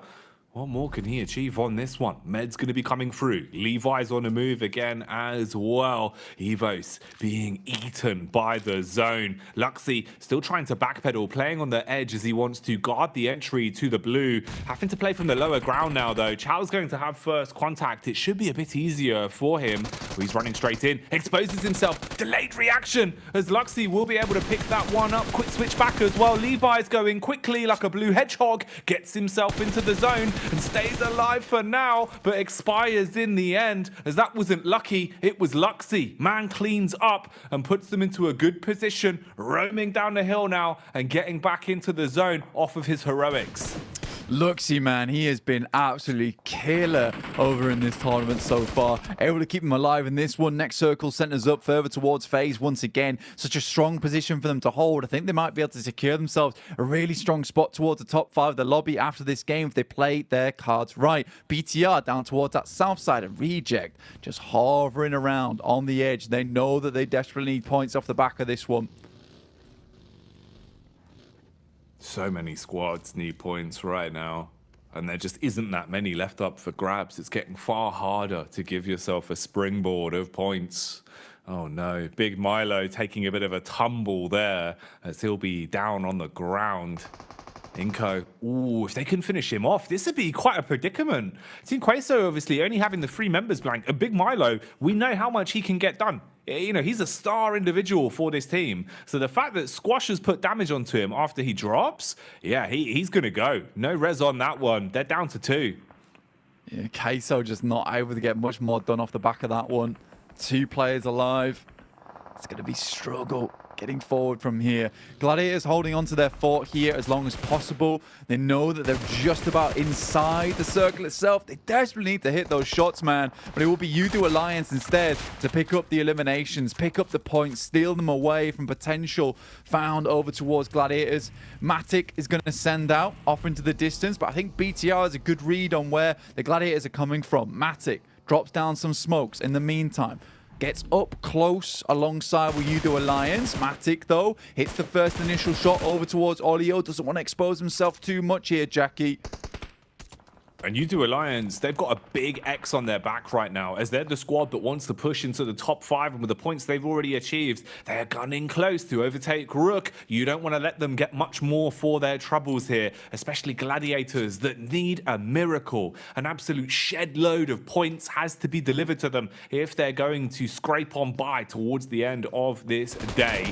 Ooh, fight downhill here for IHC as Demo puts the pressure on pre-pod and hard commits to guarantee those additional points. They're always gunning for these big elimination games. On this one, it's only the 4 so far, but how much can they find themselves in terms of the longevity? Can we see a placement game finally for IHC?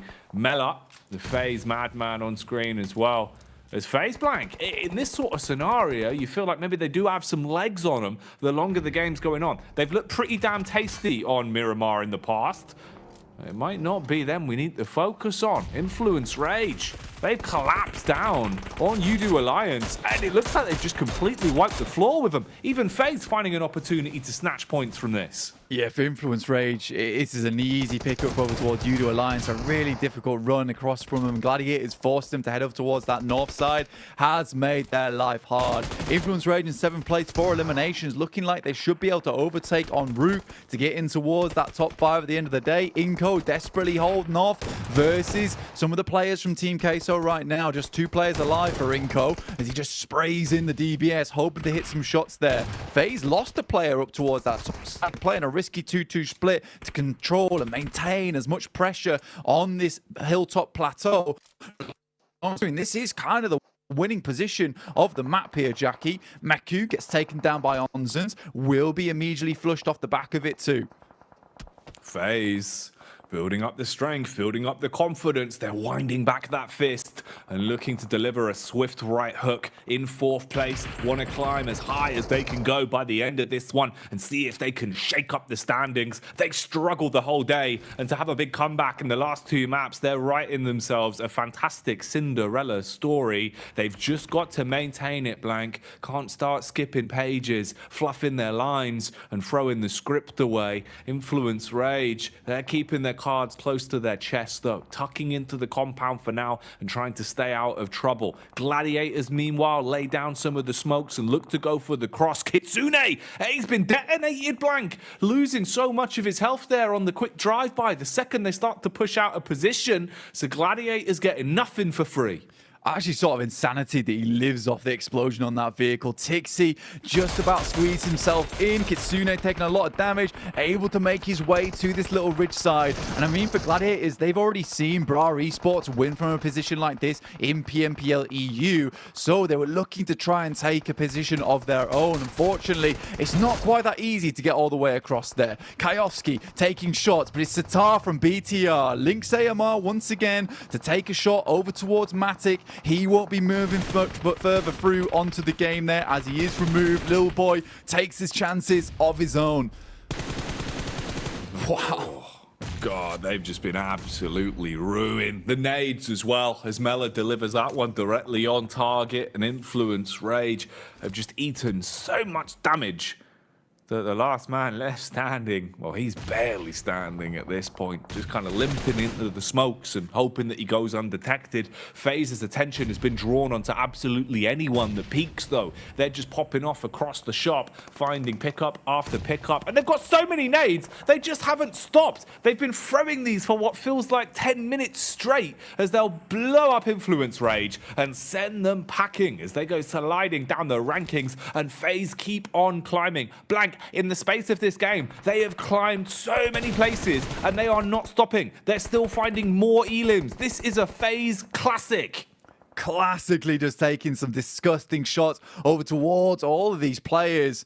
Team Queso, Arta, last remaining, tries to run his way through, but FaZe has been careful this one. They even try and go downstairs there to pick up some more of that utility, pick up more of those death crates that came through. Reject also taking shots over towards IHC as they made it further in towards this compound. I do like this play from FaZe though. They put a lot of stock over towards that northern side. Took out as many teams as possible because if teams can start to creep up on their eastern edge, right, that's where life becomes very difficult for you as FaZe. But now, because they've cleared out so much, they can fully focus down towards this southwest side, this south edge where BTR has held on for such a long time. It's a smart bit of gameplay coming through from FaZe. However, they've just about allowed BTR to get into a position where they're able to face off against them. They're a bit too focused over towards Team Queso at the moment.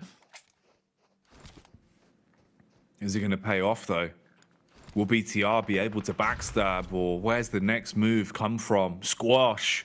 Oh, he is in container hell right now, and I think he's about to be shipped off to a date with a coroner as you're in a risky position being battled by IHC. Meanwhile, BTR, fine Luxy, he was lurking behind them for an age, just looking for the placement points. Instead, he's gone as BTR take him away and chalk him up as another digit on the leaderboards. Demo will demolish Squash as he is taken out, and Inco go down with it. So our squads whittle down a little bit more now, leaving 5 of them remaining as the circle keeps getting smaller. The fights keep getting more intense as well. And there's still so many nades to play with for FaZe. They've been finding countless pickups with their utility usage, Blank. And because BTR kind of revealed themselves by finding a pickup onto Luxy, they're aware of it now and dividing their attention between all of the teams they're playing around. Yeah, they hear the shots ring out and they can send a little bit of that attention over towards that side, but this building that currently Mela's holding in, so strong. Really good angles coming out from the back of it, and IHC sort of have to make the mad run towards them, which is why they're dropping so many of these smokes. You can see the amount of just open ground in front of IHC that they have to clear, that they have to cover. But you're right, the nades have been absolutely phenomenal from FaZe so far. Unfortunately, Mormon goes down, and it's sort of to be expected. IHC never goes down without a fight. Another nade over the top, just Godless remaining within the smoke. In the meantime, though, BTR, they make a run in. They're sprinting over towards the position where FaZe is holding. Sarah finds a shot over towards Mela, looking for some of these eliminations of his own. They want to grab some of the points on this match. They know how desperately they need to get these points to pick themselves further up towards the top of the tables. They lose players, but they've done enough. A 4th place is pretty decent. Should give them a chance into tomorrow if they get some massive games. They stole away a few of the elims at least, but FaZe are furious because of it, and they're still finding pickups on the nades, Blank. Another clean connection as it will blow away Reject Tokyo and just leave it down to one man. From a full squad to just a single player in a matter of seconds, it feels like. And Mela's lining up a big one. He's got the nade in his palm, ready to aggress with it, and it'll be right on target. A strike to remember as he whittles us down to the final clash. FaZe up against Bigetron Red Villains. Have they got time to reset themselves? BTR aren't pushing up just yet, but FaZe are paranoid about this. They've dedicated Mormon to play medic as he'll be getting them back on their feet. Mela's just holding for the fight and trying to put some splash damage out, Blank. Sending out those bullets to keep them on their toes so they don't roam in knowing the players are knocked. FaZe have at least reset and can have a fair fight here in the 4-on-4. Reminiscent of our last game of survival stage. FaZe finding exactly what they needed to make it into this last chance by taking down the entirety of the squad of BTR. Mela, practically demonic in the eyes of BTR. The nemesis within the lobby. But they move out, make their way through the smoke. The big difficulty for FaZe was the fact that they were outside the circle, but they managed to get in towards this compound on the western edge, and BTR have done nothing to stop it. Some limp nades sent over the top. Just about finds Onzen's, but just tickles his feet as he moves his way through. Will get the first aid kit off. Mormon takes a big amount of damage, and BTR expending utility wherever they can. We've got a nade coming through from the right-hand side of your screen there. Barely off target on that one as it will whiz on by just past BTR. Heals coming in, but FaZe starting to run low on the utility. They're trying to get into the face of BTR. Such a wide spread on them as they're playing off each other's contact. Distance between them so they don't group up, knowing how good FaZe's nades have been. They don't want to give them that blessing and allow them to find a multi-frag off the back of the utility. Countless detonations on top of the compound here. FaZe feeling the pressure on them now as they've gone from 7th place before the first Miramar to a potential chicken dinner finish in 1st place if they can lay claim to it here. It would be a ridiculous comeback for them, but BTR, they want their piece of the pie. Nade in on top of Mormon, wipes 50% of the HP off him. That one's even worse. Ventores on the push out, loses his HP just as he advances. Hard commit onto it. He's been taken out of commission. Mela gets detonated one by one. The confidence is surging. BTR want to push in for the final closer.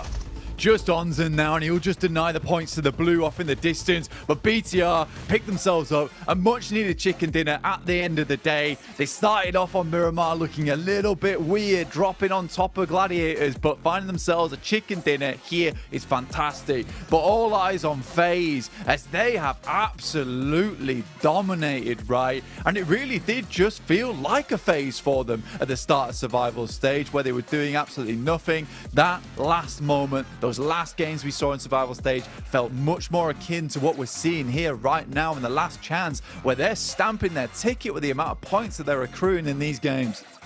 Unbelievable, Blank. Unbelievable. It's just the fact that, they're kind of the proof in the pudding. If you look back at the rankings, FaZe were in 7th place after the first 4 games of the day, right? Once you get through the Sandhawks and the back-to-back Herringales. Miramar changed everything, Blank. It makes them look like a whole different team. I think that really is kind of the kicker. If FaZe are allowed to get into their groove on Miramar, it doesn't matter how bad the day's gone for them, they will find elim after elim and they will play some smart PUBG Mobile. And they've skyrocketed. You've gone from 7th 7th place to all the way to the upper echelons of the standings and made it look like this was a great day rather than a sad day. I mean, it's incredible stuff. And I think that although, yeah, we say it like that 7th place, they'd still set themselves up for a little bit of success at the end of the day to get themselves into a first place position. I think for FaZe, like you said, they've gone from strength to strength. But right now, Miramar is their map. And that's where we end it all tomorrow, Jackie.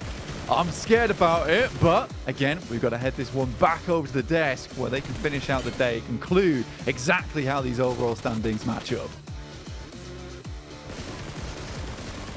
I don't think you have to be alone, Blank, in being afraid. There's a lot of teams out there that are afraid of their position and afraid that they're going to be ending their competitive year tomorrow and not be able to get through into the grand finals. But what a step up here at not only at Bigetron, obviously getting 2 chicken dinners on the day, but FaZe Clan, man. Max, you've been really talking about this quite a bit. That last match they had the prior day really kickstarting their groove here and getting things going. They just understood, Jason, that placement points aren't going to cut it if you want to be part of the best 16 teams in the world to play at the highest level in PUBG Mobile eSport. You need to bring just a bit more than that, and they've been blasting in terms of eliminations, really clearing the northern side of Chumacera, getting rid of Reject, your Gladiators, your Team Kessos, your Incos. Really, really strong execution with those 12 eliminations on the board. But man, BTR here, Kalaris, I mean, the moment they knew that FaZe had no nades, they're like, okay, we can get close, we can mess them up. This is an easy win for us. For sure, there's that moment where both teams are feeling each other out, like how much resources do you have left and things like that. I have to agree with you. I think there's been a paradigm shift in what we've seen from FaZe so far in terms of their approach to the game, and it's really proliferating throughout these lobbies. But BTR, you saw how they fanned out at the end of this lobby, right? Like in this circle, knowing exactly how much room that they could take in this circle, moving up to 4th place at the moment. But for Indonesia, as well as Thailand with FaZe at number 1, what a day it's been so far. They've looked excellent. You know what's kind of scary to me? At the end of the halfway point of the day, U2 Alliance was 1st place at 35 points. 3 games later, they're in 9th place at 41 points. Like, that's how quickly these standings can shift and how quickly you can go from playing in the finals to unfortunately having to watch it. But D Xavier, Bigetron, Team Queso, honestly, for these some of these teams to hold on like this, Team Queso in particular, I'm quite surprised, but pleasantly surprised to see them kind of rise up when they need to. But seeing Rook kind of fall into 7th place is a little bit sad considering their consistency. Yeah, I think they were going to struggle a little bit, Rook, right? I think that they were a very big outlier for the last 2 stages to be able to make it as far as they did, but I think that now they're slowly coming back to reality that you're going to need more than just decent placement points. Just like FaZe, they understood that that's not going to cut it anymore. Rook have yet to get to that point, it seems. So, man, we were in a position where it looked like a lot of the Western teams were starting to do good, but the East are slowly getting back in a position where, like, Thailand, the entirety of Indonesia, as you already said, Kalaris, are looking just so strong. So I don't know how it's going to work out tomorrow. I think it's completely unpredictable because those point gaps can be reduced to nothing in the matter of a game or 2, pretty much. I mean, let's be real. Already the point gap is kind of nothing right now, right? Down to 9th place. I think maybe there's like 6 points within trying to get into that top 5 or something close to that. Less. But basically, 5. Okay, less than that, which makes it even more viable that you can still, you know, be able to perform from there. I mean, technically, even teams below that, you get 1 good win, you're still then back in the running. It's just we're kind of looking at it in terms of historical performances and how things play out, right? For some of these teams, I think in our minds, we do think maybe it's probably done for them after not performing well today. But for example, seeing Influence Rage not in the top 5 so far, okay. I'm not too concerned though. I think that they'll bounce back tomorrow. We do have a big point gap growing between U2 Alliance at 41 and Inco at 30, so there's already a little bit of a discrepancy of 11 points there. But one team I did want to hit on really quickly is IHC. I don't know if you guys notice, they have 0 chicken dinners. They have 9 placement points, the lowest in the 3rd lowest in the lobby overall, but they have 34 eliminations and they're currently sitting in 6th place. So I don't know how this team from Mongolia is holding on, but if they can somehow work on their placement points tomorrow, this is another easy contender for top 5. Yeah. See what FaZe are doing? Do the opposite. Just make it further down in the line in these matches. But they were involved in a hot drop in Novo too, so the earlier stage is not the smoothest for the entirety of IHC right now, but they're on the cusp, like 3, not having that many placement points and only being 3 points behind of a team in top 5 is actually pretty impressive. If they can work on that, which is going to be rough, you have less than 24 hours to do so, but if they can make it happen, top 5 is definitely going to be looking good, and they can join Stalwart over there for Mongolia in the grand finals, which would be a great achievement. But yeah, as I said, it's very unpredictable. I don't know how it's going to go. Yeah, I don't know how it's going to go either. I mean, to be honest, we could show up tomorrow and we could see our top dogs fall off. We could see our bottom teams rise up, though I would say maybe Enigma Galaxy at only 5 points. I think they're going to be out of the running considering they're about 40-something odd points behind getting into top 5. In the meantime, we're going to head on the stage with an interview with Zuxi. What a tight race here today when it comes to the first day of the survival stage. But with me on stage here, I'm your host for today, Choo Choo, and we're live on Battle Arena PJ. We have CJ Evos, one of the legendary twins, Luxy, with me. Hello. How are you feeling now? I'm good. He's always good. Now, you're starting off strong with good elimination in Sanhok today, but it seems like you dropped a bit in the 2 earlier Wrangle maps. What really happened? And I need to know, after that, you came back, boosted up your performance. What was the biggest factor that boosted up your performance after that? Oke, jadi di Sanhok pertama itu kamu mendapatkan match kill point paling banyak, elimination point paling banyak, dan setelah itu di 2 game e-wrangle itu kamu main tidak begitu bagus. Oke, apakah faktor besar yang bisa membuatkan kalian comeback di game berikutnya itu? Mungkin karena di game kedua dan di game ketiga circle yang begitu susah buat kita, dan kalau di game selanjutnya sih kita percaya aja sama IGL kita dan juga percaya sama decision yang dia buat. Okay, one of the reason why we couldn't perform better on the first 2 e-wrangle is maybe because of the circle is a bit hard for us to play. And after that, what's the biggest major factor that we could come back is because of we trust in our IGL on whatever the decision that he made. Trust the process. Like they always say, trust the process. Now, I need to know your thoughts when it comes to the closest contender. You are standing yourself at number 2 with FaZe Clan taking number 1 spot at 60 points. You're just 8 points away at 52 points, which is 3rd place is FaZe. Now, Team Queso. So, what are your thoughts when it comes to the closest contender? Starting off with FaZe Clan first. Oke, jadi sekarang ini poinnya itu enggaklah jauh beda. FaZe Clan di nomor 1 60 poin, kamu sama TQ juga 52 poin, bedanya cuma 8 poin. Jadi menurut kamu, pendapat kamu ini ada 3 tim yang dekat-dekatan. Apakah pendapat kamu ya soal itulah? Pertama dari FaZe dulu. Dari FaZe. Mungkin dari FaZe sih karena dari tim salah satunya perwakilan dari Thailand yang tersisa di PMGC ini, dia mau membuktikan kalau Thailand tuh layak lah ke final. Dan untuk tim Queso mungkin karena dia banyak banget pengalamannya, udah lama juga di scene PUBG Mobile Esport kan, dan mungkin dari situ dia bisa banyak belajar ya. Okay, for the Thai team first, which is FaZe, I think because they want to prove that he is the only Thai team that still left in this PMGC. They want to prove to the world that they can make it to the grand final. For the team Queso as well, I think he is one of the pioneer in this PUBG Mobile scene. They already got a lot of experience, so that's one of the reasons why they could stay on top. I agree, but we're going to have to wait and see because so far we have this Team Queso in grand finals just yet. I'm hoping that will happen, hopefully for all your teams out there. And also when it comes to the top 3 teams, like I mentioned just now, all the 3 teams are on the top. None of you guys actually scored any chicken. What do you guys have the same game plan here? Everybody aim for those elimination first? Oke, di 3 tim besar itu sama sekali nggak ada chicken. Apakah playstyle kalian itu emang semuanya sama, yang emang kerjanya elimination point berbanding chicken? Mungkin karena kita di stage sebelumnya mainnya yang tim yang paling bawah lah, dan sekarang kita ingin membuktikan bahwa kita tuh sangatlah layak untuk bermain di final nanti. Okay, maybe it's because of on the group stage and the survival stage we not perform really well, so we just gonna focus and try to prove to the world that we actually worth it to go to the grand final. That's a nice insight, by the way. I am really touched by that. But also, when it comes to the last day tomorrow, there's only 1 day to know whether they can go to the grand finals or not. Even the smallest error can change so much and cause high impact at this stage. Now, what are the small changes you think you can make with you and alongside with your team for a better, stronger performance tomorrow? Oke, dengan besok hari terakhir, cuman kamu punya 1 hari aja buat membuktikan yang kamu pantas buat layak ke grand final. Ada nggak? Ya kita nggak bisa bilang ada perubahan yang besar buat kamu main lebih bagus. Ada nggak perubahan kecil yang kamu dan rekan-rekan tim kamu itu bisa lakukan supaya kamu bisa perform lebih bagus? Dari aku pribadi sih, yang pertama respect respect ke semua tim yang ada di PMGC ini, dan respect ke semua coaching staff maupun player, dan percaya satu sama lain sih.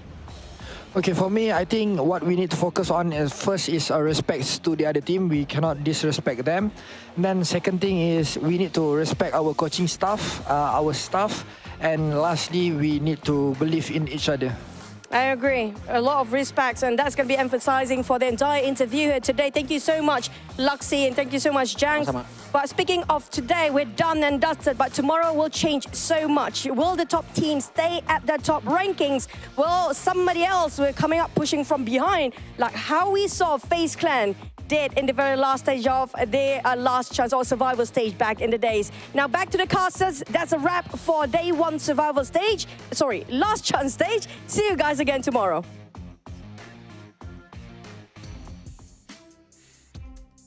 Don't do that to us again, Choo Choo. I don't think we need to go through the survival stage another time. I think some teams might be happy about it, and some casters might be happy about it, especially being able to see D+ again. Yeah. Still good. We can see here our leaders on the day. As we were talking about IHC, you can see Demo there coming through with 15 eliminations. The team with only 9 placement points. Well, they have to make it shine when it comes to elims to keep themselves in the running. Is your MVP though? I don't think so. That survival time mustn't be looking too good, Jason. Unfortunately, might be Little Boy from Influence Rage. I'm not sure. We'll have to see. Going to become. It is. It is Demo. There you go. Seemed like the survival time was not going to hurt them too much. But yeah, he's been popping off with all the side of IHC in terms of eliminations. Just that survival time. If they can survive more, Demo might be one of the factors why they can make it into the top 5. So I'm a believer for IHC. I think they can make it, but they need... I'm an IHC believer, Jason. 30-second in average survival time. Really got carried through with damage and lives there, yeah. They'll make it. Just bump up those survival time a bit, and they should make it, Jason. It's okay. I mean, I think the only teams worse were Nigma Galaxy and teams in like last place there. I don't know, I'm being so harsh to Nigma Galaxy, but yeah, I mean, IHC, they have the running. Like we said, I've always would favor a team who can get elims over placements because it's a lot easier in my mind to get the placements than it is to get the elims, and obviously more elims come in when you do get the placements just because of the amount of teams and the ability to pull off easier fights. Yeah, I mean, they've stuck in it, right? Like, I didn't really give them much of a shot to being close to top 5, but every single game, even though they're going out slightly early, 5 elims, 6 elims, 7 elims, 5 elims, 6 elims, it's just, it's non-stop. So they're showing that they can fight, and usually what happens is, with the elims, eventually comes placement. So if you keep on this trajectory, they will probably get some podium finishes on the board tomorrow. Yeah. Hey, Kalaris, we covered Group Green. Okay, I want to jump in because I'm really not. I want to talk about this. We covered Group Green. There's one team. Where the hell are they? I'm very upset. Is Reject. Like, they had such a good time in Group Green. They were popping off, and I was really expecting them to be able to make it as the sole Japanese team in the grand finals. It's been a rough start. They got 15 placement points, 13 eliminations. They're just not able to really show up in these matches. I believe they can make a big change tomorrow. So if there's any team that's going to make a big comeback, Jason, I'm really hoping it's going to be Reject tomorrow. Well, you know, we will find out because that is all of our matches done today. Before we do head off the air, though, to remind you guys once again, I'm going to test production here. I'm heading over to TikTok and check out the tag PMGC 2023 to see a lot of things behind the scenes. Oh, he's on it. So everything behind the scenes that's going on, some interviews, everything like that. And if you do obviously post about the show, make sure you use the hashtag PMGC 2023. Of course, you're doing this all on your new Infinix GT10 Pro, born for professional athletes and professional TikTokers out there. Make sure you guys pick one up because you can dominate the lobby and, of course, dominate TikTok as well. That's going to do it, gentlemen, though. It's been an exciting day, I would say, to see some of these teams break through and get in the top 5. But my question to them is, can they maintain it? Can they hold on to it in probably the toughest day of the year of competition for all these teams? It's going to be the final day of Last Chance. We're going to find out which 5 teams will advance through into the grand finals. And we're going to see you all there tomorrow at the same time for some more extreme PUBG Mobile action.